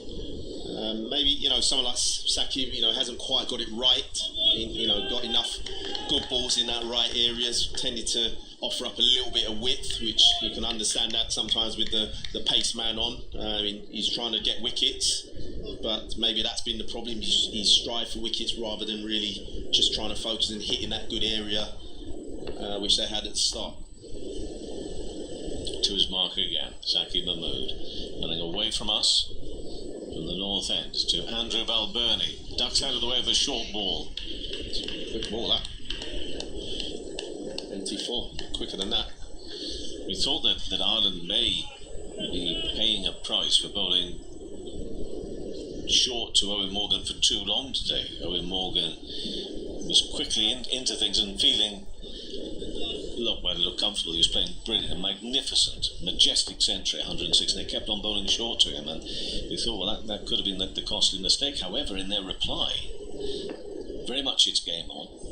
Very much it seems they're far more comfortable with this surface they're playing on as well. This one is hammered along the ground for Moeen Ali to do the fielding. They'll have to be quick. Balbirnie running to the danger end, makes his ground, goes through for a single. But in the throw, it sort of hit him on the little knee. Yeah, it's almost like both bowling attacks have suffered the same disease, really. They've started off very well, as the Irish did. They were prepared to pitch the ball up and got some early wickets. But then as soon as Morgan started to drive, it's almost like they got a little bit scared going up there and started to bowl too short as a compensation ball, and someone like Owen Morgan just was sitting back sweating on the short ball. And I think much the same for the England attack. You know, they went up there full early on and caused Delany and Stirling a few problems, but since that time they've tended to drag the ball down a little bit. Next delivery, hard and firm. Whoa, that has flown straight back past the bowler. I think it's a good job he got his left hand out of the way of that one. And the fingertips, it's a 4. It's raced down to the boundary in front of us. And Stirling's on to 111 from 105 balls. I tell you what, we've been treated with Morgan earlier, and now with Stirling and a bit of Balbirnie thrown in. David Willey put in a decent knock as well, but Stirling leading here right now with the highest score of the night. He's on 111, the score 197 for 1. Got 1 ball left of the 32nd over. And oh, that was a magnificent strike. I think that was the smartest decision Saqib Mahmood made in his career. Getting that hand out of the way, next delivery. And it's stabbed down towards third man. You know, this is where Ireland has been really good. You know, they've hit the boundary, and then the very next ball they've got a 1, and that's the key. You know, those little singles after the boundary, they hurt. Suddenly that changes the course. You're going at 5, 6 and over. Captains don't like that. They want to keep control of the run rate at this stage, and it's difficult to do that with someone like Stirling in now, seeing it well. As I said, the ball skidding on under lights. Those slower balls are not having as much effect as England would like. And yeah, this could signal danger signs. Love the facial expressions at the moment of both Stirling and Balbirnie. A shot like we've just seen a couple of deliveries ago, I think would have brought a smile to a batting partnership. Yeah. Not them. They are determined. They're not going to let this position be wasted. They've been here before, you know. They've been here before. Yeah, well, it's key, you know, for their development as well as a cricketing nation, that they do learn to get over the line in these situations, because they're going to be, you know, more tougher challenges ahead of them as they strive to reach the top of the tree. You know, the likes of Australia, the likes of India, you know, they'll come up against along their journey. And if you can do it against the world champions, I think that's going to give you massive confidence. First 2 games, the surface wasn't really to their liking, but you know, they've not played a lot of cricket. Stirling will. Well, nobody's played a lot of cricket, obviously, but Stirling will get a single there on the onside. They looked a little bit rusty. They looked just a little bit uncertain, tentative of what was going on. And in so many ways, I guess that the magnitude of the target they were chasing here meant that they could go out there and be as free-spirited as they could muster. Absolutely. I've been in that situation myself. Rashid in and bowls, and Porterfield will find a gap. I'll say it again and again. Balbirnie will find a gap out there through mid-wicket. He'll get a single, and it brings up the 200 for Ireland. 200 for 1. 2 balls into this 33rd over. Balbirnie has taken his score to 69 of 67 deliveries, and a partnership of 150 for this second wicket of 143 balls, and that one is played away on the onside by Stirling again. They thought of coming back for a second, thought better of it to the right arm of Liam Livingstone, so it's another single off this over from Rashid. It's his 6th over, 5.3 overs, not got a wicket, 36 runs conceded so far with 1 maiden. Rashid bowls a little quicker, worked away on the onside by Balbirnie again. They just jogged through. They look as composed and as controlled as you can expect and imagine at the moment, actually, this pair. It's only because they know and we know they've been there before that you're thinking, well, maybe it was Vic who said earlier, and if this was England, you'd think, well, it's all roses. And indeed, it may well turn out that way. It's that simple word in sport, clarity, I think, is what you're seeing here with the Irish batsmen. You can see that looking at score, having to score 330 to win, the team talk is, well, lads, we've only got one option here, we have to go for it. And sometimes that can clear all the other rubbish out of your head. 203 for 1. Balbirnie strikes that ball along the ground, but straight to the fielder. They're not edgy, they just say, no, we won't take anything as a dot ball. There's 5 to come from that over from Adil Rashid. 203 for 1 after 33 overs. Stirling 115. Balbirnie on 70. Delany was out for 12. That seems a long time ago, doesn't it? Yeah, it's 12 off 21 balls. He'll be frustrated because he just sort of, well, it was a strange dismissal, really. Ball behind his legs from David Willey. But on a good pitch as well. Yeah, this is the highest score for Ireland versus England in ODIs. Kevin O'Brien in Bangalore only managed 113, while Paul Stirling's got 115. The omens are good. They're building. They are certainly building here towards what would be a sensational, amazing victory for Ireland. And the context, the brilliant context, as it may well now play out, of the fact that this is not a dead rubber. This is not a series that Ireland have lost, and therefore, so what? I mean, they have lost the series. It's 10 points, possibly, for the World Cup Super League. David Willey brought into the action. What can he do? Well, that's been fired along the ground. It's going to be another 4. Lovely shot again from Stirling. Dive from Moeen. He can't cut it off. It's too quick for him. It's another boundary. 207 for 1 in the 34th over. And the shoulders in the field for England are starting to droop a little bit. Very quiet out there.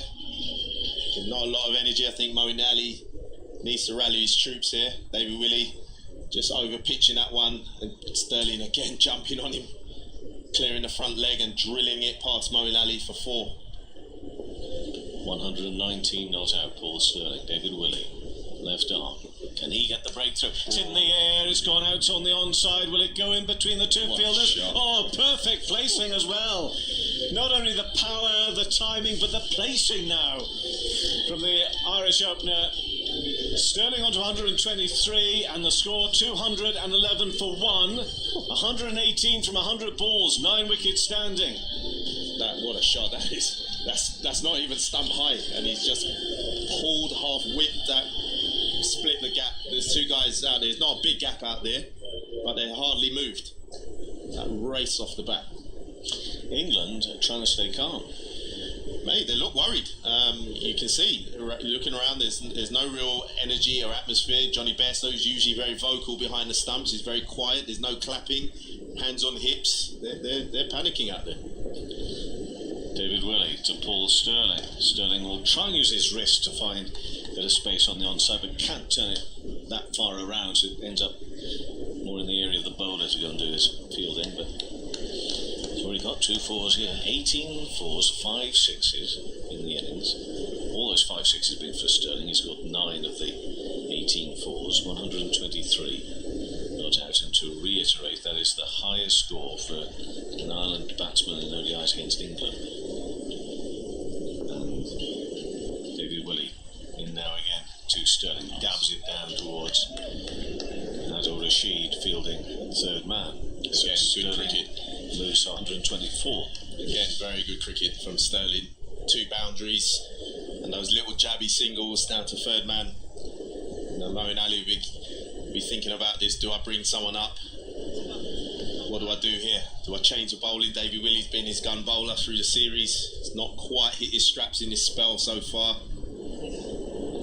The beauty of sport, the beauty of cricket, that, you know, games 1 and 2, could you really have seen this sort of game tonight? Well, yeah, I suppose, because we know that these things do turn around, but really what we saw in games 1 and 2, Willey in and bowls driven along the ground for a single by Andrew Balbirnie out towards the cover boundary. Well, it's the great thing about cricket, you can never ever call anything in this game, I don't believe, mate. With the, as I say, the way the lack of fear now amongst modern batsmen, anything is possible, I believe. You know, these guys, they really back themselves. 9, 10, 12s and over, they will back themselves. They have so many shots in their armoury and locker, the power. They just back themselves. Fielders out on the boundary there at square leg and deep mid wicket for David Willey coming in to bowl to Stirling. Stirling will push that to Moeen at mid off to complete that 34th over. 213 for 1. Ireland need another 116 from 96 balls. Stirling 124, Balbirnie 71, a partnership of 163. Do you want me to carry on? No, I won't. I'll let Michael Carberry instead carry on during a drinks break, which is always the good time to hand over to somebody else, and that will be Alison Mitchell. But Michael Carberry, how much are you enjoying, as a batter, watching these two perform the way that you, at times, would have performed out there as well? Absolutely. I mean, these are the situations you crave. You're in, you're seeing it well, so the lights are on, the ball is not doing very much in the way of pace off or pace on. You're seeing it well.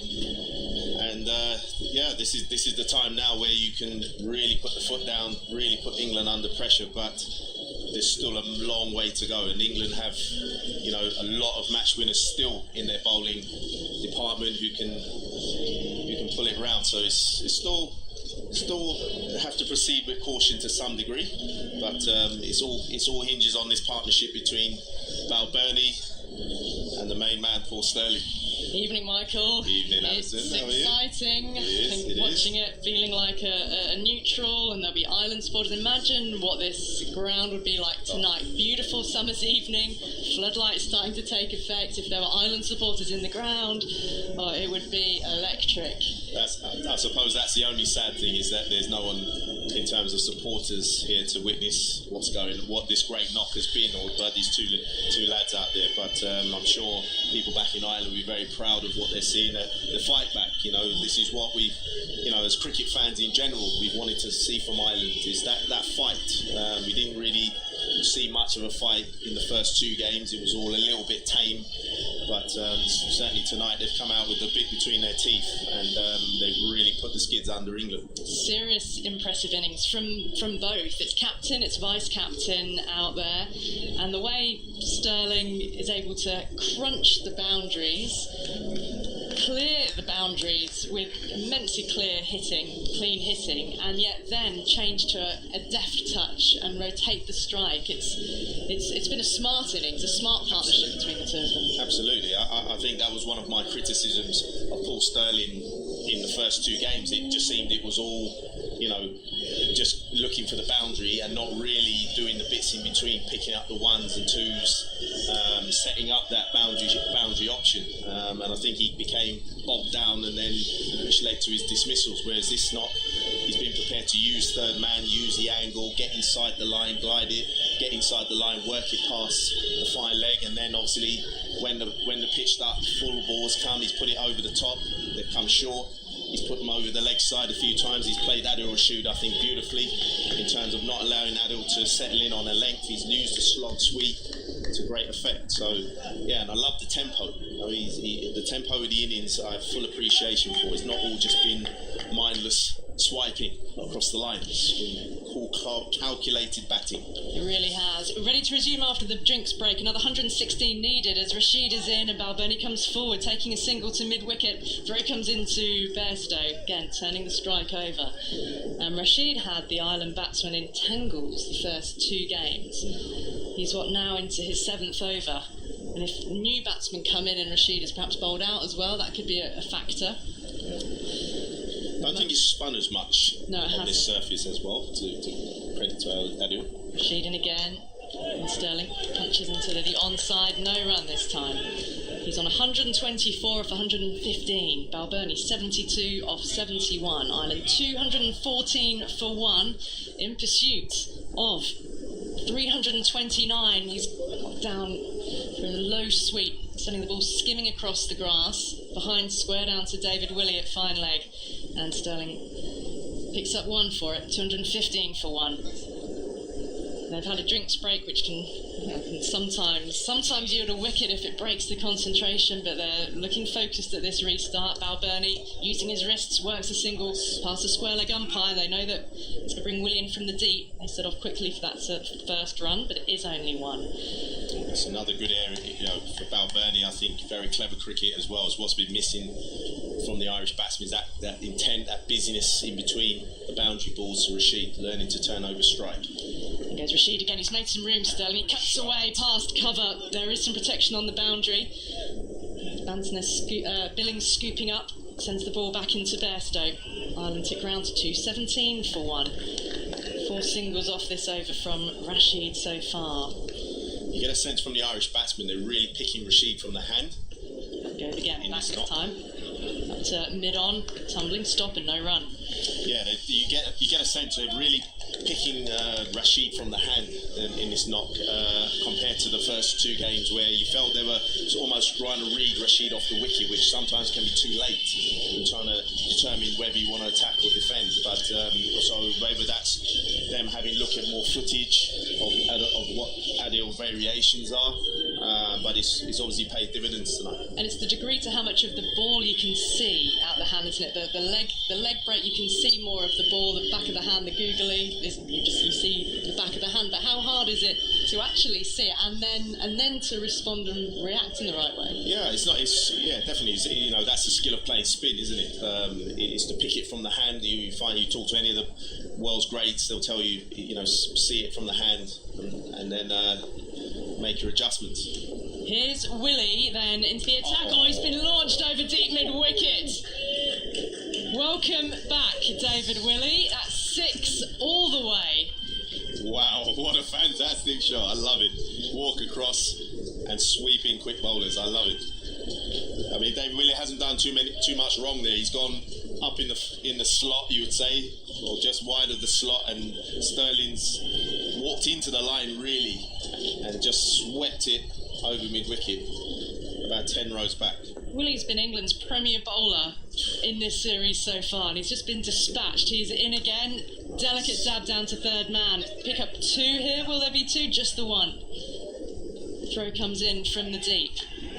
Well, Balbirnie has now reached 2,000 runs in ODI cricket, only the 7th Irish player to reach that landmark. Could be a night of more records for Ireland. It's already a record second wicket partnership. Sterling, 133 not out. He holds the record for the highest ODI innings for Ireland, 177 in Canada. He's just beaten his 130 that he got against Bangladesh. That was his second highest ODI score.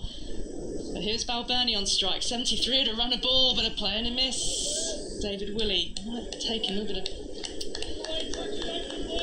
off that.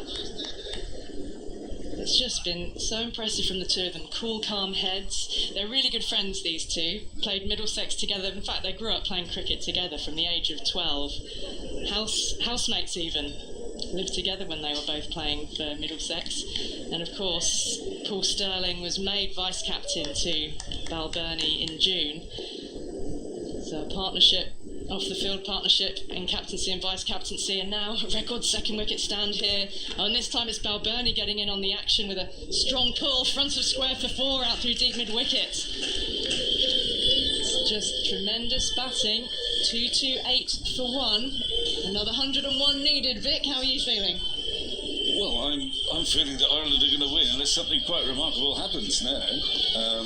That's a good shot. It wasn't so sweetly timed as a lot of Stirling's.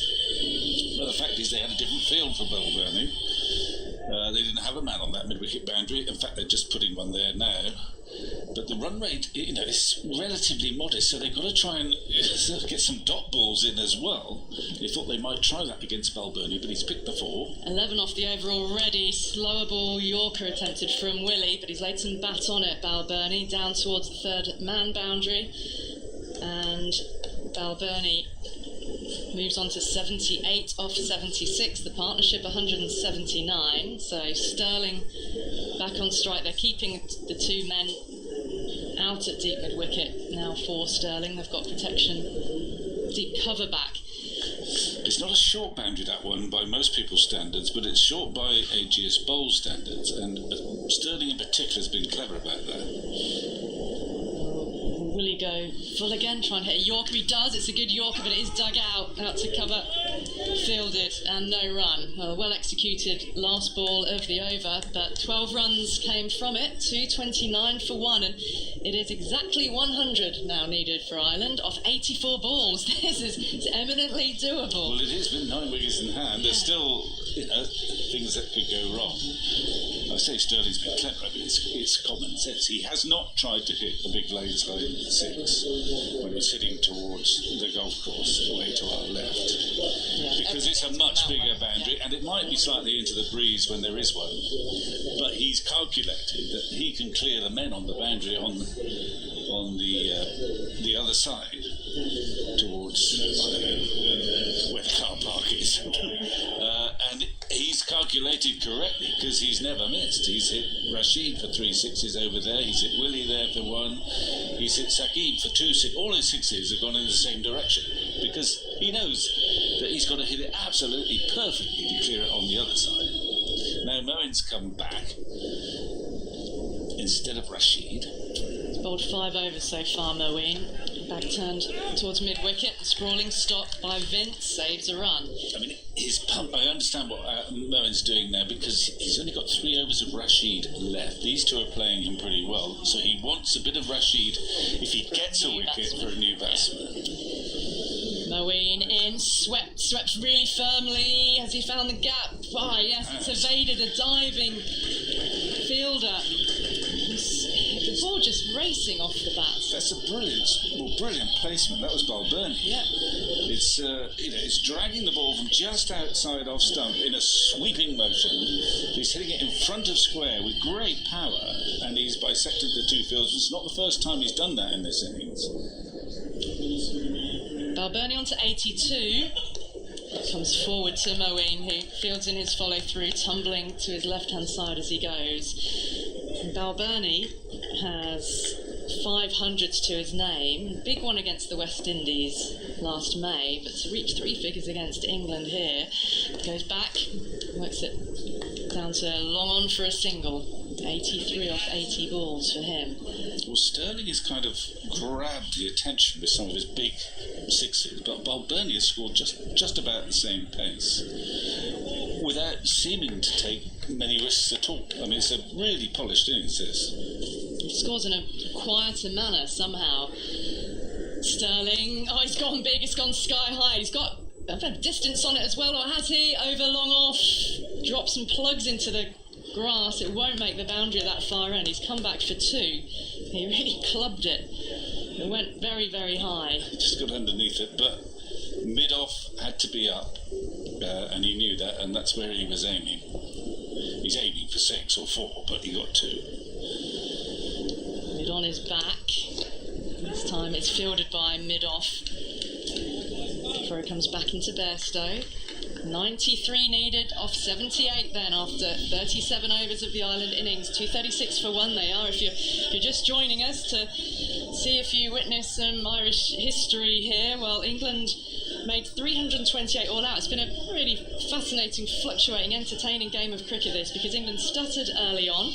They found themselves 14 for 2, then 44 for 3. Owen Morgan came out and put on a stand of 146 for the 4th wicket with Tom Banton. Morgan striking 106 off 84 balls, and England at one point were set for a much bigger total than they eventually got. Morgan fell. There was then a period when Ireland took 4 wickets quickly. England lost 4 for 26 in just 6.5 overs, stuttered again, and it looked as if they could be rolled over for 270 at one point, but then Willey with 51 and Curran with 38 not out brought England up to their 328 all out, as Willey is in again, and Balbirnie playing and missing, coming forward. He hasn't done that very often. Of course, there's a peculiar tension sometimes in teams where they've got a big target to chase, and then you suddenly get into a position where you're favourites, and then suddenly you start to think about that instead of carrying on regardless. But you're favourites, and then you think, we can't lose it from here, and they're just about at this point now. It's a bit of a tipping moment. Yeah. Being followed by our listeners on Radio Ulster as well as Sports Extra and Radio 4 long wave, as Willey is in again to Balbirnie, strokes it to Vince in the covers. No run. Highlights on tonight on BBC 2 as well, 11:30. I fancy a few people listening to the radio who perhaps aren't near a television will be staying up to watch those. Probably no matter how this match ends up finishing, but it's on a different level to the other 2 games, isn't it? It feels like we're watching an entirely different series. It really does. I mean, the men to come in next, well, Harry Tector's on the scorecard to come in next, but I'm betting that they're just sending Kevin O'Brien. In goes Willey, it's shaped to play the sweep, and it's gone down the leg side, taken by Bairstow. Could have got a glove on it, could have got something on it. I think if he'd stayed still, it might have been wided, but because he made such a premeditated move to the offside, he's given him a little bit of leeway, and I don't really blame him. Make him stand still. Good batsman. It wasn't that far from the leg slump, but... What is Moeen Ali going to do? Worth reminding people that Eoin Morgan's off the field. He didn't take the field. He tweaked a groin during that innings. Willey into Balbirnie. He's yorked him. Struck on the boot, but there must have been some bat involved, was there? No, taking a single leg by. I think it was missing leg, probably. Or... I think they'd be shouting. They've got 2 reviews, and they'll be getting desperate to use one soon. We haven't had a genuine appeal in anger. Really happy. There was one chance, a really hard catch to Vince, where the ball flew off the bat hard. I think that's it. I don't think there have been any drops, and I don't think there have been many LBW appeals. No. The ball's just hit the middle of the bat most of the time. Different surface to the first 2 games here as well. Ireland got the measure of it much better here. Stirling along the ground driving out through the covers, coming back for 2. Throw in from the deep, those wide boundaries, that's the long boundary. At the non-striker's end, Willey is there to gather, and they've come back safely. I'll tell you one aspect of Stirling's game which we haven't remarked upon, and which people seldom remark upon, I suspect, with Stirling, is stamina. Well, I mean, he's been out there all day. He's been squeezing sweat out of the sponge of his helmet. He's run. I mean, he's hit some boundaries, but he's had to run a bit as well. He's kept concentrating. 137. Yeah. Here goes Willey. Floodlights really taking effect now, and Willey's in. It's a low full toss, and it's only been hit up towards mid-on, finds Saqib, and no run to end the over. So just 3 off it. England need a few more tight ones. There was a period when Saqib, Mahmood and Tom Curran were bowling in tandem, and so a little bit of pressure was built up, but just meant no longer were we getting those overs where 11 and 12 runs were coming off it. Well, I would think now Moeen has to bowl one more, and then he has created a little batch of 10 overs between him and Vince, should he choose just to rely on the other 4, which I think at the moment is the likeliest way to go, but you know, someone's got to do, we've got to have a wicket from somewhere. Yeah. At the moment, these 2, there's another 90 runs needed. Balbirnie thrashing away through the offside, a sprawling stop, no run. Got to be saving these singles as well.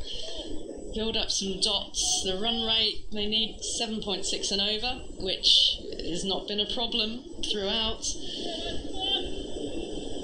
3 in the ring on the offside, 2 on the on. 1 fielder on the deep cover boundary. A slog sweep in the air. Shouts of catch it, but it will be safe. Oh, I think it's been saved. It was an athletic effort, half over the boundary rope. Now they've run 2. Now, down there on the... That's Livingstone, I presume. Livingstone. Oh, very well. You've been waiting all night to get out of Tector. I know. Well, it was brilliant. It looked like a 1 bounce 4. Livingstone was beyond the boundary. So was the ball, but he flicked it back as it was bounced over. And I presume that's a brilliant 2. A brilliant save from Livingstone. He used the palm of his hand like a tennis racket. He was airborne, both feet off the ground, at the point at which he palmed the ball back in, landed outside the rope, and came back in to fetch it. Yeah, I mean, the ball was beyond the rope, but it hadn't touched the ground after bouncing once. Wow, what a stop.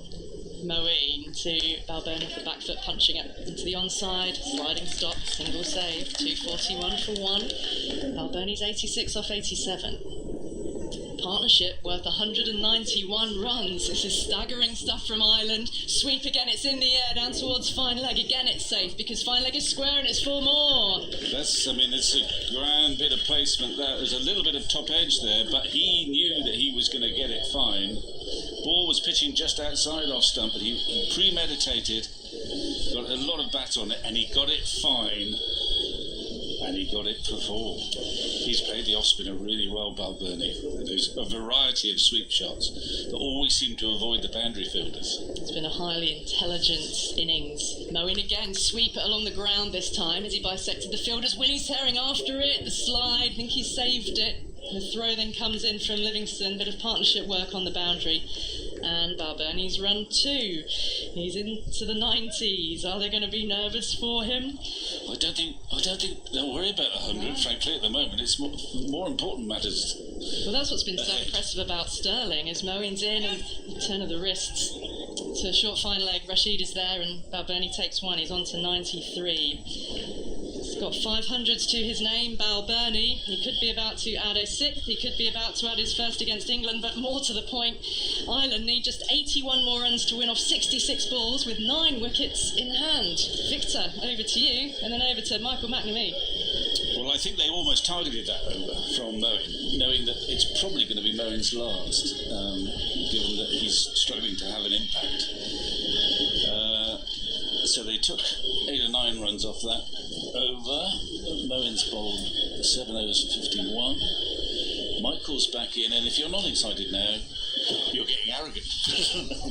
Is it job done? Should we? No, it's not. No, okay. Absolutely not. But you are a bit excited. I haven't even seen the large singer who appears at the end of things. She's not even clearing her throat. 248 for 1. 81 required off 66 deliveries. Whatever else happens, we've seen one of the great Irish batting partnerships, haven't we, between Stirling and Balbirnie? They certainly have. I'm just trying to think, where are we now? We're verging on... Well, the biggest partnership for Ireland against England. This is it, is it? Yeah. It was Cusack and Kevin O'Brien back in 2011, the previous highest partnership for an Irish pair against England in men's cricket. And it's Tom Curran running away from us. That's a quick single straight to mid-off from Balbirnie, straight to Moeen Ali, the two captains linking up. And was it 55 for 1 when Delany went? 50, exactly 50 for 1. 50 for 1, was it? So they're standing on the verge of the 200 partnership. Update me notes. The only 50 first wicket partnership in the entire series. Willey's back on the long on boundary for Paul Stirling. He's 137 not out, and he forces that, drives it hard, and Willey will race in, and that is the 250 for Ireland, and the 200 partnership between Stirling and Balbirnie. What a wondrous effort.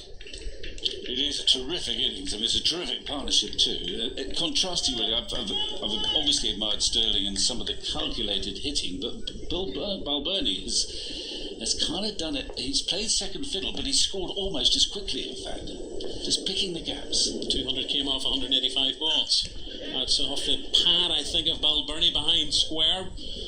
Bairstow takes the glove off to chase after the ball. Leg by signalled. 251 for 1. This is the 40th over. The required rate is currently 7.43. It's 78 from 63. Tector, Kevin O'Brien, Tucker, Campher, Adair, McBrine, Little and Young, all still waiting for their chance. Not sure all of them want a chance. The younger ones possibly not, but you never know. Nerves of steel. Stirling on strike. He drives that straight to Moeen Ali, but Ali is back at mid-off on the edge of the circle, and they get the single. 252. 77 from 62. It's a darkening evening here in Southampton. The lights are bright. It's a wonderful match. The only thing we're missing is a full house of spectators. This match deserved a full house, certainly. Balbirnie on 94. Cars that straight to the man behind square on the offside, backward point. Balbirnie's face does not give away any hint of emotion whatsoever. He's got a terrific poker face. Yeah, but in this situation, the best place to be is out in the middle, actually, because you can control what happens. Harry Tector's been sitting there for hours and hours waiting. Run away, that's outside off stump, and a reaching shot by Balbirnie for the single, square of the wicket. That's fielded by Liam Livingstone, who has done absolutely brilliant work racing around the boundary. Looked like a complete athlete. 10 overs to go, final power play. Ireland 253 for 1, Stirling 139, Balbirnie 95, 76 required from 60 deliveries. Well, this is by normal standards, not game over, but Ireland, the batting side are the absolute firm favourites. You keep looking at things like WinViz and it has it at 50-50, but that's based on who the teams are, but not the match situation. He's been his trump card tonight. He hasn't actually managed to get a wicket, and they've played him very well. He's brought Rashid back. We're in the 41st over, so if he wants, he can have that extra man on the boundary. But it's not a straightforward choice because he can't afford to give away single after single after single. The run rate is just 7.6. Anyway, Rashid is back. And he's bowling to Andrew Balbirnie, and he's full start. A full start, that's precisely what it was. He'll have another go, dead ball. Balbirnie on 95. Here comes Adil Rashid running towards us. Forward by Balbirnie down the track, half smothered by the bowler, and there's no run.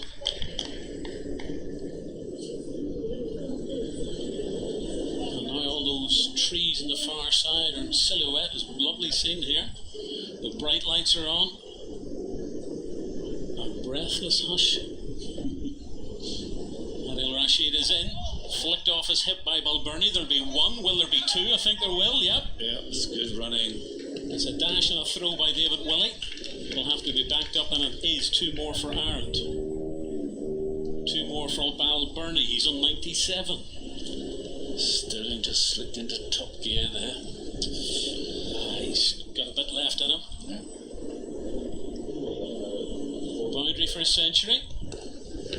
Defensive shot back to the bowler. We're in the 41st over. Owen Morgan not fielding. Tightness in his groin.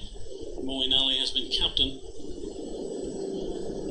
Watching now as Rashid twirls and pushed forward by Balbirnie. And you were saying that Ireland have been so solid, they haven't offered many opportunities. That very, very difficult chance that went flew to James Vince.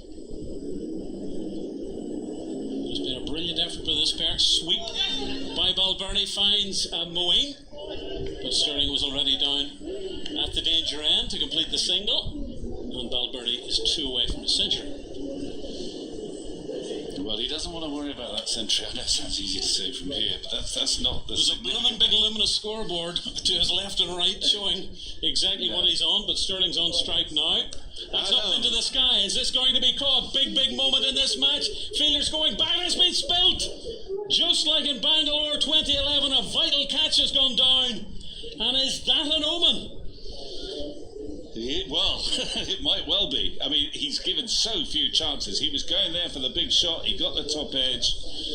Almost inevitably it goes to James Vince. It's a tough catch. He's been there at mid-wicket. He has to race back. It's coming over his shoulder, but he gets his hands to it, but not in the right place. He got his fingertips to it, James Vince, and his face was a picture of despair as he saw that ball bounce away onto the turf. It might, well, it's not an omen, it might be a significant moment. Because England can't afford to, they've got to get a wicket soon and then just put some pressure on new men coming in and hope that the tension of the occasion gets to the Irish. But if they don't break this partnership, I don't see how they can possibly, well, they can't. But that was potentially the moment. A rare miss-hit. Error of judgment, really, because we keep saying that the boundaries that way are huge, and he's not going to clear them anyway. So it's a risky shot. Felt like a tired shot. Well, yeah, and Rashid, to be fair, had built up a bit of pressure in that over of several dot balls. Anyway, he's escaped. 71 from 54 required. 258 for 1. Stirling. Oh, he's got it over the man. Behind square in the offside, and there's a century for Andrew Balbirnie. A wonderful effort from the Ireland captain. Takes off his helmet, kisses the badge, salutes the dressing room. And my goodness me, what a moment for Balbirnie. His 6th cricket, and perhaps the most important of all. And not a smile on his face. Quite right too. 102 off 100 balls, 12 fours, no sixes, 2 hours and 12 minutes. 262 for 1, 67 required. And he struck that one beautifully as well, but it should find, I assume that'll be Livingstone on the boundary in the covers, and he takes 1 run. 263 for 1, 66 off 52, Balbirnie 103, Stirling 141, and Stirling's on strike. And a very restrained sort of celebration, because that's not his main priority at the moment. He wants the win. And that boundary takes him ever closer. Lovely moment. Even Stirling is pretty restrained. He's just tapping his bat in a socially distanced manner. He's exhausted. Oh, right. Stirling thwacks that one, and it's fielded by the unfortunate James Vince, coming in off the long off boundary for a single. 142 Paul Stirling, 264 for 1 in the 42nd over, 65 from 51. Hold on to your hats, seatbelts on, we could be in for a bumpy ride, Victor. Well, I mean, you could be arguing by the end of the evening, Michael. You could be arguing, well, we had 3 one-sided matches. I wish you had a glass. Or 2 or 3. Here goes Curran away, and Balbirnie steps down. Puts that behind square now. Stirling going to be run out. Oh, the light has gone on, and this is a massive moment. He was backing up hugely, Paul Stirling, and he's gone. He's walking off. And is that the moment that Irish nerves might appear? Stirling has been run out for 142 of 128 balls after a partnership of 214, and he's gone. Well, there might be a bit of life left in this game. It was a mix-up. Balbirnie cut it very firmly to backward point, who gathered smoothly, threw back to Curran, who collected the ball, and then Curran was still about 7 or 8 feet from the stumps and had to throw it at the stumps. He hit him, and Paul Stirling knew he was out. He started walking off before the umpire confirmed that. It's a terrific innings. It should be a match-winning innings. It probably will be. 142 off 128 deliveries. All his teammates, fellow squad members, applauding him off.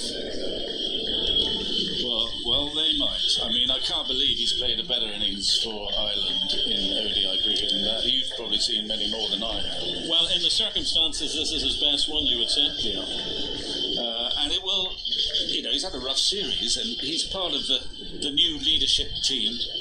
And there's nothing better for a leadership team than to be showing the way out in the middle. And after a rocky 2 games, that's what's happened in this partnership. Now, Canning from nowhere.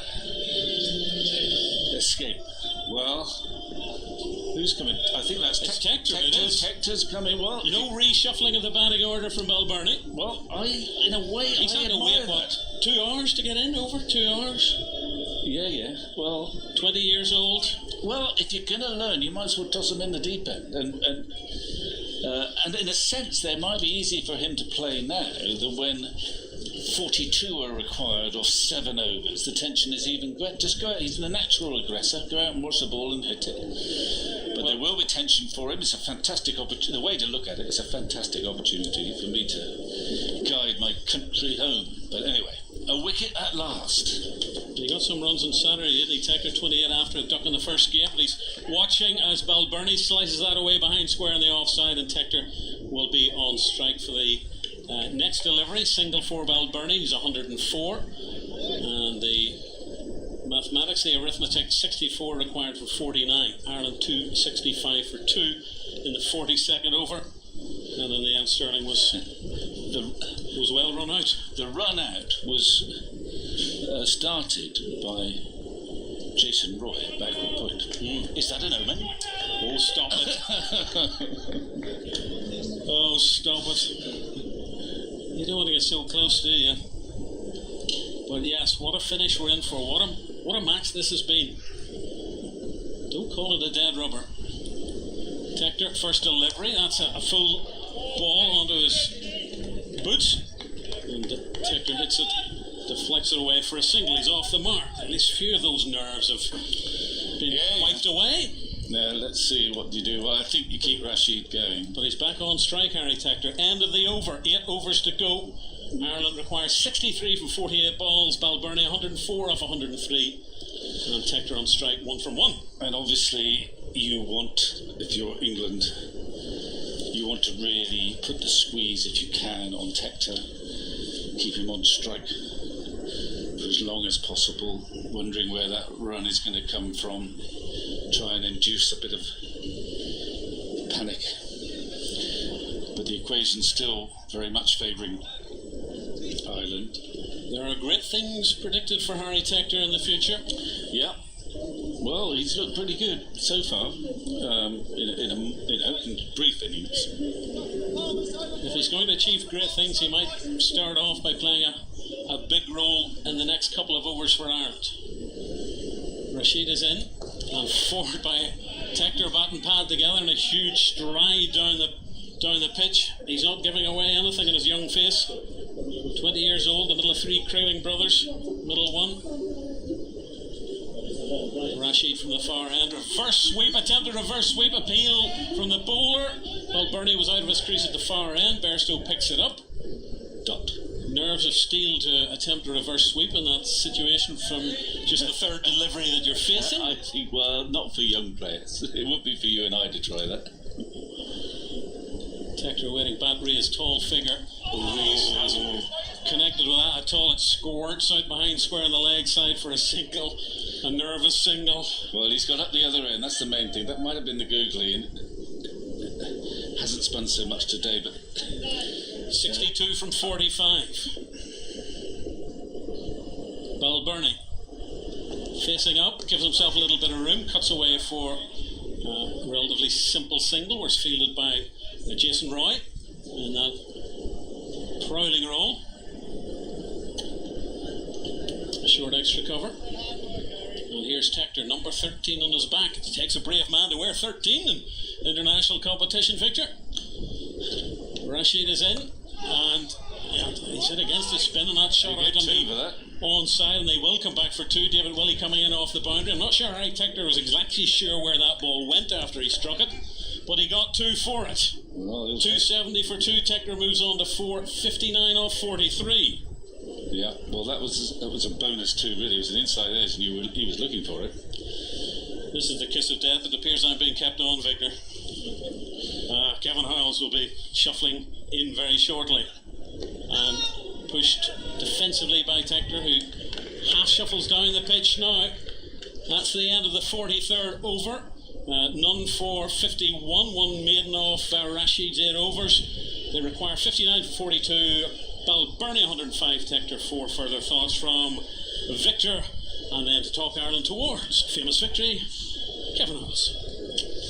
Well, he's gonna now, I think, shuffle his seamers. I think he doesn't need to bowl himself Moeen anymore. Him and Vince have done that 10 over slab. He's bringing up Saqib. It's a great opportunity for someone to make a name for themselves, someone English, because England are still very much second favourites here, but the game is just about still alive with a new batsman in, and that peculiar tension some sides can feel when they are suddenly, having been faced with a huge total, they find themselves favourites. We should win from here. Balbirnie is the key man. He's played beautifully. He's got to 3 figures. He's paced his innings to perfection without taking major risks. And he may have seemed like second fiddle for Paul Stirling along the way, but he scored almost as quickly. And he is still there. That's critical. Now it's Mahmood to bowl. In now, high in the sky. There are people out there when it fall in between them. A deep extra cover, so they'll go through for 2 in the nighttime sky here at the Ageas Bowl. And the score will move to 272 for 2 in the 44th over. Harry Tector on 4 not out. Balbirnie on 107. 20-year-old Harry Tector, along with his captain Andrew Balbirnie. And it's sweep this one very fine down the leg side. Mahmood suggests that wasn't too far away from the leg stump of Balbirnie as he went to sweep that one. Michael Carberry is alongside me. Evening, Kev. Trying to stay all calm like. What a game. What a Terrific game of cricket. It's not Bangalore, it's not the World Cup, and I'm telling you now, 10 points towards a possible return to another World Cup, and India, along with a famous Irish cricketing victory. It's on the cards here at Southampton. It's not happened yet. Mahmood in. Oh, high past the off stump. Through to the keeper. 57 from 39 balls. Yeah, the key now is Balbirnie to try and see it home for his team. Got the young man, Tector, at the crease. A little bit of a surprise. I didn't see Kevin O'Brien striding out there, senior player, been there, done it before. It's good history against England in run chases, but good education for the young man. You can see why Ireland perhaps stuck to their order. I'll come back and put the point you may disagree as Mahmood comes in and bowls. Next delivery, and that's pushed into the offside. There shall be one run. Had Kevin O'Brien come out, either he or Balbirnie lost a wicket quite quickly. That puts even more pressure on Tector to come out possibly then than at the time he came out here, because in a strong position, he knows they haven't won the game and there's work to be done, but it's almost as if the nerves would be a little less, I think, for the fact that he's coming out of that fall of the second wicket rather than maybe the third or possibly fourth. And look, probably in the Irish circles, they probably back the young man's temperament. I think it's a great situation for the young man to learn. He's obviously going to be one for the future. No better way to experience it, to do it, get your side over the line. Great for his education. It's Tector driving that one. The skipper has to get out of the way of it on the onside of straight. David Willey comes round with a left arm throw. It's a single. Another one off the target. 55 from 37 balls. 274 for 2. One ball left to the 44th over. Balbirnie has to keep his nerve here now. Could he be the captain to lead towards this historic victory? The Porterfield guitar patch here for this victory should come about. 4 runs so far from this over. 1 more remaining of it. It's the 44th. There's Balbirnie facing. Mahmood is bowling. Driven hard and through. They'll be quick. They'll have to be quick running. Oh, and if that had hit, he would have been gone. But it misses. The throw from Vince. Well, James Vince to that one way or another. You can't keep him out of the action, but nothing's going for him. 2 drop catches. Didn't perform with the Banton on that occasion. It could have been too far away, you would imagine. Had it have hit, well, it would have been a crucial wicket and a run out. But it's not to be for England. Ireland, they moved to 275 for 2 after 44 overs. Balbirnie 109. Young Tector on 5, and it's 54 from 36 deliveries. Michael Carberry. Yeah, the ball has definitely followed James Vince in the field today, and he hasn't had much luck. But that would have been possibly the turning point. Andy Balbirnie, he would be desperate for his wicket at this stage to stem the flow. He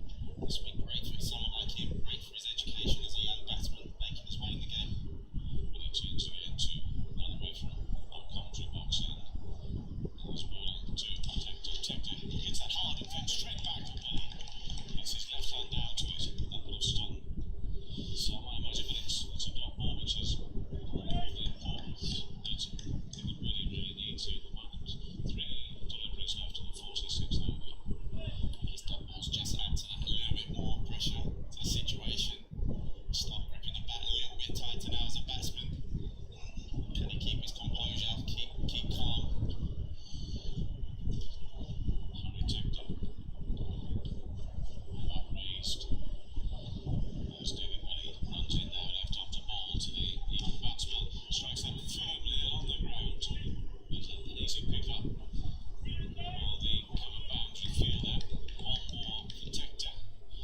Willey's sorry, so he moves to 12 for 28 for 3. Michael, sorry. Yeah, no, Willey's come back really well in this over.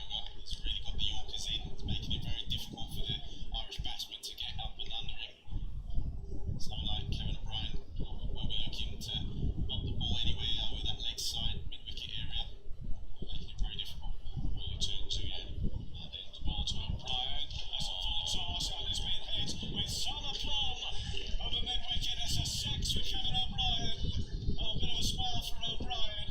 He knows, because he's been there before, the sort of magnitude that these sort of victories will bring back home. Let's remember, this is the first international Irish team to play sports, in or out of COVID, whichever way you like to look at it. It's going to be a free hit as well. It was a no ball, which the third umpire has just passed that information on to the on-field umpires.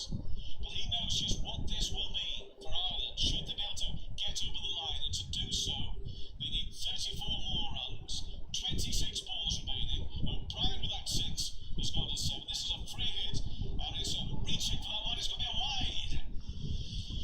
Willey is just trying to make it as difficult as possible. And Tony's gone for another free hit. I talked him out, didn't I?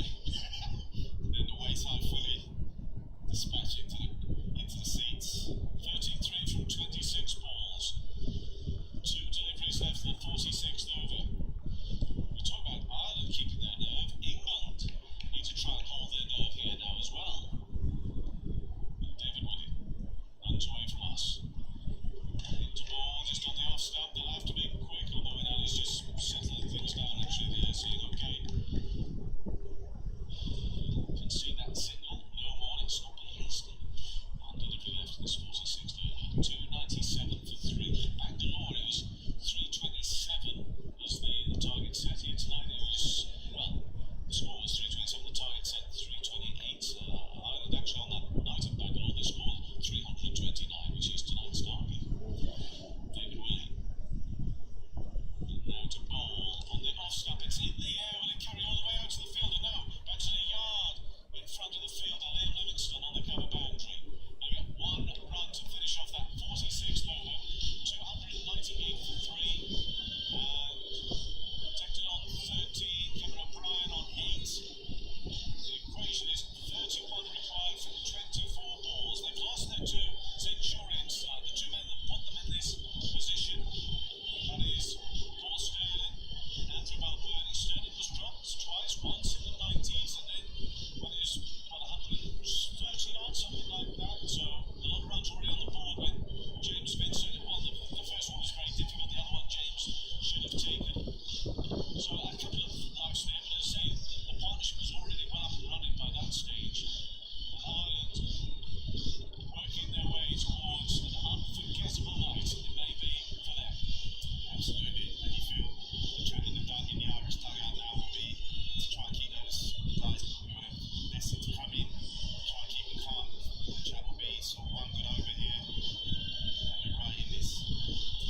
That's part of the things that this whole series has been set up now for Curtis Campher to come out and score the winning runs.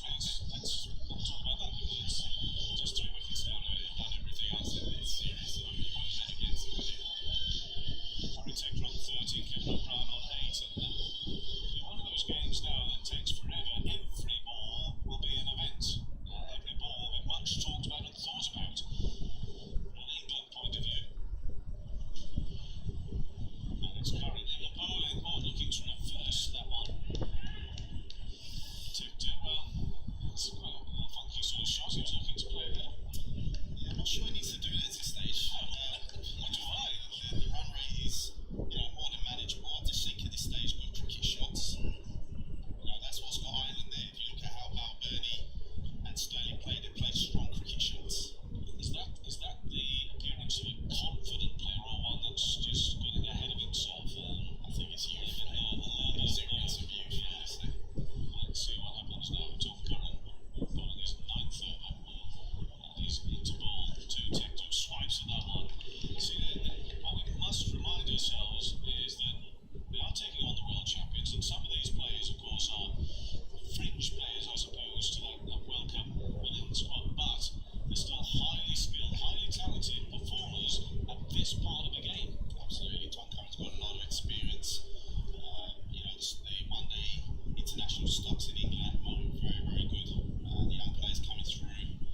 some outstanding white ball players coming through the ranks at the moment. So it's Curran to Tector. Tector will drive this. That's a lovely shot. You cracks that one through extra cover is 4. Yeah, that's what I'm talking about. Proper cricket shot. Tector. Foot to the ball. Head over the ball. Fast hands. Brings up 300. 302 for 3 midway through the 47th over. The equation down to 27 from 21 balls. The 20-year-old Tector, 17 not out from 16 deliveries. That's his second boundary. Curran is bowling from the pavilion end. He comes in again to Tector. Tector drives this towards the boundary. This time it's out there towards long off. They'll come through for 2. Good running. Good composure. Thinking about the game. Absolutely. Pushing the fielder low off there. Kevin O'Brien, the old man, pushing hard. Coming back for 2. Sam Billings is no slouch either. Got to the ball very quickly, but wasn't quite able to get the throw away. Another 2 for Ireland. 304 for 3. 2 balls left to the 47th over. 20 balls left to the game. 25 needed. And that's a slower ball which he clips in the air. Was just short of the man out there long on. Oh, for all the time there, I thought that was Banton coming in to take the catch. But it falls just in front of him. Just had the right club, did he?